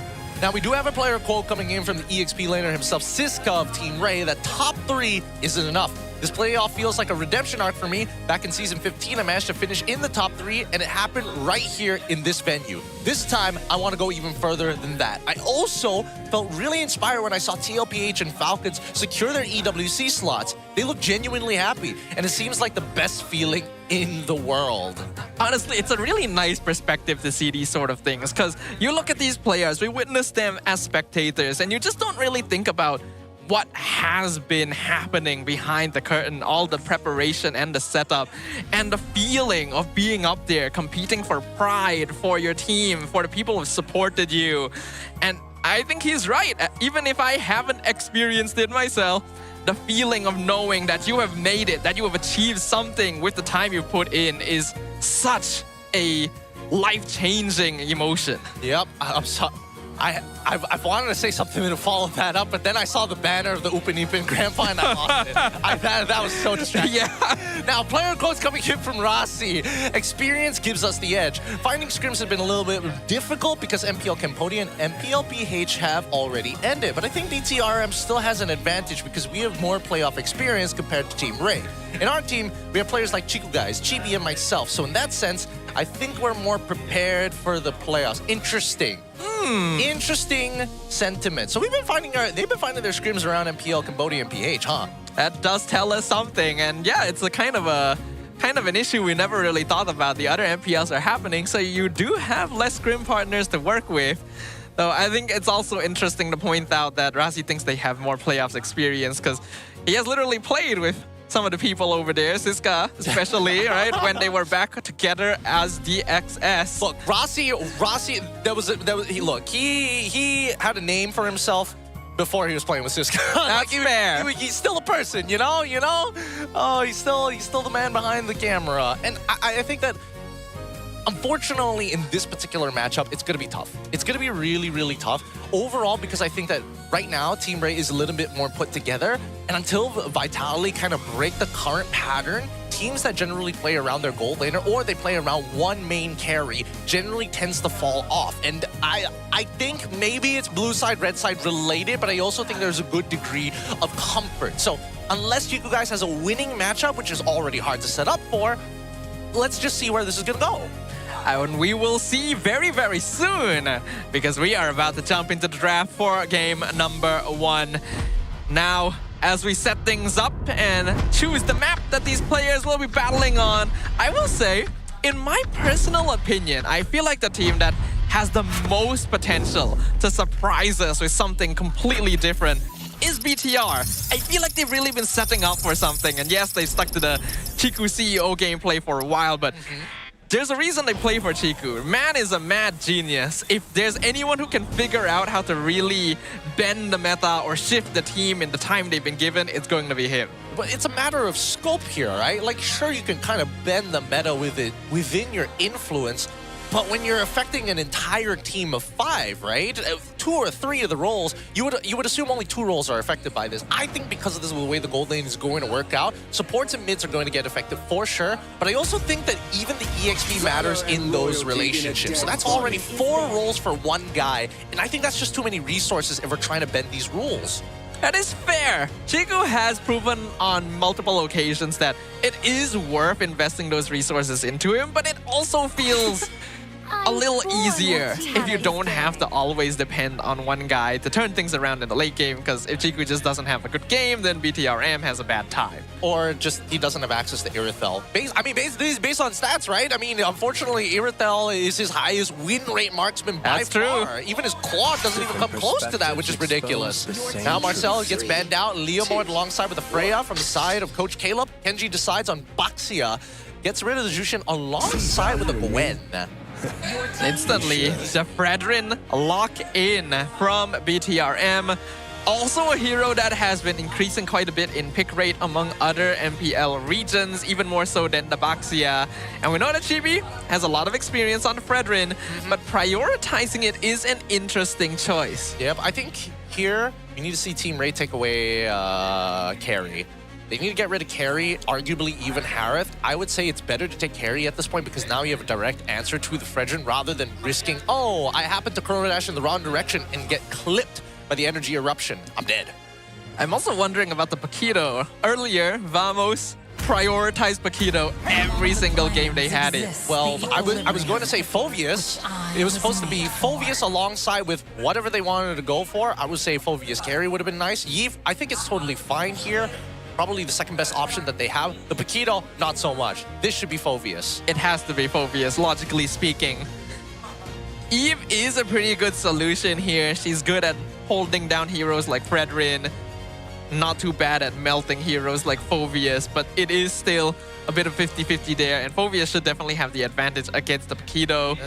So it would feel very weird if BTR doesn't pick the Purple Man. I think they are going to pick the Purple Man. The question is whether they pick Colin. Okay. That's exactly what Team Rey wanted to see. This is why they did their opening. We want to know what your gold laner you're going to have straight away and then start adjusting for it. So what is going to be the pick here? Do you want to select Chiku's hero early on, or do you want to keep it? Looks like they are going to keep it. They pair up the high-lows with the E for the big team fight setup. I don't know, this is starting to feel like a blunder right now. This is really starting to feel like a blunder, and it's making me uncomfortable because they're starting to take away the important characters. The only thing that really bugs me is this Paquito. That should have been carry, I think. If not, at least take away the Phoveus. Either way, Team Rey just didn't want BTRM to have access to this true damage-dealing marksman. So dealing with the Claude is a lot more manageable. And now they're getting rid of the bigger tanks on their side, knowing that this could still be the issue. Well, Glue also going to be one of Rassi's signatures, so Team Rey starting to show a little bit of respect in the bans. What does BTR want to get rid of at this point? It should logically be the carry, since they have quite a lot of frontline now to work with. Probably junglers, right? Junglers that can either completely outscale the Fredrin and get around him. Ooh. They get rid of the Akai. Okay. So they want... Okay, so they want Team Rey to go on a damage-heavy style jungler. They've already taken away the 2 best... Sorry, all the best tank junglers in the meta so far. What does that leave him with? Maybe a Suyo? That's not great. They will ban the Atlas as well. So putting a lot of priority onto that mid duo, but not necessarily even for the laning phase, specifically for team fighting. Which really... I don't know, because the team fights probably won't go the way that Team Rey wanted to, right? Because Team Rey at this point have no real means of dealing with any of this other than Eve just trying to poke him out and getting like a wishing lantern and then playing right? It's almost guaranteed that Paquito's going to lose his lane. Hylos and Eve could control the mid lane to kind of alleviate the side pressure, but there's no guarantee the side pressure is going to get much done anyways, right? And now that Carry's gone, they basically lost the major answers and they need a Trinity build that doesn't dash. A Trinity build that doesn't dash. Obsidia, I guess. And that's probably the closest one that they could get to. If they're willing to be risky, they could also go Clint for early game. But no, it is Obsidia. It's basically the only thing they got left. Real easy to predict what the next couple of things in this draft are going to be, especially with the ideas so clear in their minds with very obvious problems. I don't know. There's the red side drafts are kind of bad for MPL MY teams based on what we've seen so far. At the very least, we know Obsidia is one of Loliel's best picks. So they can at least rely on him, but they gotta be able to create enough space for him to get that scaling up. They've left jungle for last. But we know that while Jesgar can play assassins, his specialty has always been more of the tank side, which is why BTRM puts so much focus onto getting rid of those heroes. Yep.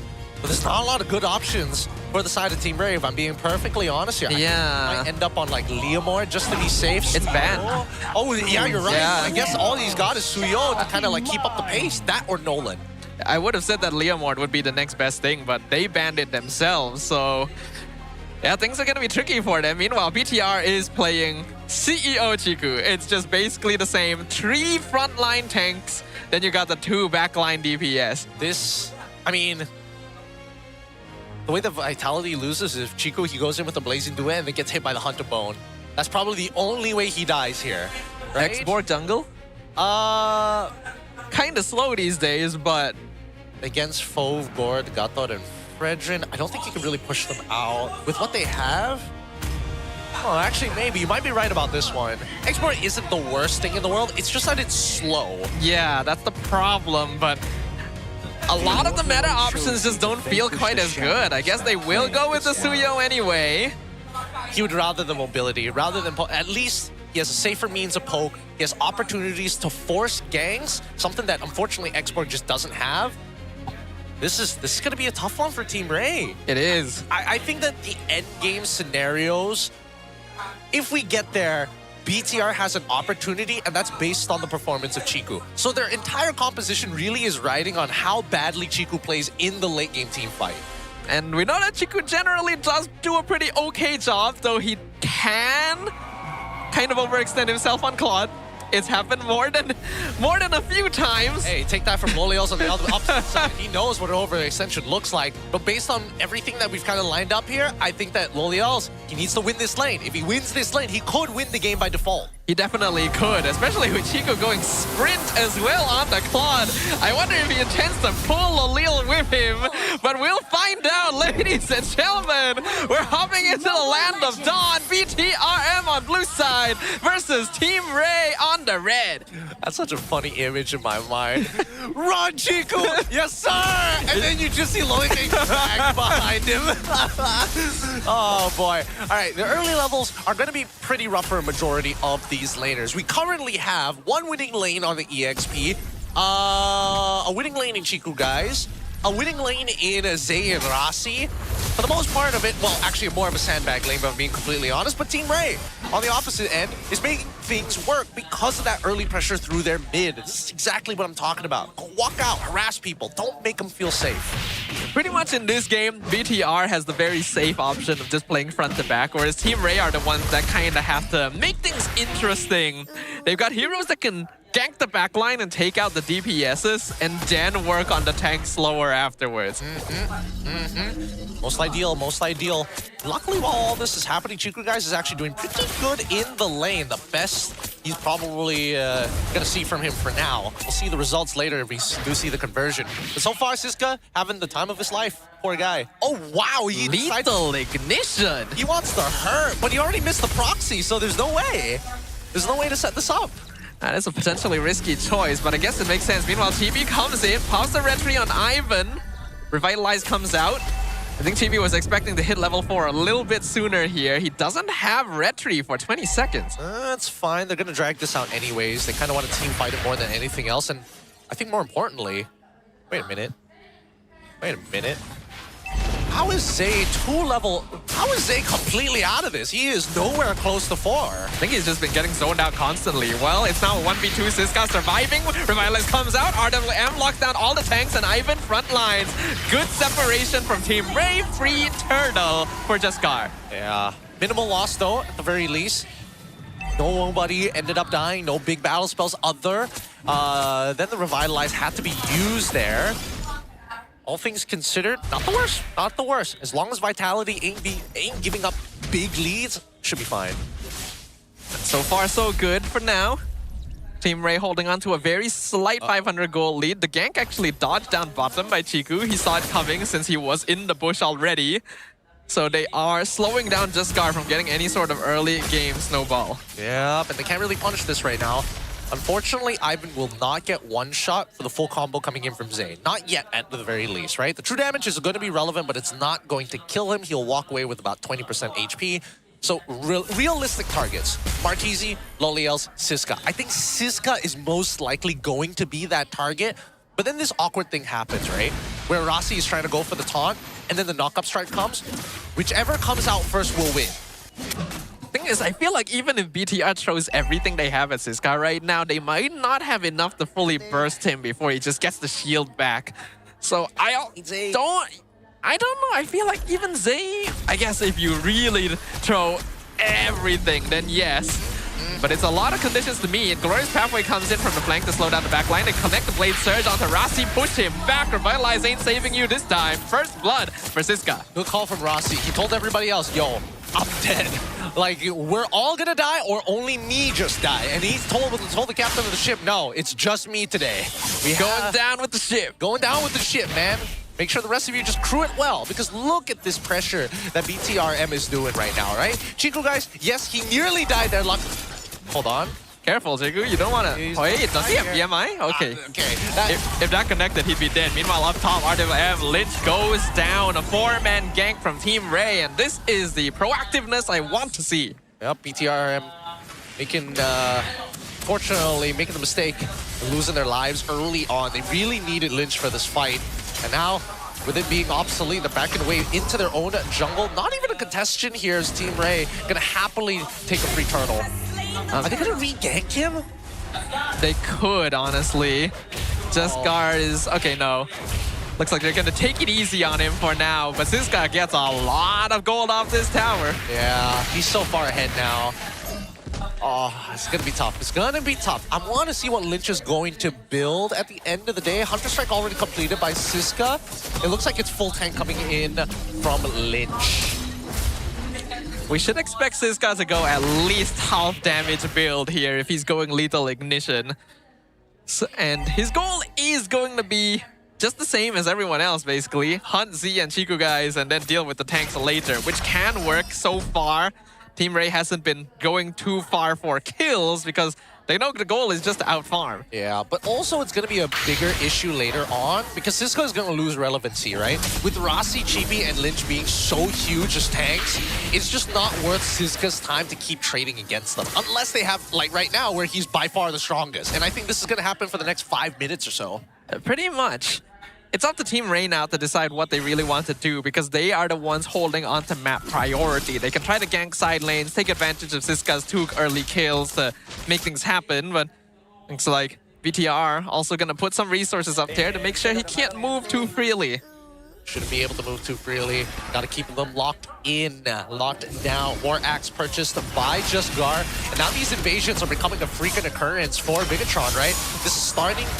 Oh, Jaskar, he got the buff. They're gonna taunt Ivan in place, but Hylos is pretty darn tanky. I don't even know what they're supposed to be doing at this point, right? They've only lost very few interactions, but they don't want to push it any of their agendas further, kind of allowing Team Rey to kind of do whatever they please. Gonna be a 1v2 up top. Lynch is able to fight back, but he'll lose his minion wave. Mystic Gush gonna be used in the... feels... that... questionable. I don't know what they want to do now. I don't know what they want to do. They're getting a little closer here, but good luck. They're missing a lot of ultimates. Ivan gonna get taunted, but he just pops to revitalize. Arden comes out, a complete collapse. Meanwhile, Lynch trying to stop this guy, not really able to do so defensively. Blazing Duet comes through, but Chiku actually doing a lot of damage here. JB secures the turtle, and now Team Rey falls one by one. A single move from the CEO turns it around. Yeah, they just couldn't keep up with him.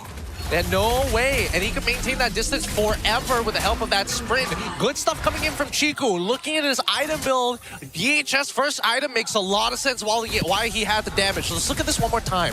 Because don't get me wrong, Siska had an incredible angle, but unfortunately gets locked away by Lynch. By the time he keeps Chibi away, he's used all of his cooldowns before the turtle is actually low. So the timing got disrupted heavily by Bigatron. I think Team Rey may have initiated a little too early there, and now BTR are the ones in control.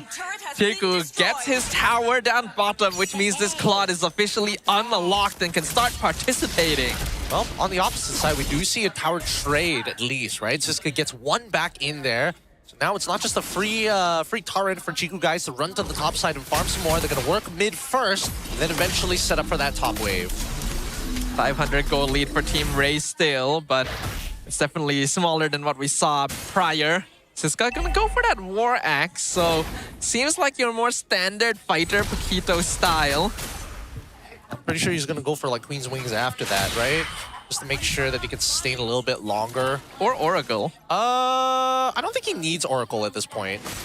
I feel like now that you all... Well, there is a Revitalize. There is a Revitalize on the opposite side. You're not entirely wrong. But I think that he needs to be able to tap his buttons more often. And the only thing that really gives him that is either cooldown reduction or in this particular case, just Queen's Wings. It's so free, right? You talk about sustain, that's the go-to. That is fair. For now, we can see that Team Rey no longer able to walk up on the map like they used to just a couple moments before. TB able to act as a much more notable presence in the front line after that previous fight, and the First Lord now going to be spawned with BTR in control of the river. Okay. They've got everything that they've wanted, and they're making sure that Rossi doesn't get spotted out early on. They want Rossi to come in late here. Gonna take their time with this very, very, very slowly. And they're even getting the Paquito to come on over. They're not gonna make him hover over one more wave. They're worried they're gonna rush this. Yeah, Lynch is gonna spot Jaskar. Ivan trying to walk forward, but it's difficult. And now Jaskar is gonna be zoned by Lynch. Glorious Pathway gonna be used, but awkward. Chibi misses the Appraiser's Wrath on the Lord somehow, but still secures it. Hunts up Bone, hits Rossi. RWM comes out, Mystic Gush to zone. They pick off Rossi. I think that's all Team Rey is gonna get. Yep, that's as good as it gets. And honestly, doesn't matter whether Chibi missed it or not, as long as he gets the Lord, he just needs that extra bit of damage because he knows that Jaskar, with the Soul Sever, has a higher chance of stealing it away while he is a level up. Wait, they're chasing this. Oh no! Uh-oh, Lolil, why are you this far out, sir? Flicker's already used, is able to dash away just in time. That would have been disastrous for Rey. They need him to clear the Lord. Siska waiting in the lurch. Glorious Pathway zones them out. Siska comes from the flank. Jaskar as well. Connect with Z. Blazing Duet from Chiku. Z's the first one down, but the damage building up from BTR is actually quite high. They lose Jaskar on the Team Rey side. Siska's going to be picked up. Chiku burns away to Martisi. And it ends up being a 2 for 2. What was that? It was going so well until it wasn't. I mean, I gotta give it to Chibi. He literally saved the situation single-handedly. Finds the intercept onto Siska. Let's look at the instant replay. That was gonna make more sense. Just watch, right? Siska comes. Oh no, what's gonna happen? Boom! Energy eruption onto 2 targets while still being able to cancel out the Suyo Soul Sever hold down. Really great stuff there. Yeah, if not for that taunt, that fight would have been even more disastrous for Bigatron. So Chibi definitely the savior in that position, but you end up losing multiple cores on Team Rey as well. So far, they're not really doing a good job of keeping their gold. Well, I mean, as long as Chiku guys doesn't die or like decides to be disrespectful or literally try to live at 1 HP, because I feel like every season that's his goal. How low can he bring his HP bar to the point where you don't even see the sliver? It's one of those, like, how close can you stop the clock to 10 seconds? That's basically it. He's doing that on a constant, every 6 months. He's practicing so that he can get, like, a free meal at, like, some restaurant out there. I don't know. Another fairy watch, who knows? Oh, that's true. Yeah, that's the challenge. If you can get it exactly down to 1 HP, you get a free fairy watch or something like that. $1 million IDs, fairy. $1 million IDs. That's what CEOs do in their free time. That's what CEOs do. Oh, boy. Now they're going to slowly walk up on this. I don't know if Siska can find another scenario where he gets that deep into the backline. Because by all metrics, that should not happen. Like, Bigatron should be controlling more of the space. Yeah, you literally have 3 tanks. You are protecting your backline. Just have someone stand behind them to check for the Paquito as well. And then you won't have to risk those sorts of situations. We're 12 minutes in. Net worth difference is still basically 0. So it is anyone's game since both teams have good late game scaling. Yeah, it's anyone's game though. I don't know. This Yves is becoming more and more relevant as the game takes on by. I am curious what Martisi currently is running. Does he have what I think he has? Oh, Divine Glaive as well as the Glowing Wand. The screen behind us is so much further than before, so it's... Oh, Chiku goes in, blazing to it by himself, and somehow not punished! He takes out Martisi, he flicks back out, AOG comes through, they connect with everyone, Team Rey caught with their pants down! Siskar gonna be knocked up, able to iframe out just in time, Lolil still working on Lynch the entire time, Siska still alive, looking for an angle of entry, but this is a 3v5 situation, I think you gotta give this up. Lolil tries to re-engage, but I wonder if that's a good idea. He has to flicker back out to safety. Siskar just barely dodges the Appraiser's Wrath. Yep, they cannot fall into the triangle of influence. These 3 tanks are just pushing them around. And now that we've come into the the late stages of this game, it's starting to become very, very clear that space is a currency for Team Rey. And right now they're having a hard time earning more of it. You can see in that instant replay, Chiku literally just says, yup, time to go. Doesn't matter, and actually succeeds with it. Takes out one, zones out everyone else, and then BTR follows up. I'm trying to figure out, did Ivan have the stun or not? Did he have the stun, or did he already use it before or after in that clip? That's a good question, actually. We're gonna have to consider that a little bit. At least they are able to clear Lord, but Chiku is just gonna slowly whittle down that top inhibitor. Very close to taking it out already. Yeah, I gotta make sure that he's clearing up these waves as soon as possible, as Jusgar is trying to keep up with Chibi. He was leading a majority of the game when it came down to the EXP, but now it's come down to that even state and coming even harder. He can't get through anybody, and he hasn't been able to find a clean angle other than that last flank we saw from Siska. Chibi literally dashes into the base. He knows he can sustain just fine. Allows his carries to take that tower, and they'll just back this up. This is now Bigatron's game. They're gonna play it standard and steady. All right, let me take a quick look what Loliels is currently running. Loliels is opting to go no Sky Piercer this game, by the way. The Sky Piercer is on Just Gar instead. It's going to be 4 items already complete. I'm not sure whether he's going for the Winds of Nature, but it looks like it based on that dagger. I wouldn't be surprised. He needs some way of surviving Chiku since he knows the Claude can just jump him. And there's not much he can do about it. I mean, I'm surprised that he's able to jump into 4 people the last time with not a single person having the right tool to stop it. You really would think that there was some way of stopping it, but no. But then again, this is all speculation, right? We don't know whether the Law and Order was used. Like, was there a signal like the stun is used and therefore you should go in? Or we just saw Suyo also use his tap first skill, right? I feel like they were paying attention because it doesn't feel like Chiku just goes in and is like, you know what? I'll roll the dice. Let's play some backgammon. I think it's a pretty funny concept to think that law and order is the only thing stopping Chiku from gunning you down in a dark alleyway. yeah, that's the only. Oh my goodness. Wait, who's Batman in this situation?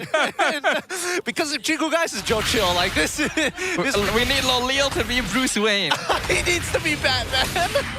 His goal is to farm anyway. He needs to be rich. That's true. That's true. All right. But then Chiku is the CEO. Well, let's see. This could be, oh, darn, I immediately forgot the name of the movie. Starring Tom Hanks and Somali pirates. I know it. I don't remember it. Right now, we're focused on the Lord. Gloria's power comes out of Gloria. Here comes the Blazing Duet. Once again, the gun in the dark alleyway. TB secures the Lord. They get the knock-up into the backline. Look at Lynch go. Ivan goes down. Lynch still chasing. Lolil literally cannot do anything right now. He doesn't have the riches of Batman to depend on. And BTR takes another. Yep. And again, tempo in favor of Bigatron MY by Vitality. The lead was just not big enough for the side of Team Rey to kind of push them over the edge. And right now, Bigatron, this is their ball game. They're having the time of their life. Their front lines can't walk up as confidently anymore as Lolios finally has enough. Oh, Lynch actually connected with just guard. That's actually insane. But decides not to chase because guess what? The Lord is pushing up top. Could be an endgame angle here. BTR pushing into the base. Only one wave of minions, but it's a pretty big wave. This guy gonna be collapsed on. Man, you should not be there. Blazing Word comes out. Chiku literally, oh, he does get blasted down though. The CEO is dead. Bigatron though, they have access to the crystal. And they're gonna make sure his sacrifice is not in vain. BTRM takes game number 1. Interesting game at number 1 here. And BTR showing that they have more control. And what they have learned is tempo control against Rey. It's a matter of time. The question is whether or not the opposing side break the doors open. And if they can't, oh boy, that door stays shut. And BTRM just sticking to their guns, right? Protect the president, and he will carry you through. 3-tank lineup is pretty easy to play. You really get compensated for a lot of mistakes, and Team Rey, unfortunately, a much harder to execute lineup, not able to pull it off. I mean, I would say that at the very least, they needed to be brave. And I think that the times that Team Rey unfortunately felt brave, Bigatron shut that down. And they turned that feeling of being brave into hesitation. That's the whole idea of controlling the tempo. I need time. I'm going to create time. You need space. If I deny space, take away your confidence, then you play on my time. That's the BDRM stratagem. I guess that's how a CEO invests. Yep. You get your resources by denying them from your opponents. And in this case, Team Rey were denied at every opportunity. The game started pretty solid, and they were being very active on the map, which we liked, but at a certain point, they just kind of lost that sauce once BTR hit those items. Yeah, I think that a lot of it just comes down to like who's gonna stop Chiku guys. And every single time he gets away with like so much. This one, luckily, Lynch was able to do something with the Dark Wave before Chiku guys was going to get into a lot of trouble. But on the opposite end, you can tell that Lolios, as this game continues to progress, is slowly getting stronger. Like the front lines, they can't hold on as long as they could before. They're constantly rotating upon each other, right? Switching the aggro between each other, redistributing the damage out. So again, if this is a business, Chiku guys is doing a very good job at managing the collateral damage while still putting himself at high-risk environments. And because of that, he profits. And he wins big because of those. Not to mention understanding when it is time to pull those investments out. He knows that Lolil is starting to hit a power spike. His tanks are starting to melt quicker than they did. So you focus him down, you win a fight, you end the game. You don't give him that chance to outscale you. Can't give him the opportunities, man. Really can't. But a learned lesson from Team Rey. Can't be drafting so boldly like that. You can't just be saying, it is good, therefore I will throw it in. There's always a counter pick. I promise you. Nobody's beneath the counter pick. If not, just ban it out. Yeah, Vamos was picking Paquito first every game because the Phobius was banned every game. This is still a problematic hero. And while Siska had a good start, as long as Lynch is tanky enough, he just stops that right in the water. In fact, he catches everyone on top of that, and then you just have Chibi there getting those taunts as well within the team fight. Team Rey wants to play fast and control their skirmish timings, and Chibi's just like, no, you're standing there and fighting me right now. Yeah, that's honestly, it's pretty accurate. Yeah. Pretty accurate how this all kind of boiled down, but I do have a couple of criticisms. Number one is really when I looked at the items, like Siska, I get the War Axe. I don't think that the Sea Halberd was necessary. I think that unfortunately with the anti-heal and the amount of health that's being distributed, unfortunately, I think Ivan needed to be the one holding on to it, and he needed to be the one holding on to some tankier items. Either maybe a Chastised Pauldron, or I would argue just having a higher base health, because my god, what do you deal with the Mystic Gush? Yeah, it's a tricky place to be because I do kind of understand the Sea Halberd. It is meant to allow you to deal damage to tanks, but Paquito is still kind of bursty, so it's hard to say whether it can work. Like, yeah, if it's against 1 or 2 tanks, all right, sure. There's 3 of them. You are not really out-sustaining that. Yeah. I mean, you're already not winning the matchup into a full tank Phoveus, so you might as well kind of double up upon your strategy. If I am going to poke out that front line, make it hurt, right? Go for the Malefic Roar. Arguably, if you want something a little bit more in between, a little bit of damage, gives you a little bit of utility, go for the Brute Force Breastplate, right? I don't see in any world why having War Axe alongside with the Halberd is going to be enough. There's no world where I see that, other than Suyo being the exception to that rule. Yeah, You are right. Probably a shift in itemization would be needed. If you wanted to go full damage anyway, then you could even argue, skip the War Axe, go into Sea Halberd, Malefic, just to really go through the tanks. I don't know. It's hard to really tell. I would say that his best options was to go truly traditional, like trying to think of a really good. The old Yuzong build of. Oh wait, no, that wasn't even that old. That too long ago. But basically, what you go for is Hunter Strike, War Axe straight into the Malefic Roar. And if you don't have that kind of lead, then you go into the Queen's Wings. Yeah, makes sense. Yeah, those are the usual ways you kind of build it in. Here, I understand that his lane matchup is like difficult, but unfortunately, buying that one item doesn't make enough of a difference. It makes a difference against Esme, but not against Phoveus. Team Rey also kind of depending only on Ivan to get that lockdown, and you only have a single law and order as well, which is why Chiku is able to go sprint. He doesn't need Purify. It's like, yeah, there's not much I need to Purify here. I just wait for the high-low stun, then I walk in, I blitz my way through the entire enemy team. You know, I start their superhero origin story. And he is our MVP of Game 1. Understandably so. He is coming in and making these like crazy epic moves that look like it's epic. Like, oh yeah, I see an angle, the 1v4, I'ma do the 1v4, and yet getting away with it at the highest level. Somehow he finds a way. Honestly, the CEO title just feels more and more accurate every single time. It's so right. It's so right. The Chief Executive Officer, it makes so much sense. Considering his history with CG as well, even more so. Even more so. Either way, well done to Chiku, guys. Let's look at the MVP highlights here, because in this game itself, so many things could have gone wrong. And I would argue that Zayn probably played the weakest amongst everybody. I guess so, yeah, but I can't really blame him too much either. Kind of difficult to position in this game as a Gord when you got to worry about Paquito or Suyo coming in from different angles. He did make some mistakes, especially with that Mystic Gush being placed down sometimes for not really guaranteed kills, but it could just be playoff stage jitters. Maybe. I think that definitely he is playing a little nervous, right? He's not as like clean and crisp with the abilities. And I think the most obvious one is that he is not catching people when Rasi already taunts them. Because that's the combo. You CC somebody, you hit the projectile instantly into the gush, right? But you should be able to nail the simple CC into projectile. If you can't hit that one combo, boy, does this not work. You really should, logically. Yet still, they made it work because Chiku guy somehow finds a way. This man cannot be permitted to have this sort of freedom. Turns out the sprint against the Obsidia is also not that bad of a solution. Honestly, pretty surprising. Yeah. Other than the 2 times he nearly died in lane because of it. The 2 times he's like, if I don't sidestep, we don't talk about that. You know? We only look at the good statistics in our that's company true. report. You're right. You're right. We gotta spin doctor this. True PR terms here in this business. But yeah, I think that the CEO so far, he got away with murder this time round. But let's see whether the competition is going to get tighter, right?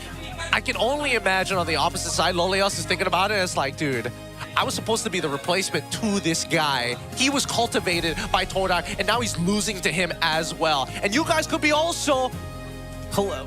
I wanted to say collaboration, but honestly, it really is cultivated by Tora because that's the tagline. But Tora x MPL's collaboration merchandise come visit the Tora booth at MPL MY Arena for more merchandise and more detail. I thought there was going to be more on that, but... No, you have to go to the booth. Check out the booth. You need the booth for the details. There is a code down there though, so you guys can use that. Make sure you guys do grab some merch for yourself. Always feels good.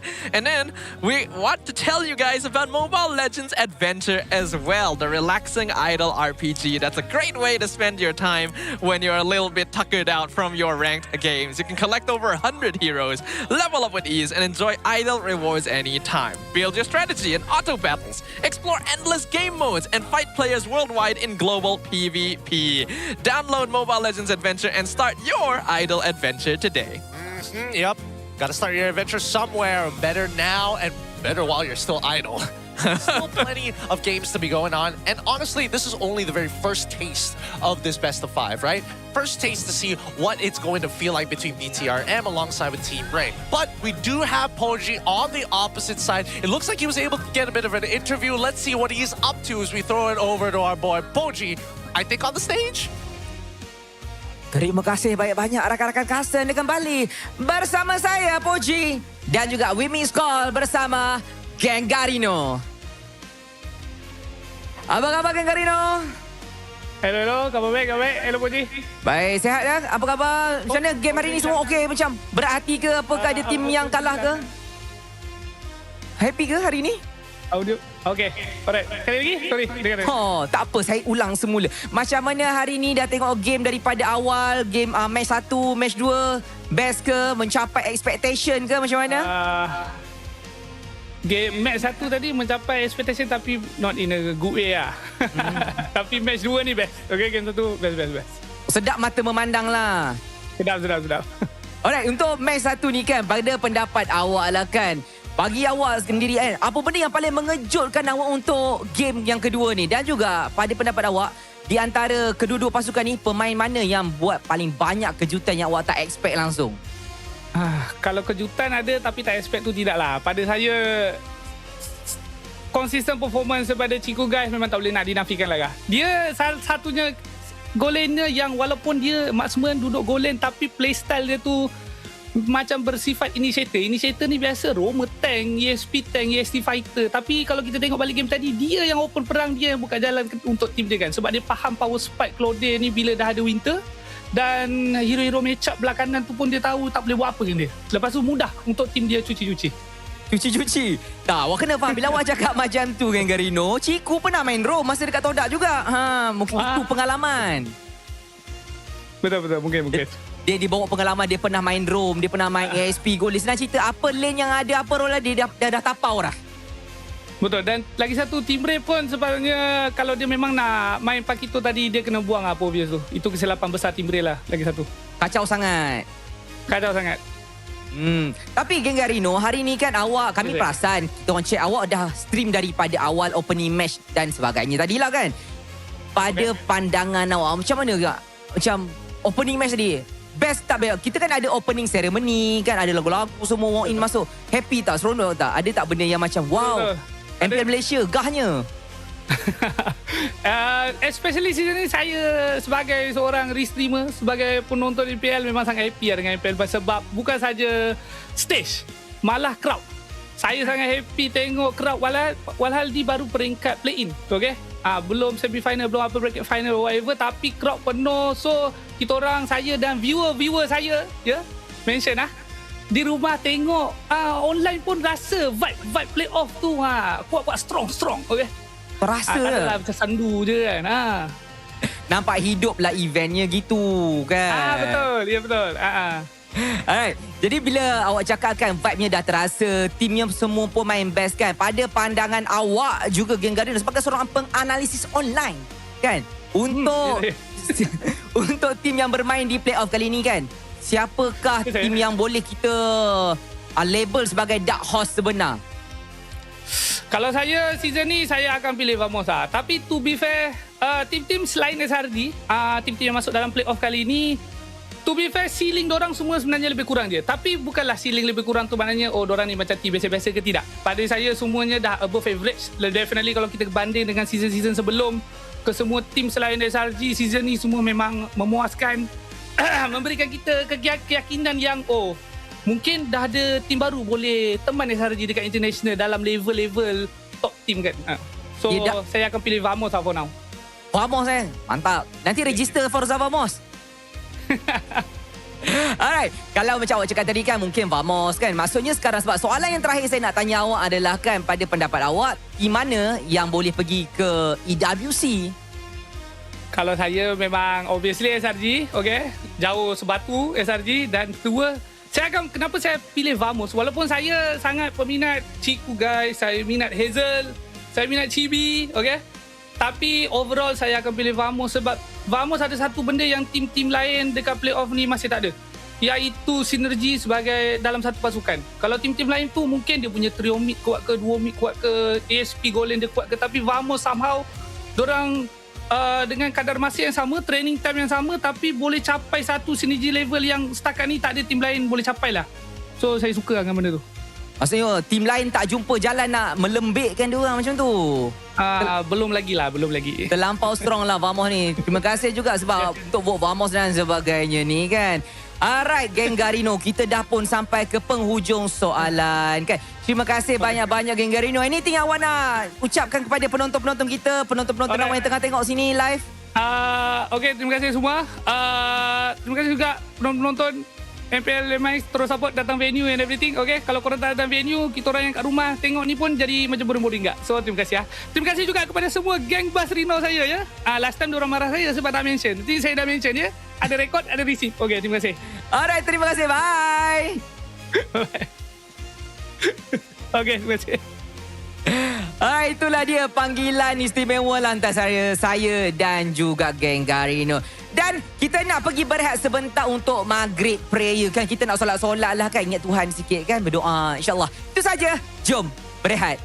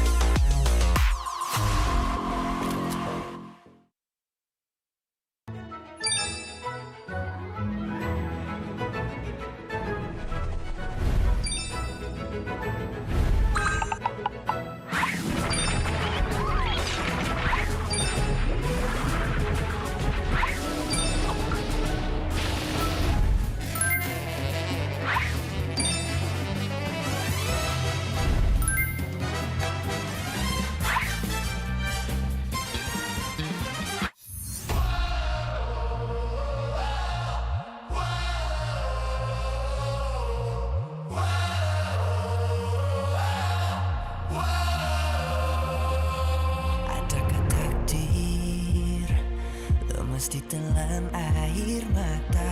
Selamanya ku takkan di bawah perjalananku sampai ke puncak. Dalam perjuangan, bila hati terang menyala, setiap luka jadi kekuatan, pengorbanan yang jauh ujungnya. Sudah tiba masanya melangkah takdir, jalan yang gendir ku tempuh. Bangkit bersama kita juara, membanggakan negara. Kita kawan pentas dunia, Wira Arena. Bangkit bersama kita juara, membanggakan negara. Kerana di ujung cerita, pastinya kita Wira Arena. Kita Wira Arena. Kita Wira Arena. Sweat and grind, guess we never gon' fade. This that definition of a legend. Every single move that I make, fearless ain't no doubt. Dorang kena aku, I'm a winner. Cuba check gerak-geri aku semua tiptoe macam ballerina. Genggam bara api, biasa berjadi ada. Mimpiku mula menjadi, tiada siapa je yang halang. Kalau bikin hari-hari, benda susah jadi senang. Segala cabaran aku ready, masa depan aku terang. Tiba masanya.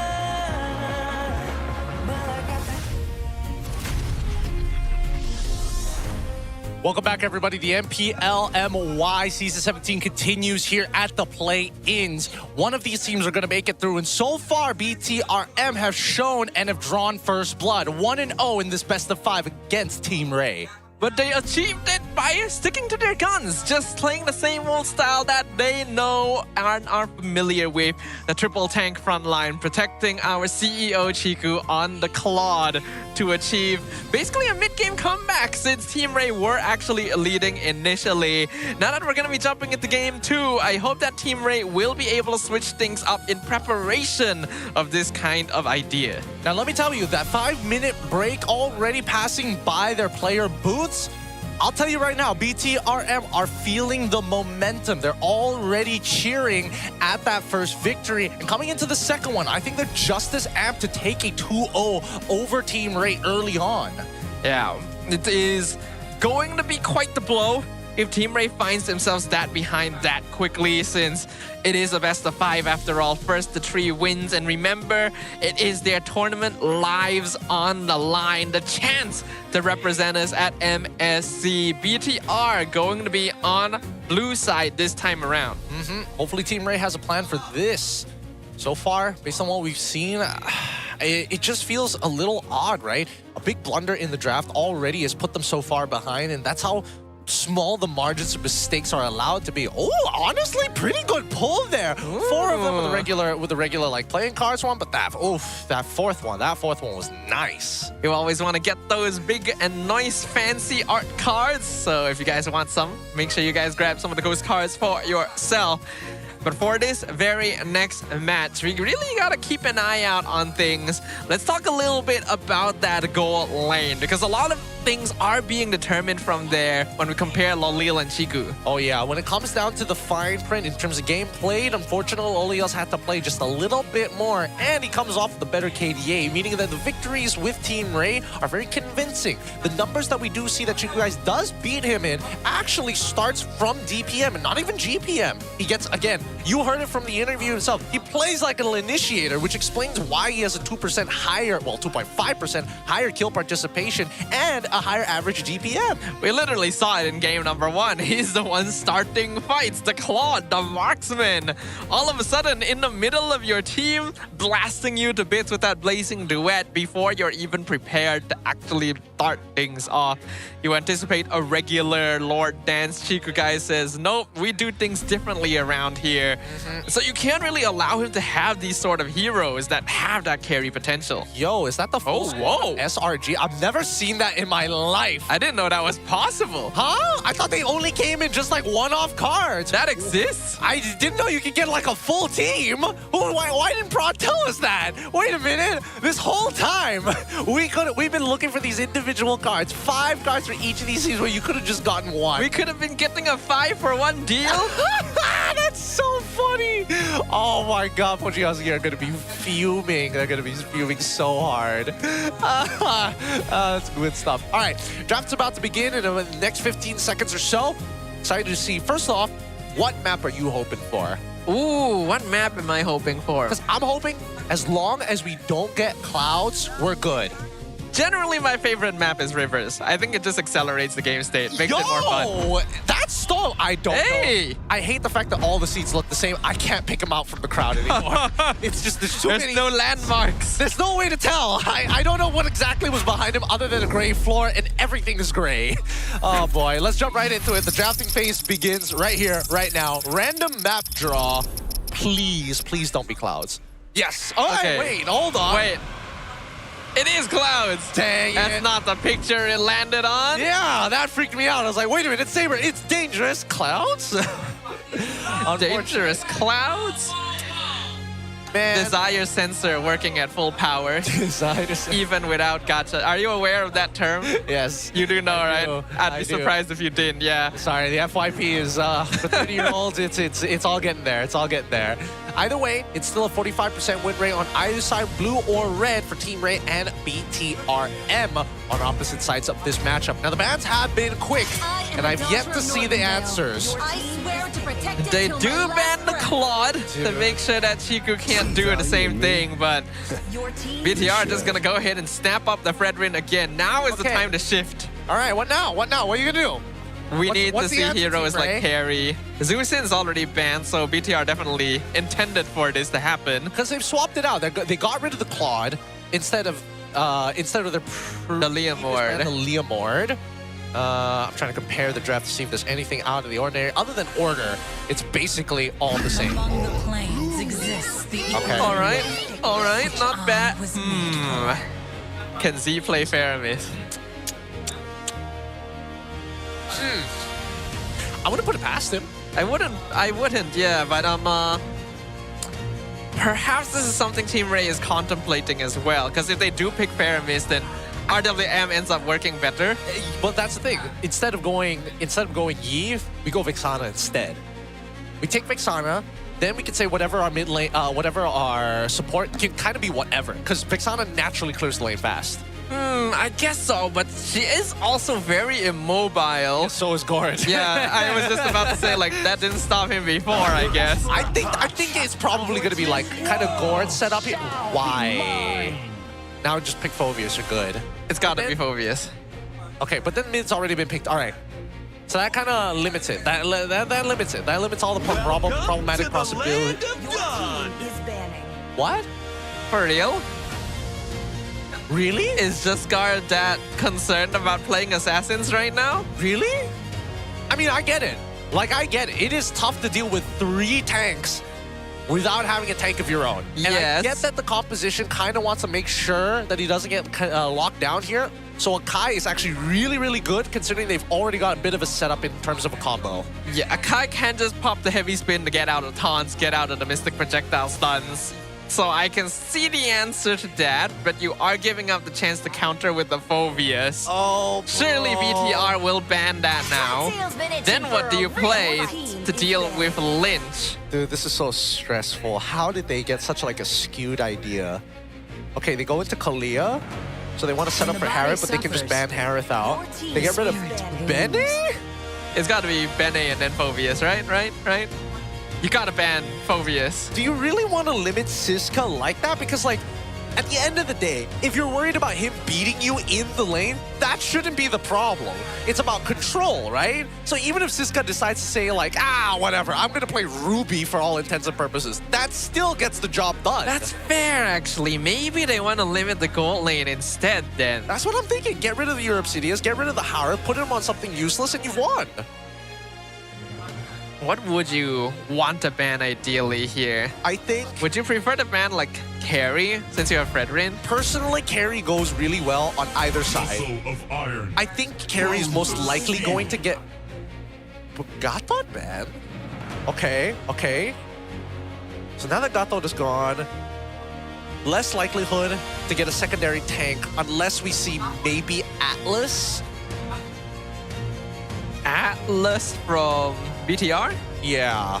I don't think they should be afraid of the Atlas as well. Doesn't feel that good for me, Yeah. for BTR. Both Tigreal and Atlas get countered by the Sakai. So does that mean they have to play off a single target like maybe Cho? It's time to play Diggy. It's the only answer. Yeah, definitely.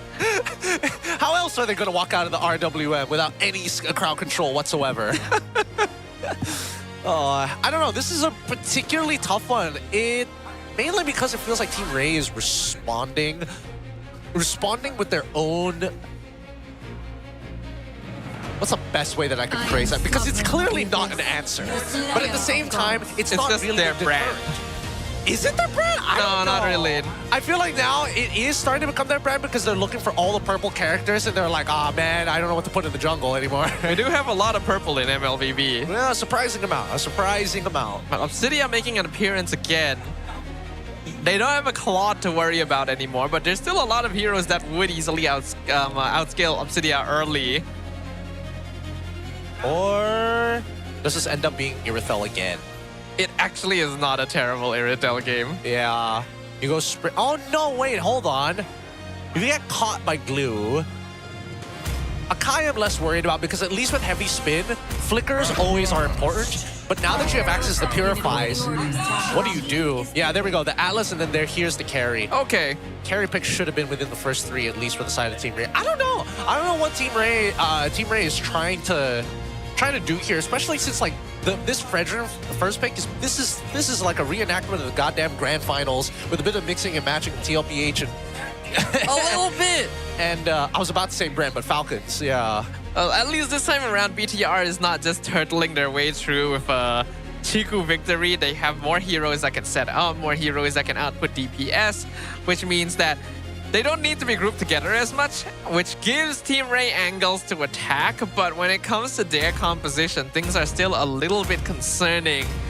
I feel like you ideally want some good burst for the early mid game, because right now you only really have Eve to play with. The sky, all of it. What? No, I don't think this is the right. Excuse me? Dude, this is so bad. This is the second time we've seen Edith this season. Yeah. I can't remember if the first time was used. No, it wasn't used against Paquito. Yeah. It was just SRG messing around. I know, yeah. That's why I was like, don't worry about it. It's one of those...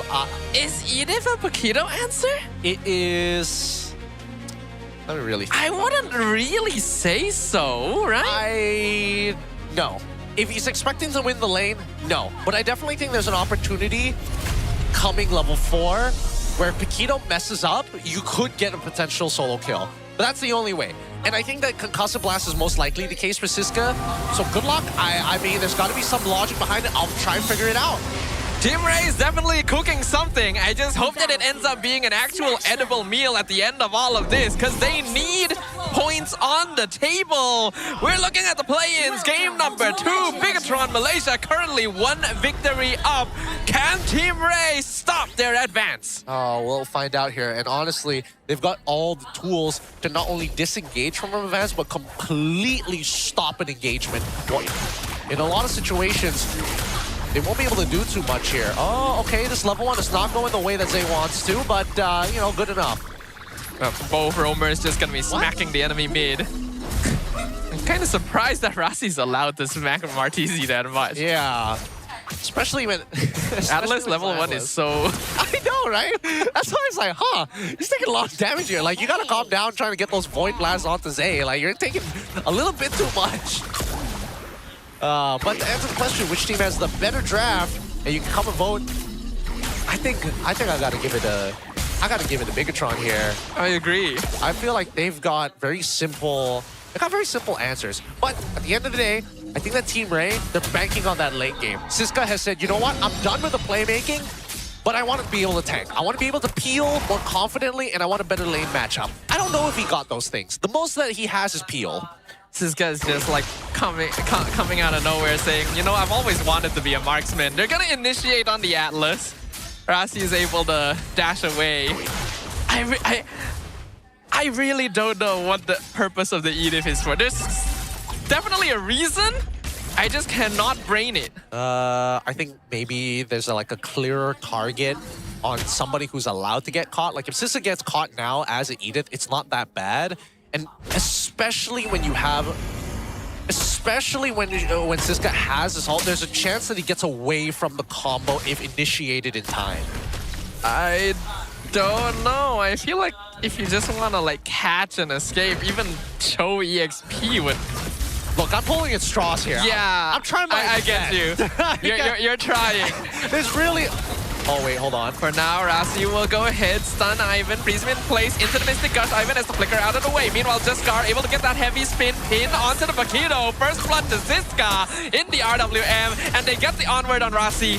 Force the flicker from him. Hunterbolt connects. TV still secures the turtle, but loses his life. That's why I was worried. Siska was turning the wrong direction. You should be looking towards the jungle side because you want to get the turtle at the end of the day. The zoning was a very good idea, and engaging upon Lynch specifically, even better when you know that Rasi is at level 4 and Chiku guys ain't here to save the day. So turning that 4v4, very win. Oh. The Scar a bit out of position here.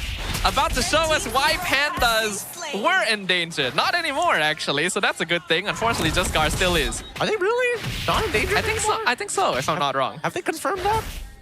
Someone's gonna need to confirm that for me, but I think I'm right. PETA? Not again!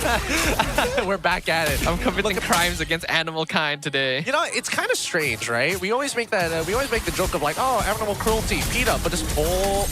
There's the Fatal Links. They're gonna grab RTZ forward. Mystic Gush, everything on the even. He's dead. Very nice combination here, especially since Martizi was still a couple of seconds away from his flicker. But facts are facts, right?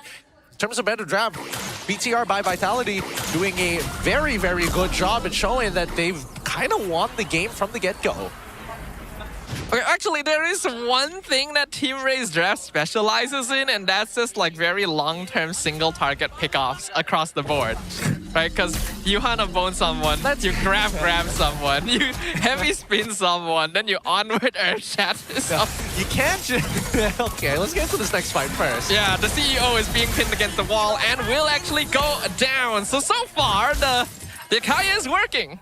So in terms of that pick, unlucky for Chiku guys, but also because he's running Purify and not Flicker, he's unable to kind of get out of these tiny situations. Or in many cases, situations where most marksmen would live if they had the right battle spell. But the important thing here is that right now, BTRM, sure, he goes down, but it's not the end of the world. It's about this turtle, and Team Rey, they can push him up, but Chibi has been so good at securing it, even when it's not in his control. Rasi is doing a good job of stopping this Scar. Meanwhile, Lynch comes from flank, Flicker out from Martizi, Fatal Link from the Akai, locks him down. Chibi secures the turtle, Rasi falls, Mystic Gush zones. Team Rey tries to fight back, but Big Front's already out of there. This guy's playing kind of hot. He's playing really yeah, actually. Like, he is making Jaskar's life, like, he's so much easier to play. Heavy spin's awkward, but Lynch's flicker also a little bit off. He is able to dash away since heavy spin runs out, but Siska with the flicker onward gets the catch. The Edith actually, oh wait, Lynch, 1 HP. That's so sad. That's insane. That's so sad. Lynch showing Chiku guys how it's done. Living with just 1 HP. God. And it costed Siska's flicker as well. Man, if only he had his ult. If only he had his ult. Everyone knows fighting game characters become stronger when they're low on HP. Well, I mean, did you know that most skins in Mobile Legends actually give you a stat buff when you... They do, actually. So, Lynch wanted the extra 5 armor from the... If he wasn't Terry Bogard, he would have died. If he was regular Paquito, yeah. God. The thought alone. Or it's the fact that Siska was using the default skin that he didn't have enough damage.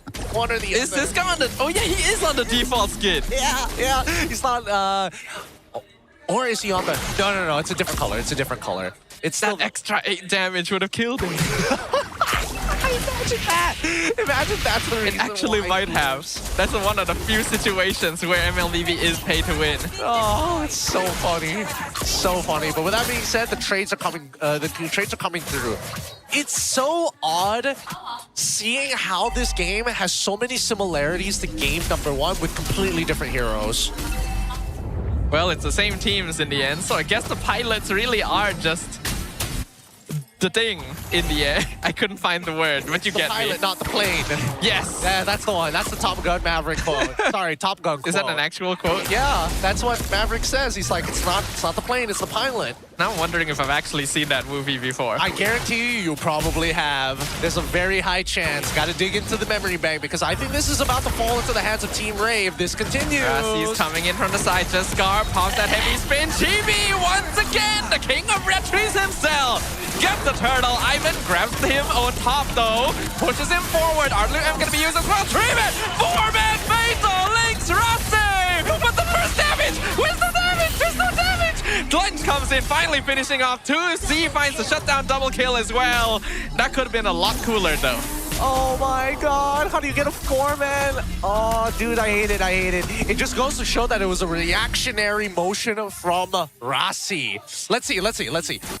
I'm making an assumption here because when that Fatal Links ends up going through, look at where Chiku guys is, right? He is dealing a boatload of damage, but he doesn't want to stay within the RWM. And as he shifts his angle to get on top of this heave, the spinning light wheel was still on cooldown that entire time.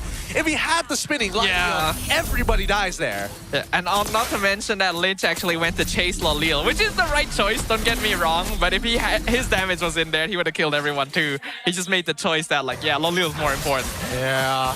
I mean, Lynch's overall playstyle is just the zone, right? He is your tried and true traditional EXP laner. I don't necessarily have to kill you, but the possibility of it is enough to keep you away. Team Rey in a bit of an awkward spot. They definitely still have the damage. They can definitely still fight with all their catch.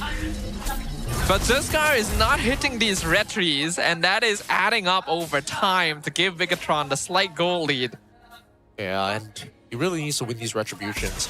Especially since that Bigatron's the one walking away with the lead, despite Team Rey actually having advantages 2 out of the 3 turtles. And yet, 3 out of 3 of them fell into the hands of Bigatron. Now, looking at the item list, let's quickly analyze what we have here. I don't really like this, but then again, you don't have a dedicated Dom Ice user.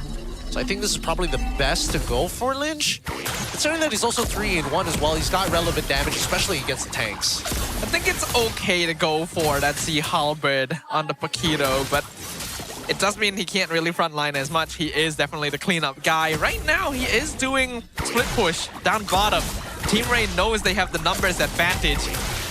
Bigatron trying to slow it down. Rossi flying forward. Does he want a Fatal Links? He does. He grabs 2. Heavy spin can be used as a defensive measure. Rossi flickers out of the way. He managed to force the Akai ult.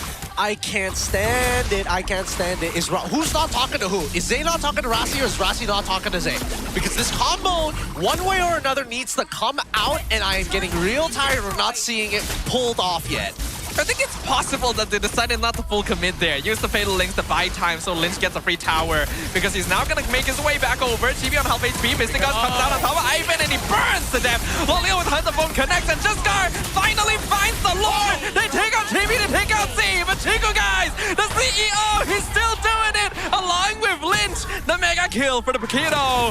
Team Rey get the Lord, but they lose the battle. What a last-second save coming in from Zay. The Mystic Projectile to hand Chiku, guys, a delivery of Lolios on a platter. This now converting into a very, very large gold lead for the side of Bigatron MY by Vitality. T2s are now going to start collapsing down. Luckily, the Lord is in the hands of the right people. But at the same time, it's not like BTRM are going to be losing this lead or losing a lot of money in the first place. Yeah, they're still in a perfectly comfortable position since Chiku, guys, is still out farming the Obsidian currently. Both gold laners have been aimed quite a few times by now, so it's not the cleanest for either side, but Chiku still finds a way regardless. No, heavy spin, gonna be used. They pin Chibi, try to surround him, but here comes the Atlas from behind. And Mystic Gust his own. Fatal Links catches two, Mystic Projectile goes wide. Bigatron in an unfortunate position. Lynch gonna trade for Siska, but loses his own life. And the shutdown gold goes into Lolil. Ah, Zay, he needed to land the Mystic Projectile there so badly to save his teammates' life. Now that it's all been said and done, they actually get a T2 down on that top side, and they are willing to use the Holy Shielding to make sure that they don't get much value. However, that second wave is already coming in. Ziskar gonna be able to run away from Rasi for now. Holy defense up top is gone, so all of them will disappear pretty soon anyway. And Team Rey will be able to regain control over the map state. 1k gold lead for Bigatron. Still lead, but now it's a matter of what the late game looks like for both gold laners, for the Subsidia and as well as Chiku guys. And keep in mind, both have some incredible single target damage when they unleash absolutely everything. So the real advantage comes down that Chiku guys has true damage on top of the fact that he has one extra slot. It looks like Lolios has opted to go for the Sky Piercer to try and guarantee that 1v1 victory. I don't think it's too bad an idea. Team Rey definitely funneling all their resources into him right now. We got 3 Chastised Pauldrons being constructed as well, just to try and slow down Chiku's advent. But he is slightly ahead on gold currently. It's not a bad idea. Very good idea, in a matter of fact. Just to make sure that you can start rotating these item passives around for each person so that at least you buy yourself 2 seconds per. So that means if there's 3, a total of 6 seconds can be bought if Chiku guys is in position to attack back. Now, how are they going to create that 6 seconds worth of space? Especially if you're in Team Rey's corner, right? Opening up the map is scary enough, and the possibility of getting blown up by true damage from Chiku guys or Zay is still very, very high. They need to look at where Rasi and Chibi are going. Lynch is less important because he's looking to peel. Now, 13 minutes in, both teams on top of the river. It's gonna be a bit of a tense Lord dance. The marksmen are reaching the endgame power spike. Chiku already full on his level. We can see that Ivan is just gonna eat everything to the face. And what's that? A flicker! Fatal Link touches 2, but one of them just down. And he misses. But Lynch comes in from the side, forces the flicker from Martizi. He's gonna need to back up for now. Lolil's still in the safe spot. And Ziska jumps forward, finds the onward, lands the Earth Shatter. Ziska goes down to the Praises Ramp, but RWM locks down Rasi. Still, BTR come out on top. 1 for 2 trade. Yep, the front lines on both sides have already taken significant damage from each other. Now it really just boils down to who gets their ults first, and Loliel's, he's looking for a target. The Lord is dropping low. Do they know that Ziskar is still waiting? Lynch gonna try and engage on Martizi. He fights Ziskar instead. Why would you walk out like that?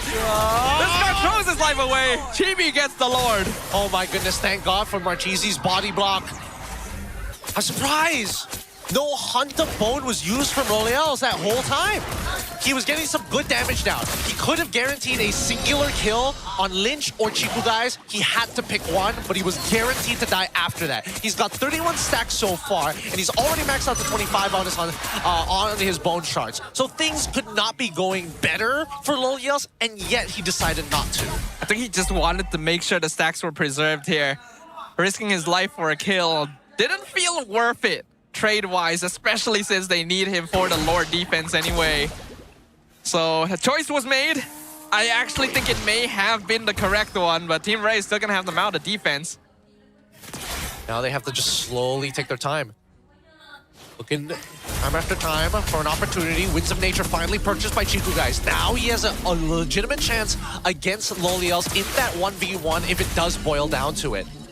Question is, who's going to make that first attempt? Is it going to be the RWM? Just Gar with the heavy spin. Oh, RWM does catch quite a few people. Draws Rasi low. Mystic Gush catches Just Gar. He survives on literally 5% HP. And the Lord will be taken out. A solid defense from Team Rey, but they still got more minion waves to deal with. 15.5 minutes in. Bigatron not looking to force the end yet. Yep, looking at the items. Reevaluating them, only one person has a Radiant Armor, and that is Rasi's Atlas. We don't see it from Chibi just yet. It looks like he's going to go for a Guardian Helm based on what he's building. It's rather surprising, but still, It's only good for it's only terrible against DHS users, which again both sides have anyways. The max HP.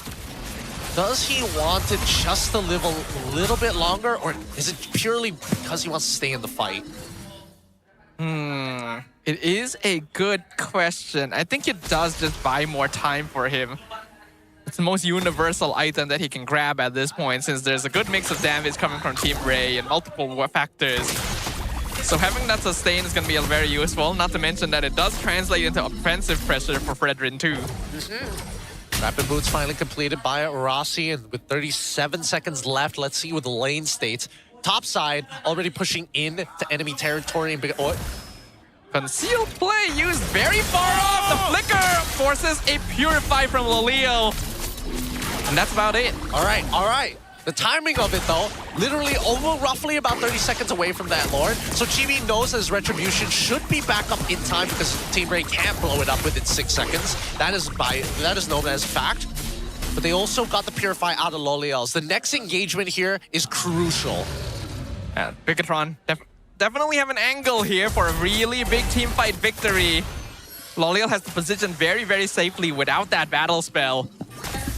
Meanwhile, Lynch literally waiting on the other side of the map. This is a really, really hard fight for BTRM. A lot of their winning conditions is based on whether they can catch Martese or deny value from the RWM. And so far, Martese has found good ones every single time. They're blitzing it. Heavy Spin gonna use the pin Chibi, and Jescar secures the Lord. Ivan doing a good job of zoning. Has to use the grab, but will sacrifice himself here to make sure that Team Rey gets that objective. Thing is, can they do much with it without him? I think it's fine because ult should be coming back up in a bit.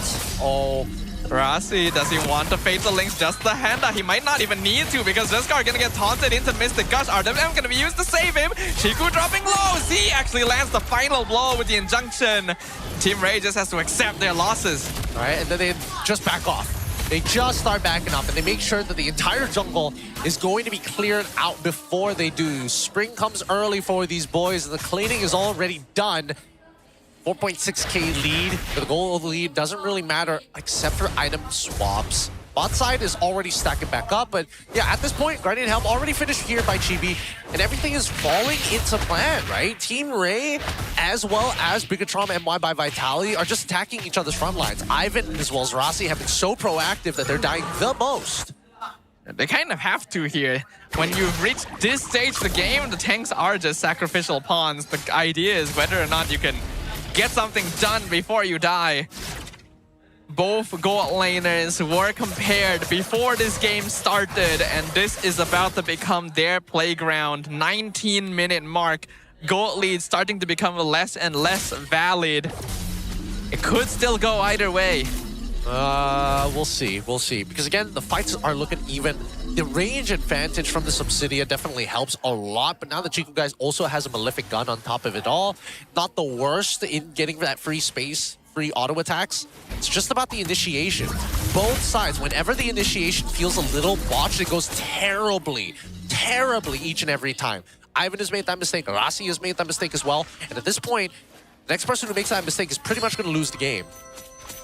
Both teams have to be very, very cautious. We're still a whole minute away from the next Lord spawning, so kind of doubtful that either side would really try to force anything at this point. We should be looking at max item builds for most of the cores as well. Yup, and the items are already through. Martese is doing something interesting. He's not thinking about poking out the tanks. He's opted to go for Lightning Truncheon as his last after the Blood Wings. Now, the only explanation I have for this is, yes, Wishing Lantern gets countered by specifically Radiant Armor really, really well. The Lightning Truncheon, even with Athena's shield, you still deal a decent amount of damage. It looks like he might be trying to melt the squishier targets instead of focusing on slowing down the big ones. And it does make sense. We know how CEO-centric Bigatron can be. And if they can take him out, Team Rey have a pretty solid advantage. Yeah, nothing's going to happen until the Lord actually spawns, which it does. And now both sides on the move, but also very wary of who shows up at the long lane. Now we can see Loleel actually being sent up there with Siska, but Team Rey means that they're going to have despite the number disadvantage. They're gonna try and not show this for as long as possible. Lolil is showing on the way, but Siska's whereabouts are still currently unknown for the side of BTR. Jesgar holding on to the Lord, but for how long? They're going to be dancing around here for just a while. And now they see that top wave finally start collapsing in. Team Rey slowly starts to show themselves. Yep, they're trying to read their efforts with a macro. Heavy spin, gonna pin Chibi inside the burst. The Lord knockup, is it gonna be enough to get grab and Chiku guys picks up the mega kill. Lord is so low, and they locked him in. Jesgar secures the Lord, but Chiku guys is online. He's got the double kill already. Siska goes down, Jesgar exposed. They collapse on Lolil. Purify use, hunt the boat, lands the killing spree, but he's surrounded. 1v4, immortality will only delay the inevitable. Lolil falls to the shutdown from the CEO. Monster kill! But Chiku guys, Lynch somehow survives, doesn't even need to use his immortality. Martizi is the final man standing. This Lord will not hold a candle to the carry. BTR looking to end it right here. I'm surprised that Loliel's decided to swing right into it. He got impatient with the hunt of bone and got punished for his A-try. Martizi trying to dodge everything. He'll pop that winter crown, but the crystal is right there. They'll just slow him down.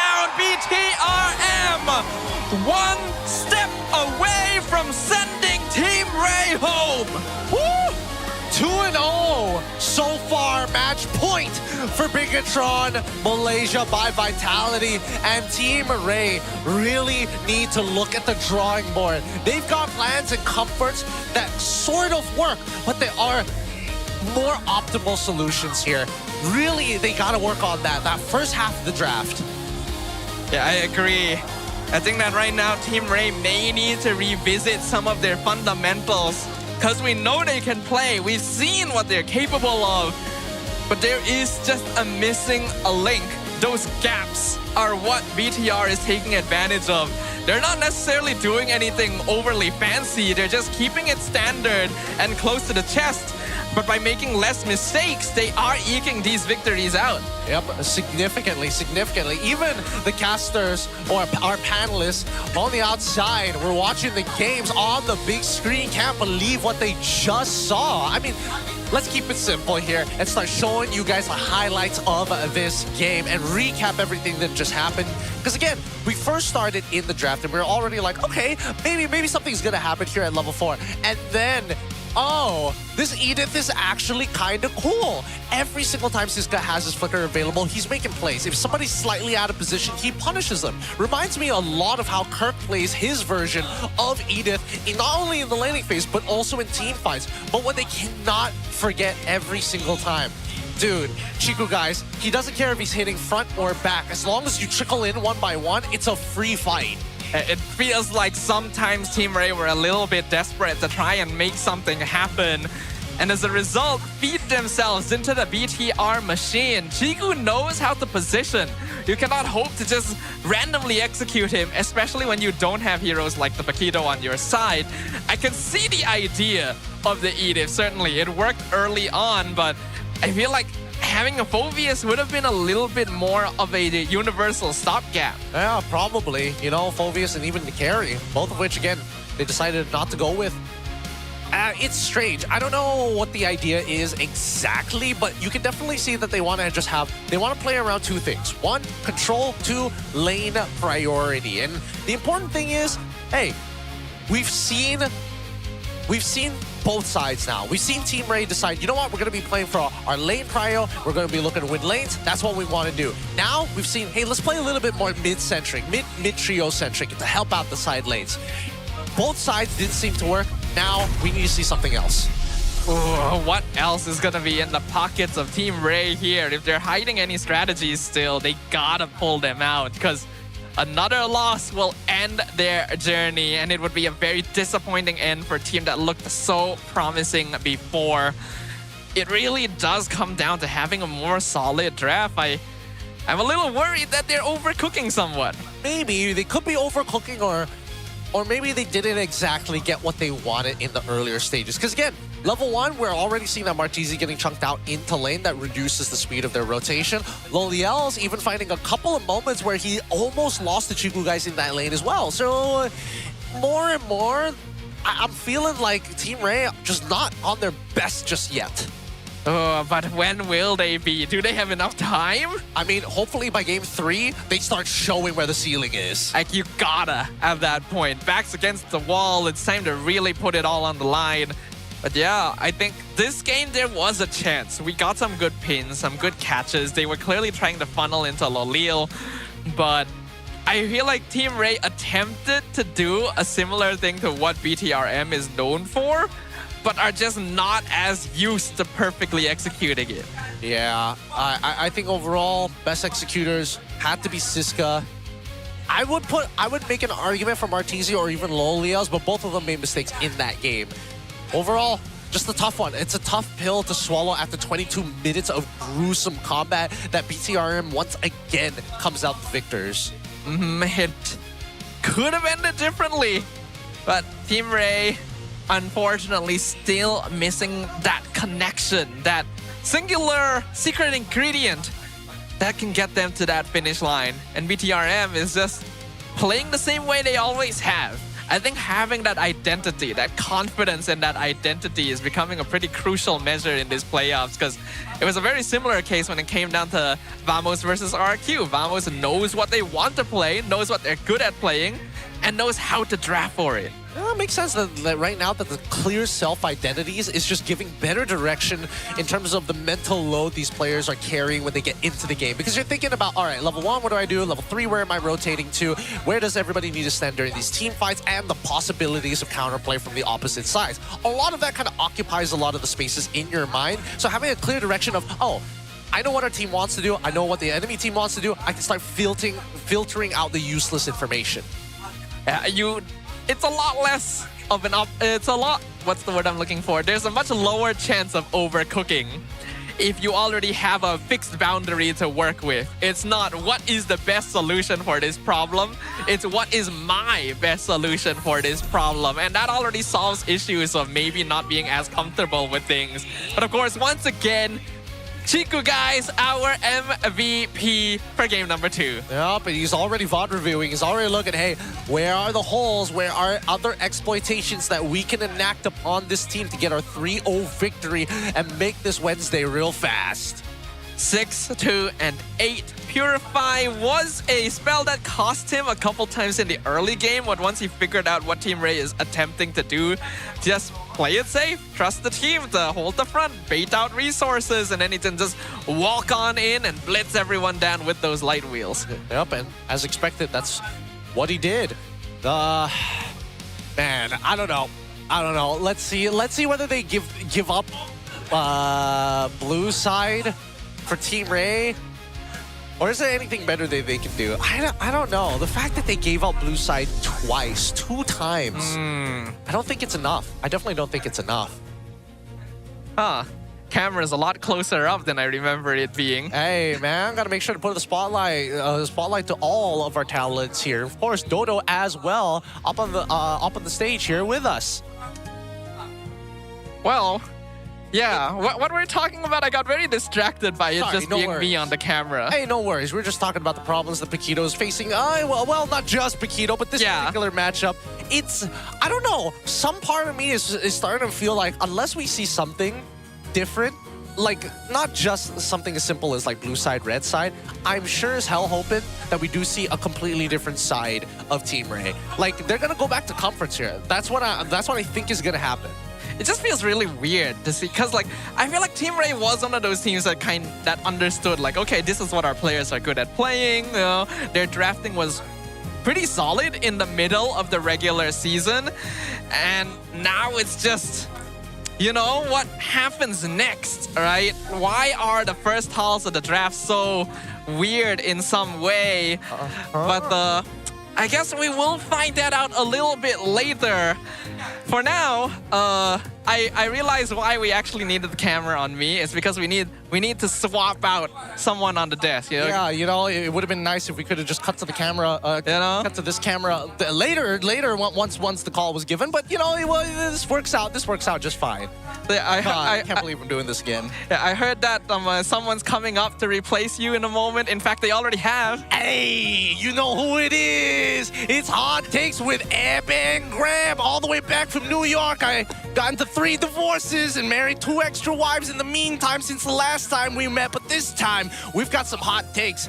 Fulvius, what a problem, am I right? This Paquito guy keeps on punching me through my ranked games and through the screen, especially when I'm in the middle of dealing with my 2 ex-wives, which I mentioned earlier. Maybe 3, I could have lied about that. I forgot. I mean, the lore expands. The lore expands even further. But other than that, I think the most important thing right now is that EXP laners understand the relationship with all the heroes compared to everybody else. Because before this, we weren't even talking about Paquito. We were talking about Fulvius the entire time. And nobody had a real answer to him. Even the Uranus was struggling against him. Now that Paquito has kind of come into the meta, it has opened up a whole new plethora of possibilities. Especially when we start thinking about mid laners. Because let me tell you, mid lane really...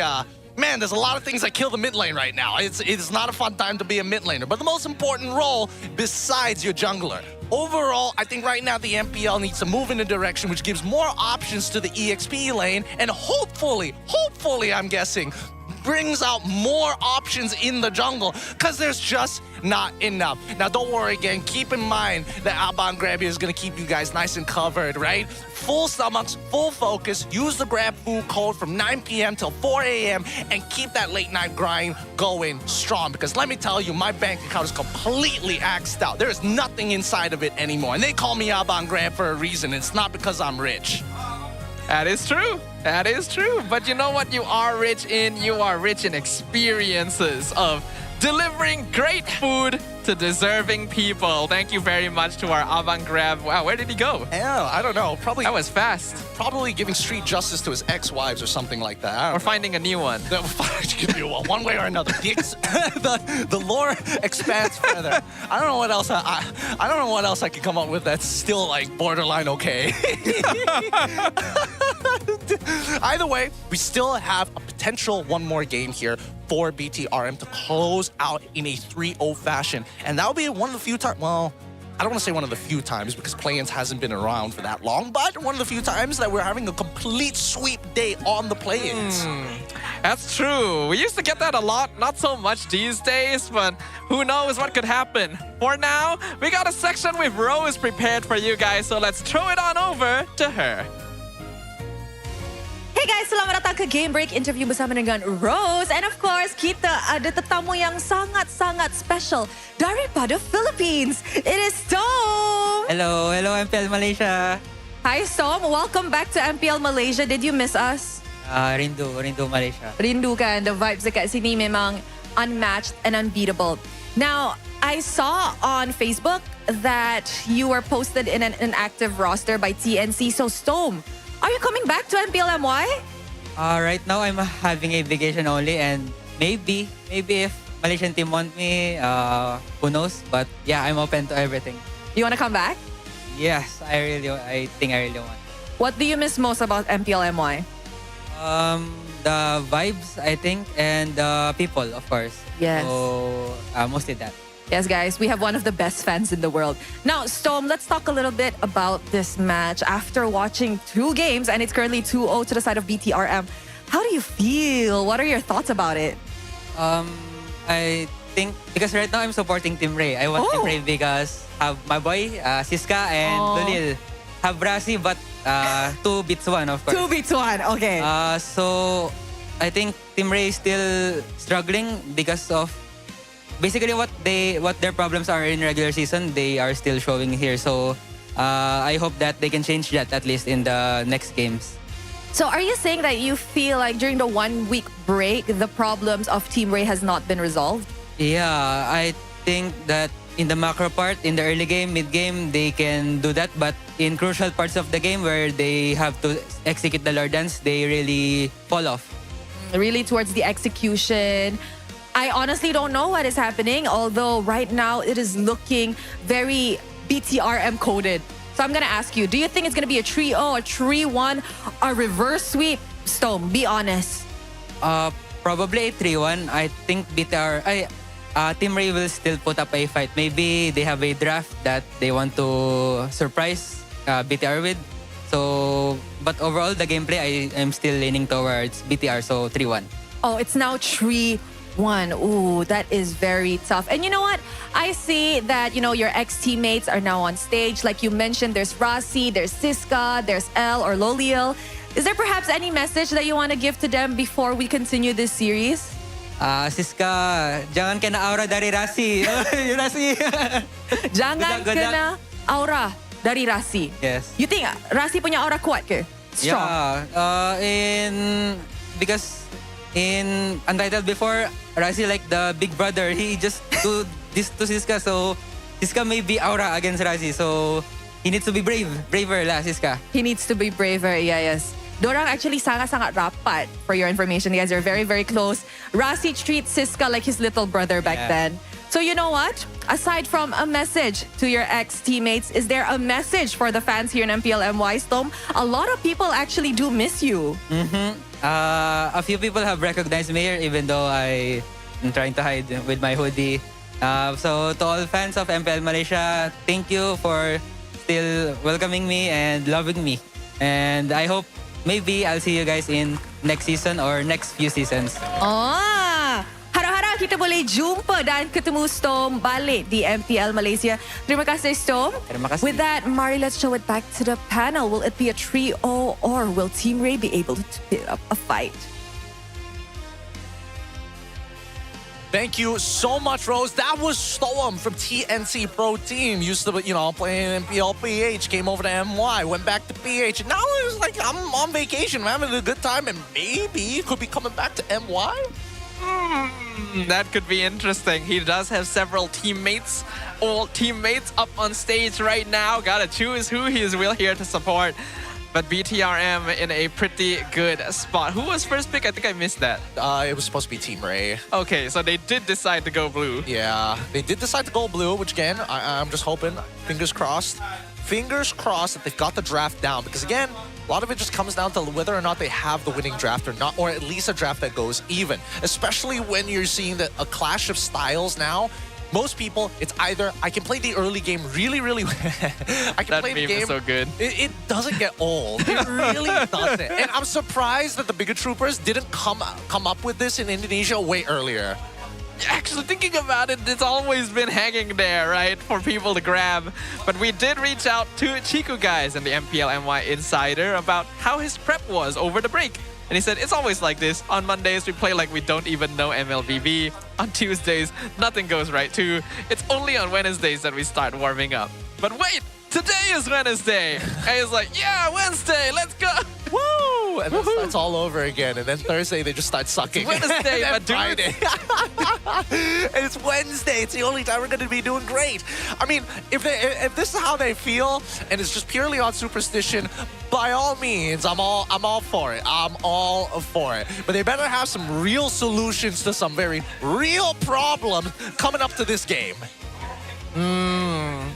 So perhaps the strategy for Team Rey is to wait for tomorrow. I think I have a better solution.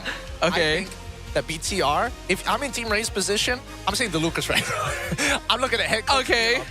I'm looking at head. Oh, wait, hold on. We got a Chico fan here. Wait, I've seen this guy. He was on the outside. He came from Terengganu, supporting BTRM.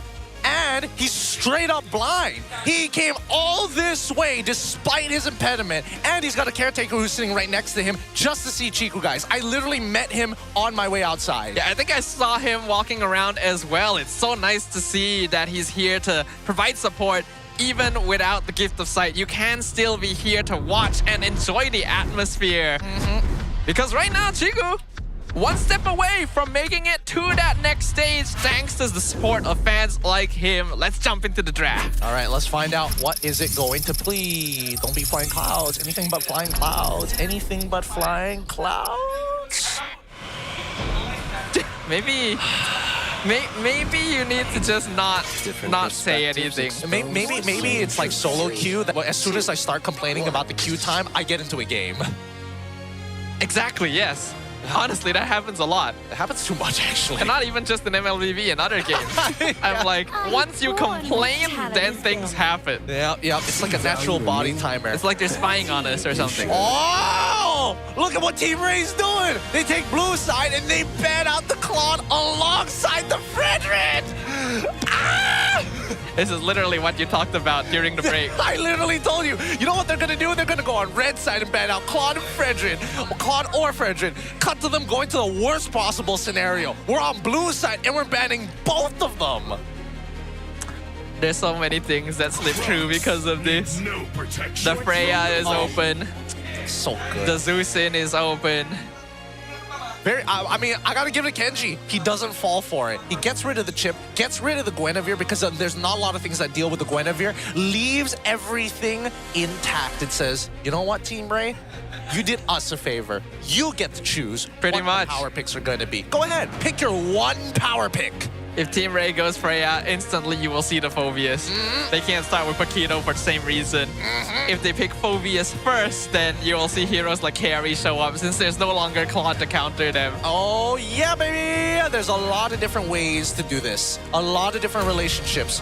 And they're keeping it messy, which I like. I like it. It makes the coaches and assistant coaches have to work double time here, and they start off with the Freya. No surprises. Great pick. So it's got to be Phobius. 100%. Like, you can see how quickly they lock him in. But what else is the question? Yep, because keep in mind that despite Phobius being on the opposite side, is Freya really going to be the EXP laner or is That's it going to be true. the gold laner? We'll never know until the very end. You will need to be prepared to potentially pick a gold laner that can still go toe-to-toe with that Freya. But the Leomord is going to be the choice of BTR for now. Interesting. Interesting. Wanted to go Leomord rather than your traditional Suyo. Doesn't show gold laner, doesn't want to reveal anything about the mid lane either. What are they waiting to see from Team Rey? Are they thinking about whether they can set up glue once again for Rossi? It's not impossible. It is a pretty solid solution to the Freya. You just need someone that can lock her down, basically. Glue doesn't even need to be the answer. You can see like the Cho and things like that. Looks like Team Rey will be the ones to grab Glue instead. So now the question goes to BTR. Do you counter this with the Faramis? Oh, that's so tough. That's so tough because the temp HP is just way too small. All the burst damage coming out from both Freya and as well as Gord basically chunks out that temp HP for free.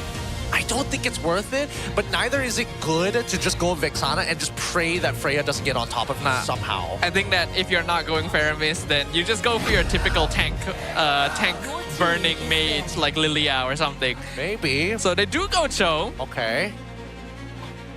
Cho gives you the opportunity to kind of set the combo up. They need damage dealers. How are they going to... yes, Leomord can sort of scale into the later stages of the game, but it's still not beating like a Gord combo. A Gord combo, you're still going to get 100 to 0. What else could they possibly go for? They could still go for the carry again if they wanted to. Yeah. Never mind, the Obsidian is going to get banned out. I'm assuming they also want to get rid of the tank killers too.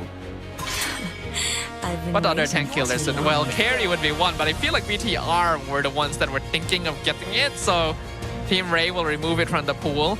I think mage-wise, Lilia is actually not bad in this game for BTR. Not the worst. Definitely has to take Purify. Huh. Can you even... No, not with glue around. Definitely not with glue around. Yeah, even with Sprint, it's just not worth the effort. Either ways, 2 marksmen have already been axed and still 24 seconds left on the clock. And now we see Yisha Chin. Honestly, pretty smart of them. Pretty smart. I would have liked to see whether Yisha Chin was going to be the pickup for Team Rey, and then they can start they can start doing some wild stuff with it. We know how quickly Yisha Chin is able to snowball. BTR wants to be the ones in control of the map. They have a Cho, they have a Leomord. Team Rey bans the Moskov. I feel like they're overcommitting bans in the wrong places. That's the thing. But then again, This is a much better scenario for Chiku, guys. Yeah. Well, you could argue this is not a bad situation for Team Rey, though. Chiku has thrown a lot of games on that Haru. He has thrown a lot of games. But is it going to be enough? What can Loliel take that actually beats Harith in this lane? Well, normally it'd be Claude, but they banned him themselves. They banned out like 5 marksmen at this point. Yeah, no. What do you play? Like, Granger? It might be Granger. I think it might just have to be. But then, or you put Freya gold, I guess. Freya goes gold. You take glue. And then what? No. What else can you go for? Maybe Kalia? No. Dang, It doesn't feel as good. Doesn't feel great. Yeah, Akai into highlight. Yeah, this just does not feel great for the side of Team Rey. There's no answers to any of the major problems. Oh, this BTRM. I will protect What is this? Whoa! What? Angela? That I think that was unnecessary. Where? Angela mid? Angela mid. Yep. They could have gone for the Lilia, and I think it would have been fun. Yeah. But I guess risking it, even going for like a Eve isn't the worst as well. I don't know. Either way, these teams have their comforts and they have their directions. It looks like BTRM, though, for the first time, really doubling down on that identity over potential flexibility. I think they're just kind of cooking with it a little bit. Just kind of... Really? I don't know. As in, like, they're already 2 games up. May as well take the chance to try something out that maybe they've been preparing. Because I'm going to be honest, I think Team Rey also has a big problem on their hands. They're trying to play the CEO Chiku-kan with no marksman. And a Freya. Yes. I don't know, but good luck, Barbarian War Chief. Hats off to you. This is going to be an interesting one. Ladies and gentlemen, we are hopping into the land of Dawn because right now is the potential final nail in the coffin for Team Rey. 2 games down, 1 loss away from ending their journey in Season 17. Is this the answer they've been looking for? Maybe this could be the answer. Loliels, please don't die here. Dear God, please don't die. Oh man, he's playing a dangerous game. Okay, and he's out. Good thing, good thing. He didn't try to go for the steal. He got the information that he was looking for and forced the movement out of Rasi, which is great because now the rest of TR are going to start moving in onto the small campus. They give up Little Wanderer for this. Stun. Oh, good. Oh. They will still steal it. I don't think there's much Rasi can do alone to stop them. Chiku also gonna have to deal with his lane being cut most of the time. But this is what Team Rey needs to be doing. With 3 tanks and a fighter goal, they are trying to dominate early to mid-game. If they're not able to close things out before Chiku or GB come online, they got a big problem. I mean, I feel like they already got some big problems if they don't even get there. Secondly, it's like, the Freya is so risky. They have a lineup that can actually create the space for the Freya, which is the amazing part. But whether Freya can actually stick, it really depends on the performance of Loliels. He misses an ability, he's going to be out of position, jumps too far, jumps too short. So many ways to mess it up. And we have to remember, back in the day, Loliel was an EXP laner, so fighters are not out of his ball game. Used to be a pretty good one as well. Got that Warcry, typical emblem setups, I think, across the board. Bigatron going to have a bit of trouble keeping up early as well, since Angela mid wave cleared is eh. It is but at least he's got Rasi to help him out, right? True. That Concussive Blast just kind of helps smooth over the early game until you actually hit 4, which he does right now. Now, I'm guessing that the target's going to be Chibi, but for all intents and purposes, they really should not contest this. Yeah, there's no real reason to. BTR plays this game. They're gonna commit the Phantom Steed and the Hard Guard. Grab gonna be used. Lynch in trouble. Surrounded. First blood over to Loliel. Discard secures the turtle. They'll get the stun on Chibi as well. Pick him up. And Z is just a bonus on top of that. Double kill for the Freya. Man. So unnecessary. I don't know. I mean, I got no words for it, right? I got no words for it. It's one of those things where it's like, they made an attempt, they thought this was a good call, even though they clearly saw that Loliel's left the lane. So like, I mean, if they thought they could beat, technically they tried fighting it 3v4. But you're not beating this team regardless. Even if Loliel is not there, the best you can do is try to steal. Yeah, well... And even that's difficult. I think the main problem is that if they team fight, the unfortunate situation is that they're technically always down a man. The Angela Yes. is like, I can only double down on one guy, but they got a Kai on the other side. So basically, you get a free 2 for 1 for whoever you hard guard. And they actually picked Angela into a Kai.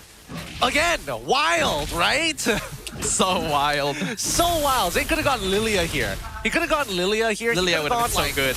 He could have gone. Oh no, he can't go for Farsa actually. Lilia would have won that last fight alone. It would. Valentina would have absolutely demolished this. Even Valir would not have been terrible. Okay, I don't know about Valir. Valir is like kind of a, oh wait, no, you can get out of the projectile with your ult. Yeah. Yeah, that's a good point. That's a good point. Well, for now, Team Rey can enjoy their control over the river because they are just 3 big bulky boys that don't need no man to tell them what to do.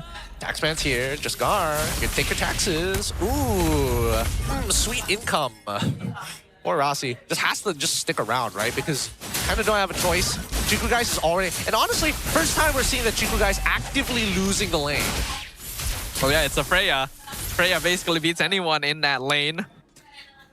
Bigatron does have the solution in the Phobius, and that is specifically why Team Rey decided to put her on the opposite side of the map. 1k goal lead for now. Again, don't think BTR should contest. Well, they might be able to. Now they might be able to, but we'll see, we'll see. Feels a little messy. Phantom Steed comes out. They're going to engage on Ivan in the front line. Just got secures the turtle. Heavy spin going to be used. Gets the pin, but it's a little bit of a mess right now. BTR actually regains control. Rossi finds Martizi in the backline. They get the 2-man push. It's a Phantom stop. They pick off 1. And that's actually Lolil, the most important target. But the grab lands on top of Chibi. He's got 2 people riding him right now. And that's a little bit too much for him to stand. Chibi goes down. Just got to be traded. Siska falls. BTR turns the fight. Wow. Dang. Wasn't expecting that much damage overall coming out from Chibi in those last few moments there, but Chico Guy's still getting a good chunk of damage. I'm going to quickly look at his items because I'm pretty sure he doesn't have what I think he has. Okay, just the Starlium Scythe. And to be fair, the Starlium Scythe wasn't a recent purchase. Well, I mean, once you take Lolil out of the equation and Martizi's used his cooldowns, it really is just 3 tanks. So you can take your time a little bit with it. And that is exactly what happened with BTR. Kind of messy at the beginning, but I think that's what Bigatron was attempting to achieve. Split apart their forces, force them to use resources in weird ways. I feel like Bigatron is just trying to stat check them. That's possible. Really? They're like, okay, you're going to take out 1 person away from this game? Well, guess what? If we give him enough stats, you can't kill him. Oh, well, speaking of, let's see if they can save him this time. This is literally everything thrown at Chibi. He's not surviving that one. Say that to my face, Bigatron! It's like, eat your stats. Take that! True damage, don't care about no stats. But Just Guard might be able to set up another one. He doesn't have the heavy spin for this. So I don't see him... So again, I don't see the purpose of this movement, but it has been following a simple rule of thumb. Oh no. They're gonna engage on Chiku. He's kind of oh, he actually dodges the projectile! No, the projectile just missed! It went into the wall! Did it? I think it went behind him. It bounced. He's standing here. It bounced into grass over here. Yeah, it would have hit him if Chiku just walked backwards. But he dashed the other way around. Oh. So I think that was a dodge. All right. That's true. Oh, Chiku's actually trying to force this fight. He's got hard guard now. Meanwhile, they get away with the dragon. They land the kick. 1 hit away. Martizi falls.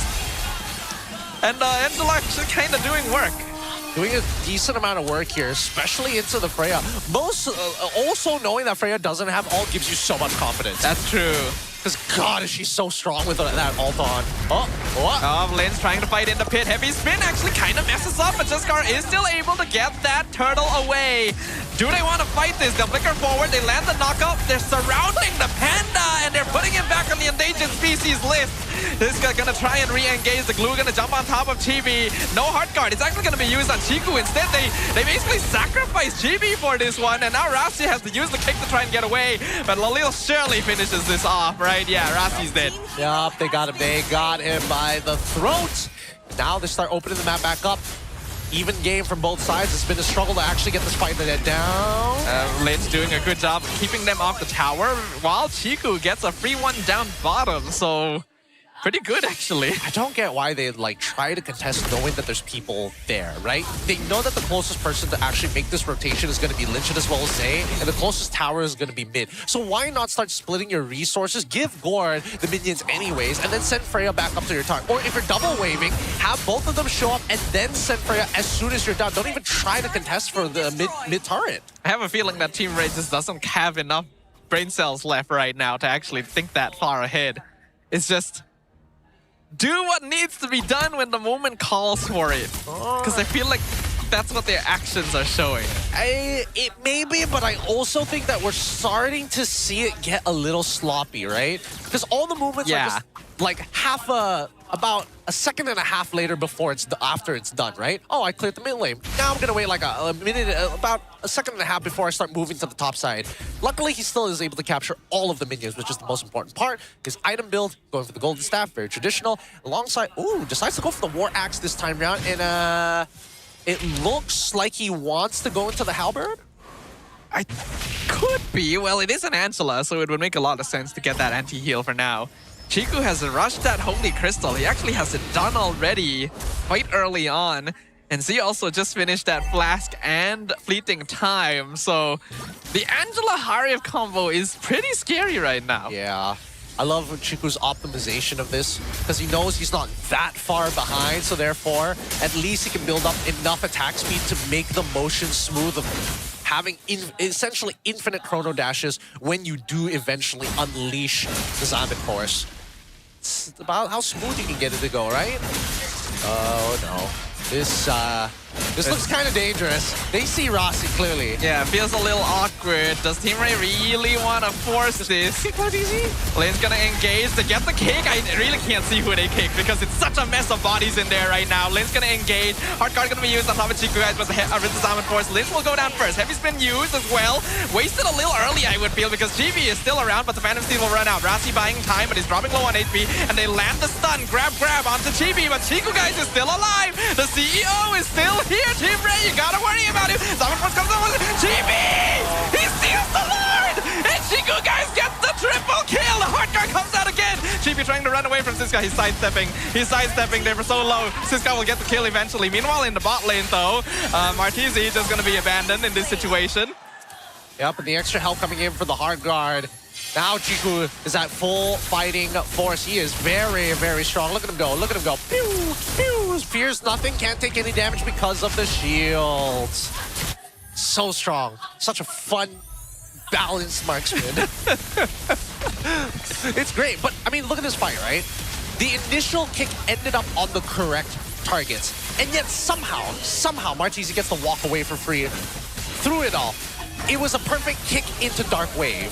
And yet they couldn't find it. They couldn't.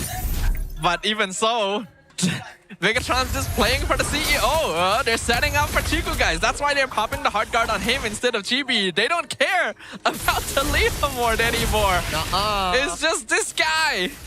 Turns out the way you stop the CEO from throwing on Harif is to give him a secretary. It's the only answer. I mean, they're doing really phenomenally well with it, right? We wanted something new, we wanted something else, but it looks like Bigatron are the ones who are showing that. And I think this is a very interesting way to really emphasize that they're playing for the CEO. Because very few compositions and very few teams actually find success in the mid-Angela. And we saw it like, what, a year and a half ago? Yeah. Where it was very meta to put Angela in that mid-zone. So many, 80% of our mid laners here at MY all hated it, or they're just awful at it. And that was a time when mid lane was basically support number 2. Yeah. Dark times. I think a lot of mages will agree. But now, Angela is not supposed to really work. You want to have that secondary damage core. But in a team that wants to play off of one guy anyway, why not? Makes a lot of sense. It really, really does. And I would have imagined that early game, just work with your mid-trio, dude. Work with your mid-trio. Get Martizi to the right level. And then start looking for your optimal targets. Because again, I feel like Team Rey, if both sides were playing, both sides, open AI, they figured it out, right? best players in the world. There's a lot of tools on Team Rey's side to bait out a lot of resources from Bigatron MY. There really should be, but the problem still remains that they don't have a consistent enough damage source. It's just Lolil as your main carry, and he's gonna be in the tick of the action a lot of the time. That's why he can get picked off, and Chico can dash around him, especially with Heart Guard. So Team Rey has ways to delay the fight, yes. But if Lolil isn't able to chunk people out, then it doesn't matter how long they delay. Chico is just gonna take that time willingly. And get his ult again. And again. Times. Z too. See, He's got fleeting time. It just keeps on going. He used Heart Guard twice in that fight. Yeah, I mean, it's ridiculous on top of the fact that there's the Ice Queen's wand already purchased by Zay. So not only are you struggling to get away from this Harith who's already great at chasing you down, but you have the added peel coming in from these love taps. It feels bad. Team Rey is actually vulnerable to this since they... What is this movement from Chico? Whoa! I am the assassin now. Whoa! He didn't expect this flank. And look, Jaskar, he's reacting to it. Oh my god. Oh, why are you giving up your positioning wave? The dragon lands on Jaskar. He drops the half HP. He's not going to be able to contest so easily. Heart Guard being... Look at Z. He's pushing so far for free because of how much time is being given here. This is ridiculous. And it's just Lynch and Rossi. They're the only two ones just hovering around, right? They see the Leomord up on that top side, getting that free push. And now they've set up a free pushing wave down on the bot side with Harith potentially collapsing upon it. And they just don't have enough damage to rush down this Lord. Look at them, they're held hostage! Team Rey's trying the zone, they're trying to start things, but Lynch can just accept all that damage. Honestly, even if he dies, it's fine, because look at the waves they're pushing. He's still alive, he flickers away, they'll re-engage on TB instead. So TB will probably die, Lolil pick up the kill, but look at the base! The CEO! He's in the base! He's in your base! That's not his base! He's trying to take over your company right now! He gets 2 inhibitors for free with Z, but now they might get caught on the way out. Chico's gonna be surrounded, Heart Guard gonna be used, not able to save him, so they get the shutdown at least, but... What is happening? Dude, this is so embarrassing. What is happening, dude? How do you get away with 2 inhibitors? Still have Purify? They end up dying to the full combo anyways. Like, what? What? I mean, sure, okay. It actually isn't too bad. 2 inhibitors for Chiku's life is kind of worth it there. I don't know, they're going to lose the Lord for it. I think they can clear the Lord. No, okay, all right, that's fair. It's better that Team Rey takes the Lord than giving it over to Bigatron because they literally have no solution to the Lord when it starts walking in. Yeah, because they gave up 2 inhibitors for it. I don't know. I've never seen a trade of this caliber. This has been the worst trade deal in the history of trade deals. Form's 30 under 30 against you guys right now. Put him on this. I give you Lord. I take 2 inhibitors. Deal? Oh, and not to mention, oh boy, I gained my riches by acquiring Team Rey's base. Oh boy. It's my shell company now. Chiku in 1v1 against Lolil. Heart Guard gonna be used. Now he has to dash away though. Team Rey going for the full collapse onto the Hari. Lolil gonna flicker forward, try to jump on him. Everyone's just ignoring Rashi because that is the correct thing to do. But Chiku honestly getting away really well thanks to that Heart Guard movement speed. Here comes Jaskar. He's trying to surround. Zaman Force comes out again. Heart Guard runs out. The rest of the team is here to back him up. Chiku's still alive. Heavy spin. Whiffs completely. And now the red team holding them back. They get the grab on top of Chiku, but look at the rest of the team. Arteezy's already gone down. Chiku's perfectly fine with this grab. Lynch doing his job so well. Immortality burns. They're gonna try and re-engage, but he just flickers away, and now Siska's gonna be caught. Another Heart Guard, another Zaman Force, another CEO walking into the base like he owns the place. He is Jeff Bezos. That's what he's trying to say. He wants to go for BlackRock, and now for the end, as they're looking to close it out. Do they want to close it here? Can they close it here? Chiku's got the Heart Guard again. Actually, no, it just ran out. They've already lost Jaskar. Lolil doing a good job. He finds a killing spree. He takes out Rasi. He takes out Lynch, but Chiku is still there. TB is still there. The Chi duo are still here. And Z is there too. You just don't see him. But no minions, unfortunately, so they're going to have to end it there. GG. And Zay's there. It's just, I love the thought of Chiku guys and GB having such a strong relationship that like, Z, stay out of this. Just heart guard. I need nothing else. We don't need you here. Puppet on a string. Just your shield. Don't even bother with the puppet on a string. Just love tap and heart guard. That's all I need. Z tries to say something. Your comms are too loud, Z. That reminds me of that, like this post I've seen on internet before where someone shared like this wedding invitation they got, and it said like, your presence is a gift. We don't need any gifts this year. And the person who receives is like, so do they want me to come or? Yeah, that's exactly it. Oh, that was too good. Oh my goodness. That has to be one of the funniest 6-minute sequences I've ever seen. And I've watched a lot of Mobile Legends. Oh my god. Woo! That's one of the more bizarre ones, definitely. But now, come into the Ultra side, the Ultra late game. And for some reason, Just Gar has so little money. He is nowhere close to his final build. He is still 2 items off. Oh, they will actually find Rasi in the jungle, but that's not the target they want. They really need to find Chiku, guys, of all people. I will say, Lolil as the solo carry actually not doing too bad a job. Freya's damage output a little higher than I may have given it credit for, but it still is basically a one-man show. He's got the full build already down. It looks like for Lolil, it's just how can he work with the rest of his team to buy those micro stunts, to buy those little pockets of space so he can keep chaining his abilities. He's not susceptible. Oh, concealed play. Surely they see him. Yeah, they saw him. They get the kick on Martizi, and now Chiku goes in. He's trying to get the kill, but Ivan just walks in between, so he's not going to commit yet. Lynch, though, already in the thick of it. He has to flicker out of the way. Siska tries to chase, not able to do so. But Team Rey retains river control. Okay. So now they go for the reset, right? They go for the early cancel, trying to make sure that the cooldown is as short as possible. Chiku guys already has his Ivan cores, big whoops. But there's no way in the Dragon, and the hard guard, I'm guessing, needs 20 more seconds to come back off of cooldown. Yeah, as long as they're not getting kills, the hard guard cooldown is still a little bit long. Rasi gonna show himself once again. He gets a free kick onto the Panda, but Heavy Spin will come out. He gets pinned on Lynch, so the Phobius will be the first one to die. Ivan's gonna be the main target for Chiku, but he's able to walk away the Gore's pathway. Meanwhile, Chibi gonna freeze things in the mid lane. Chiku kind of in an awkward spot. Lolil gonna try and jump on him, but he's still alive. Chibi doing a good job, still gonna be grab. It is complete chaos right now, by the way. There is no team formation at all. Monster kill for Lolil, but again, the CEO is still here, and he's being escorted by his knight in shining armor, walking forward, paving the path for him. Too bad there's no glorious pathway. This guy can be a target. Chiku doesn't have the hard guard. No more Salman Force. He might be in trouble. May get punished for this one. Lolil has the Valkyrie's descent. Does he have the Salman Force? He gets the Salman Force! See! My God! Chiku! Why? How is he allowed to do this? What the face! The minions! What did I tell you? He's about to get his Salmon Force, and he pulled it off! What is that? What is that victory? With the Angela, the CEO, he really is too much. He's too much. He is too much.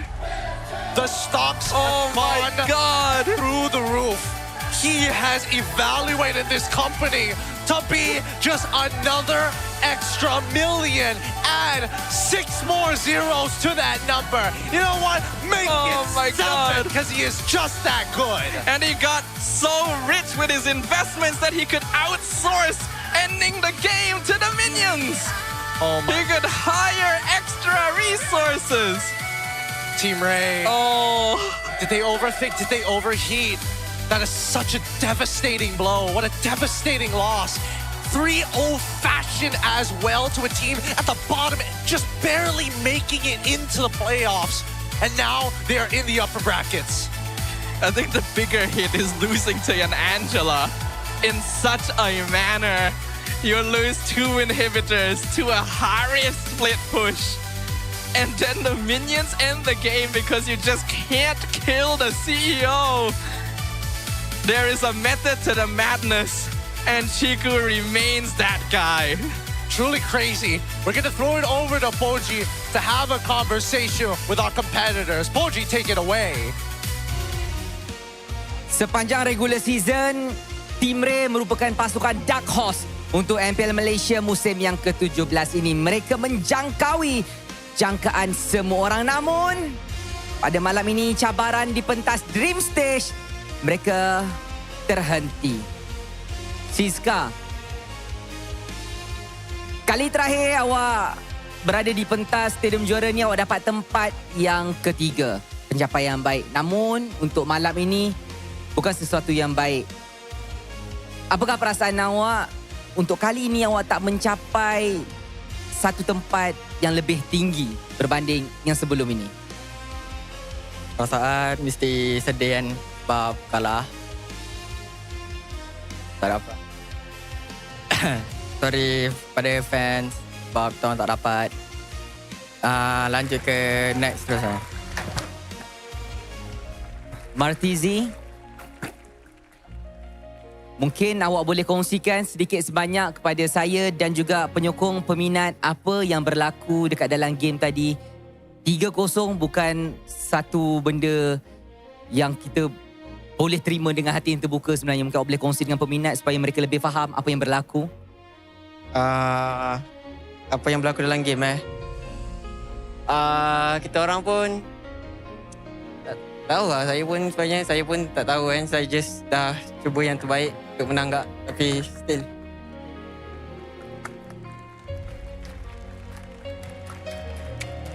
Mungkin Ivan boleh kongsi sedikit sebanyak dengan saya. Mungkin sepatah dua kata-kata untuk menaikkan semangat semula kepada pasukan dan juga kata-kata terakhir kepada peminat yang berada dekat sini.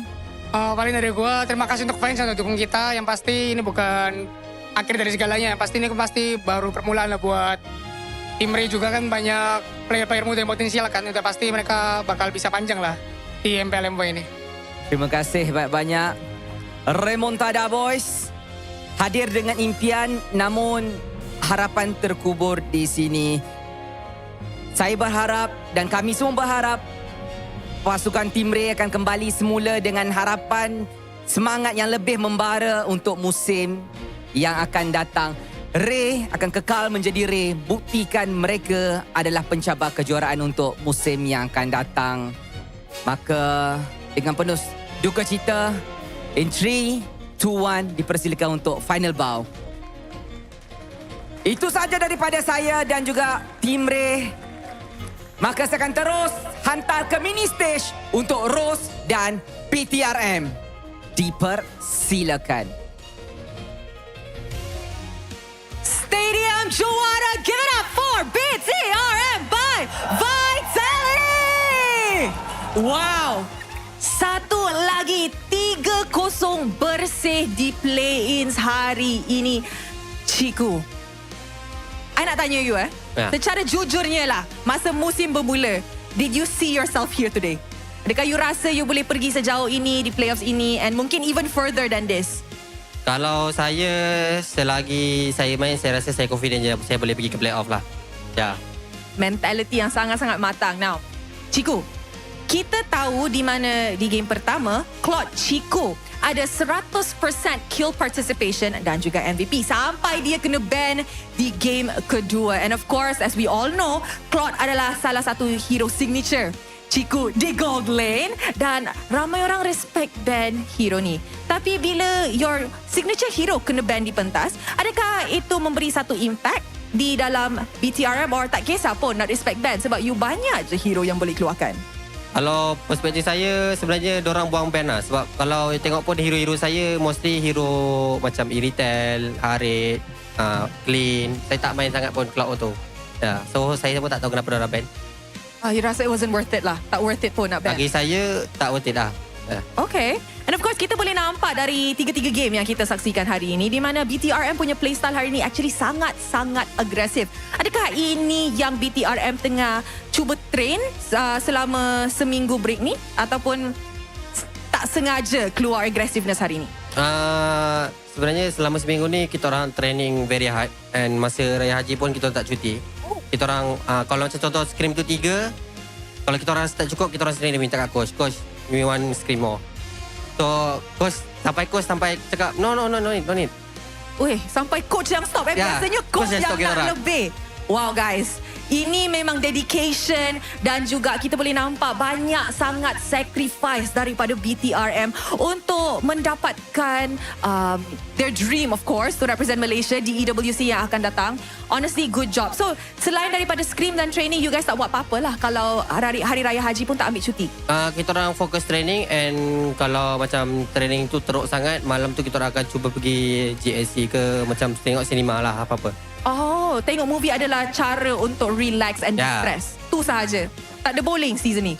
Tak ada. Sebab mostly diorang lagi suka tengok cerita. Oh, okay.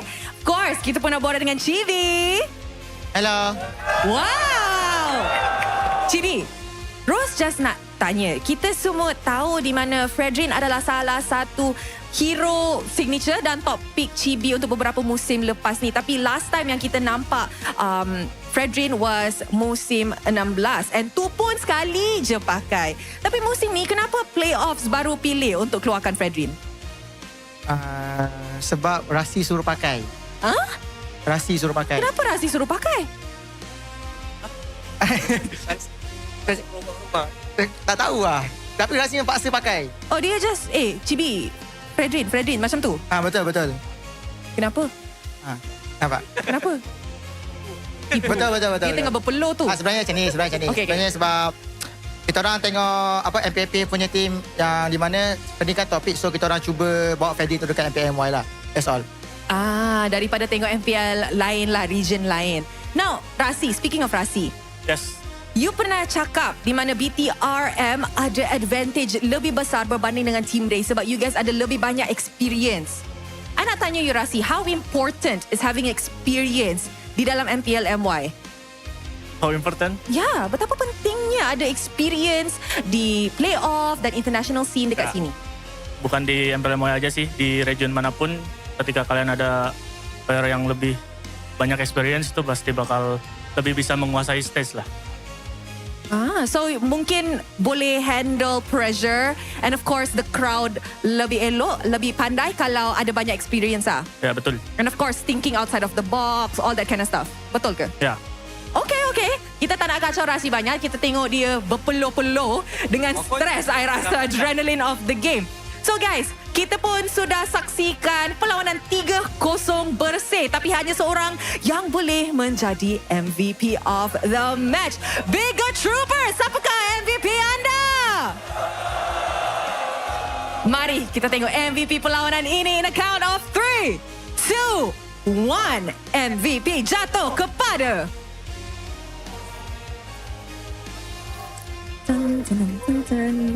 Chiku, guys! Chiku, tadi masa you guys menang kan, I nampak your wife tengah lompat-lompat. Mana dia? Dengan your baby. Is there anything yang nak cakap dekat dia first of all? Untuk wife saya, terima kasih kerana setiap match datang support and insyaAllah saya akan main sampai hari Ahad. Oh, kalau main sampai hari Ahad, maksud tu BTRM akan layak ke EWC. Now, sebelum kita nak layak ke EWC, kita kena jumpa beberapa lagi pasukan di MPL MY and your match for tomorrow.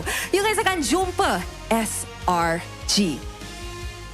Chiku, Rose nak tanya, selepas beberapa minggu training di regular season, di preparation untuk playoff, how ready are you guys untuk jumpa SRG esok? Once again, it's not an elimination match. Tapi kalau you boleh buat yang terbaik dan boleh bagi saingan yang terbaik, it means that you guys are practically almost ready for EWC.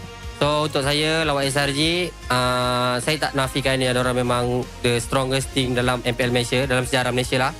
So even orang the strongest, diorang still manusia. And bila diorang manusia, diorang boleh kalah dan menang lah. So apa pun terjadi, kita kena cuba yang terbaik lah. Alright guys, I rasa perlawanan esok menentang dengan SRG akan jadi sangat-sangat sengit. And I hope Bigger Troopers pun boleh hadir ke arena and of course bagi sokongan dan support yang sangat-sangat bagus kepada BTRM by Vitality because they will need it. Lynch, mungkin to wrap up this interview, Lynch boleh bagi kata-kata dekat fans yang hadir dan support mereka hari ini. Buat Bigger Troopers sama fans Team Rey, thank you sudah datang support tim kita. Match ini nggak bakal se-hype itulah kalau kalian nggak datang. Thank you buat supportnya. Thank you very much, boys. And once again, congratulations. With that, mari, let's throw it back to the panel untuk discuss pasal perlawanan bersih menentang dengan Team Rey. Thank you so much, Rose. Oh my goodness. What an ending. What an ending to say goodbye to Team Rey, our third place regular season finisher, somehow dropping over to Bigatron, who ended the regular season at 6th. What a story. It is insane. It feels like now it just feels like all the work in the regular season was kind of for nothing. Sometimes it just be like that, right? The regular season is long. You have to play so hard. You have to do so much just to claim that spot in the playoffs. But when you are here, it is do or die. A single mistake can be your undoing. This game, the draft, a little risky. They hedged it all on a single Freya core. And honestly, it could have worked as well if Chiku wasn't on this Hari. Such a ridiculous hero, especially once you get that CDR. Popping Zaman forces left and right, having that Angela keeping you topped up. He really should have died in that last engagement. And somehow the CEO, he's just there. It's just short cooldowns. This is why everybody believes that Harith is OP, and they're not wrong. Yep. He's not a fair character. He was not designed to be fair. And now with the buffs, even more so why everybody has their eyes on this little Leonin. But at the same time, right, you can just see every single time these fights actually occur, I think if they were going to change Harith, I think they should give him a maximum cap of how much shields he can generate. Like, the damage can be discussing. Just don't let the shield be that big. I think so as well. It's just so difficult to get a handle on him here. Chiku did effectively solo this game. Lynch and Chibi were just sacrificial pawns to allow this Harith to survive and do his thing. Lolil, he got close. He really did. But not quite enough. And Team Rey bows out in a very interesting way. Yeah, it really... we still can't get over the fact that 2 inhibitor turrets was traded for Lord. Yep. Crazy. And not even by like a split push hero. Yeah. By Harith and Angela. I can't believe it myself that they got away with that. I really can't believe that Team Rey really got that distracted, but it just goes to show how high the stakes are, how easy it is to get lost in the lights when you're up on that stage, feeling that adrenaline, thinking that you're one step away from turning it into a game 4, and then realizing that your base is already gone before you're out of the battle trance. Yeah, it's such a rough way to end the journey of the season for players like Lolil, like Martizi, like Siska. We know their potential, their capabilities, their experience. And yet you are right. Team Rey clearly lost themselves a little bit at some point where the focus was just gone, where they were just reacting and autopiloting in some ways that allowed BTR to take advantage. Yeah, it happens. It happens to the best of the teams. It happens to the best of the players every single time. Look at the numbers. Wow! Oh my God! What is that? Damn it! Wow! That's crazy!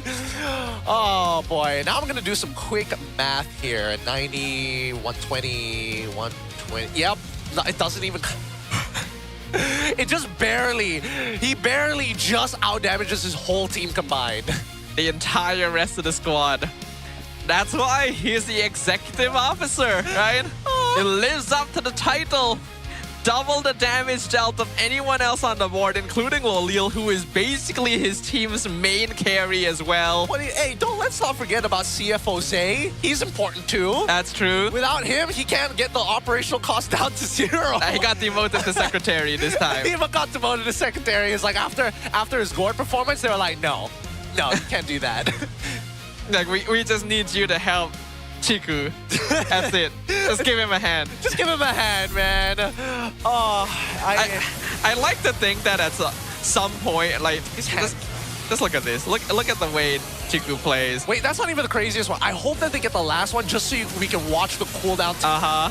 He lives here. No surprises. Yep. The kick goes through. Oh, he tries to go for a stun. Stuns the wrong guy. Too bad. Dives him anyways. Doesn't care. Is this one? No, it's not. No. Look at him go. Oh yeah, actually, wait, I forget that the map is always flipped. Yep, that. This actually might be the one. I think this is the one. This is the second Salmon Force he used, by the way.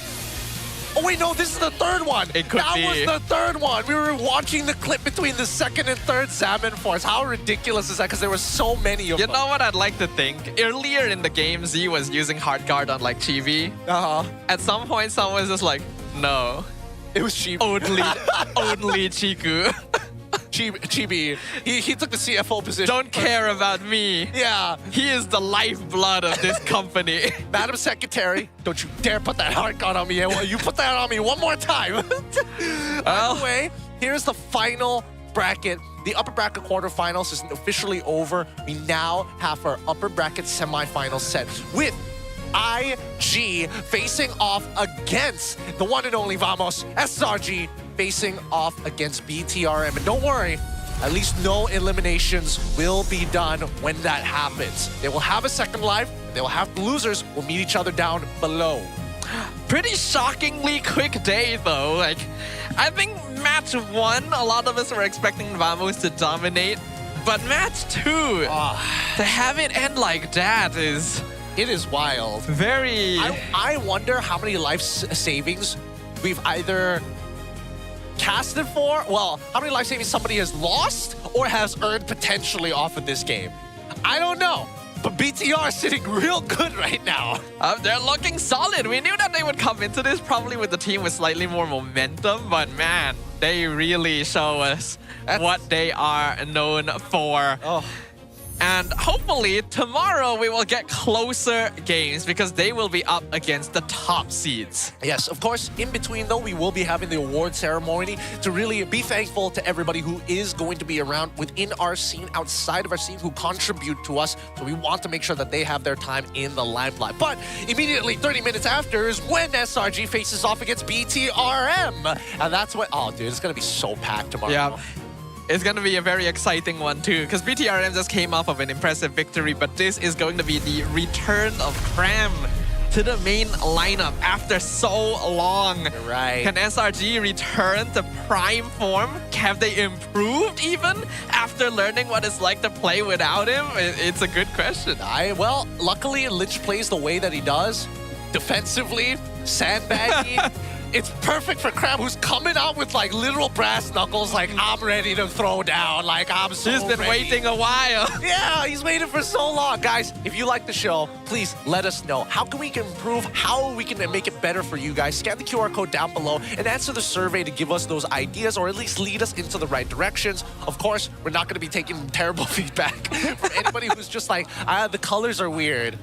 What about the colors are weird? Be a little bit more specific with it, you know? We need explanations. Yes! If you really want to see some change, you gotta tell us what you want. If I remember correct, you know what? Never mind. I'm not going to get into it. But that being said, we're going to be closing out today. Thank you so much for watching the MPL MY season 17, 11, 12, whatever. We're closing it out here. We'll see you later. Aku slow. Pakai tu shot. Maju. Aku elos guys. Bos, aku elos. Gas. Dah.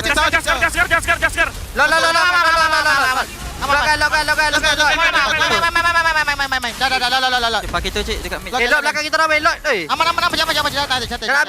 Tengok aku guys. Tengok ni apa? Ada. Aku elos. Aku mati. Tolong. Fokus kat belah api guys saja guys. Dekat bisa kita orang. Ni aja. Gas aja. Yang fokus Atas ya. Aku tak. Dia bisa ulti, terus dia bisa ulti. Mati dia. Aman gua. Let's go. Gua diangkat. Baku. Aman ini. Gua TP Tora. Nice one. Masih ada bawah mid aja yuk. Aku glue. Hero. Mati. Aku stun dua. Dapat. Aku stun kai. Aku slow. Kak. Aku opsi. Kalu guys. Opsi guys. Dah belakang end, guys. Belum mati, woi. Menang, Ami. Bagi main. 8 second, guys. Aku guys. Guys, kalian gaduh 3 guys. Aku nanti. Jom. Hati-hati. Jom. Tosing. Acik. Itu dia. Salah. Ulti tengah kembali boy. Boleh. Boleh. Belasi. Tengok wave awal. Har. Harnya. Ada bawah kita banyak. Ari kita Pada wave. Ya, sakit tahu. Bisa beston. Alamak. Ente guys. Belum. Besok.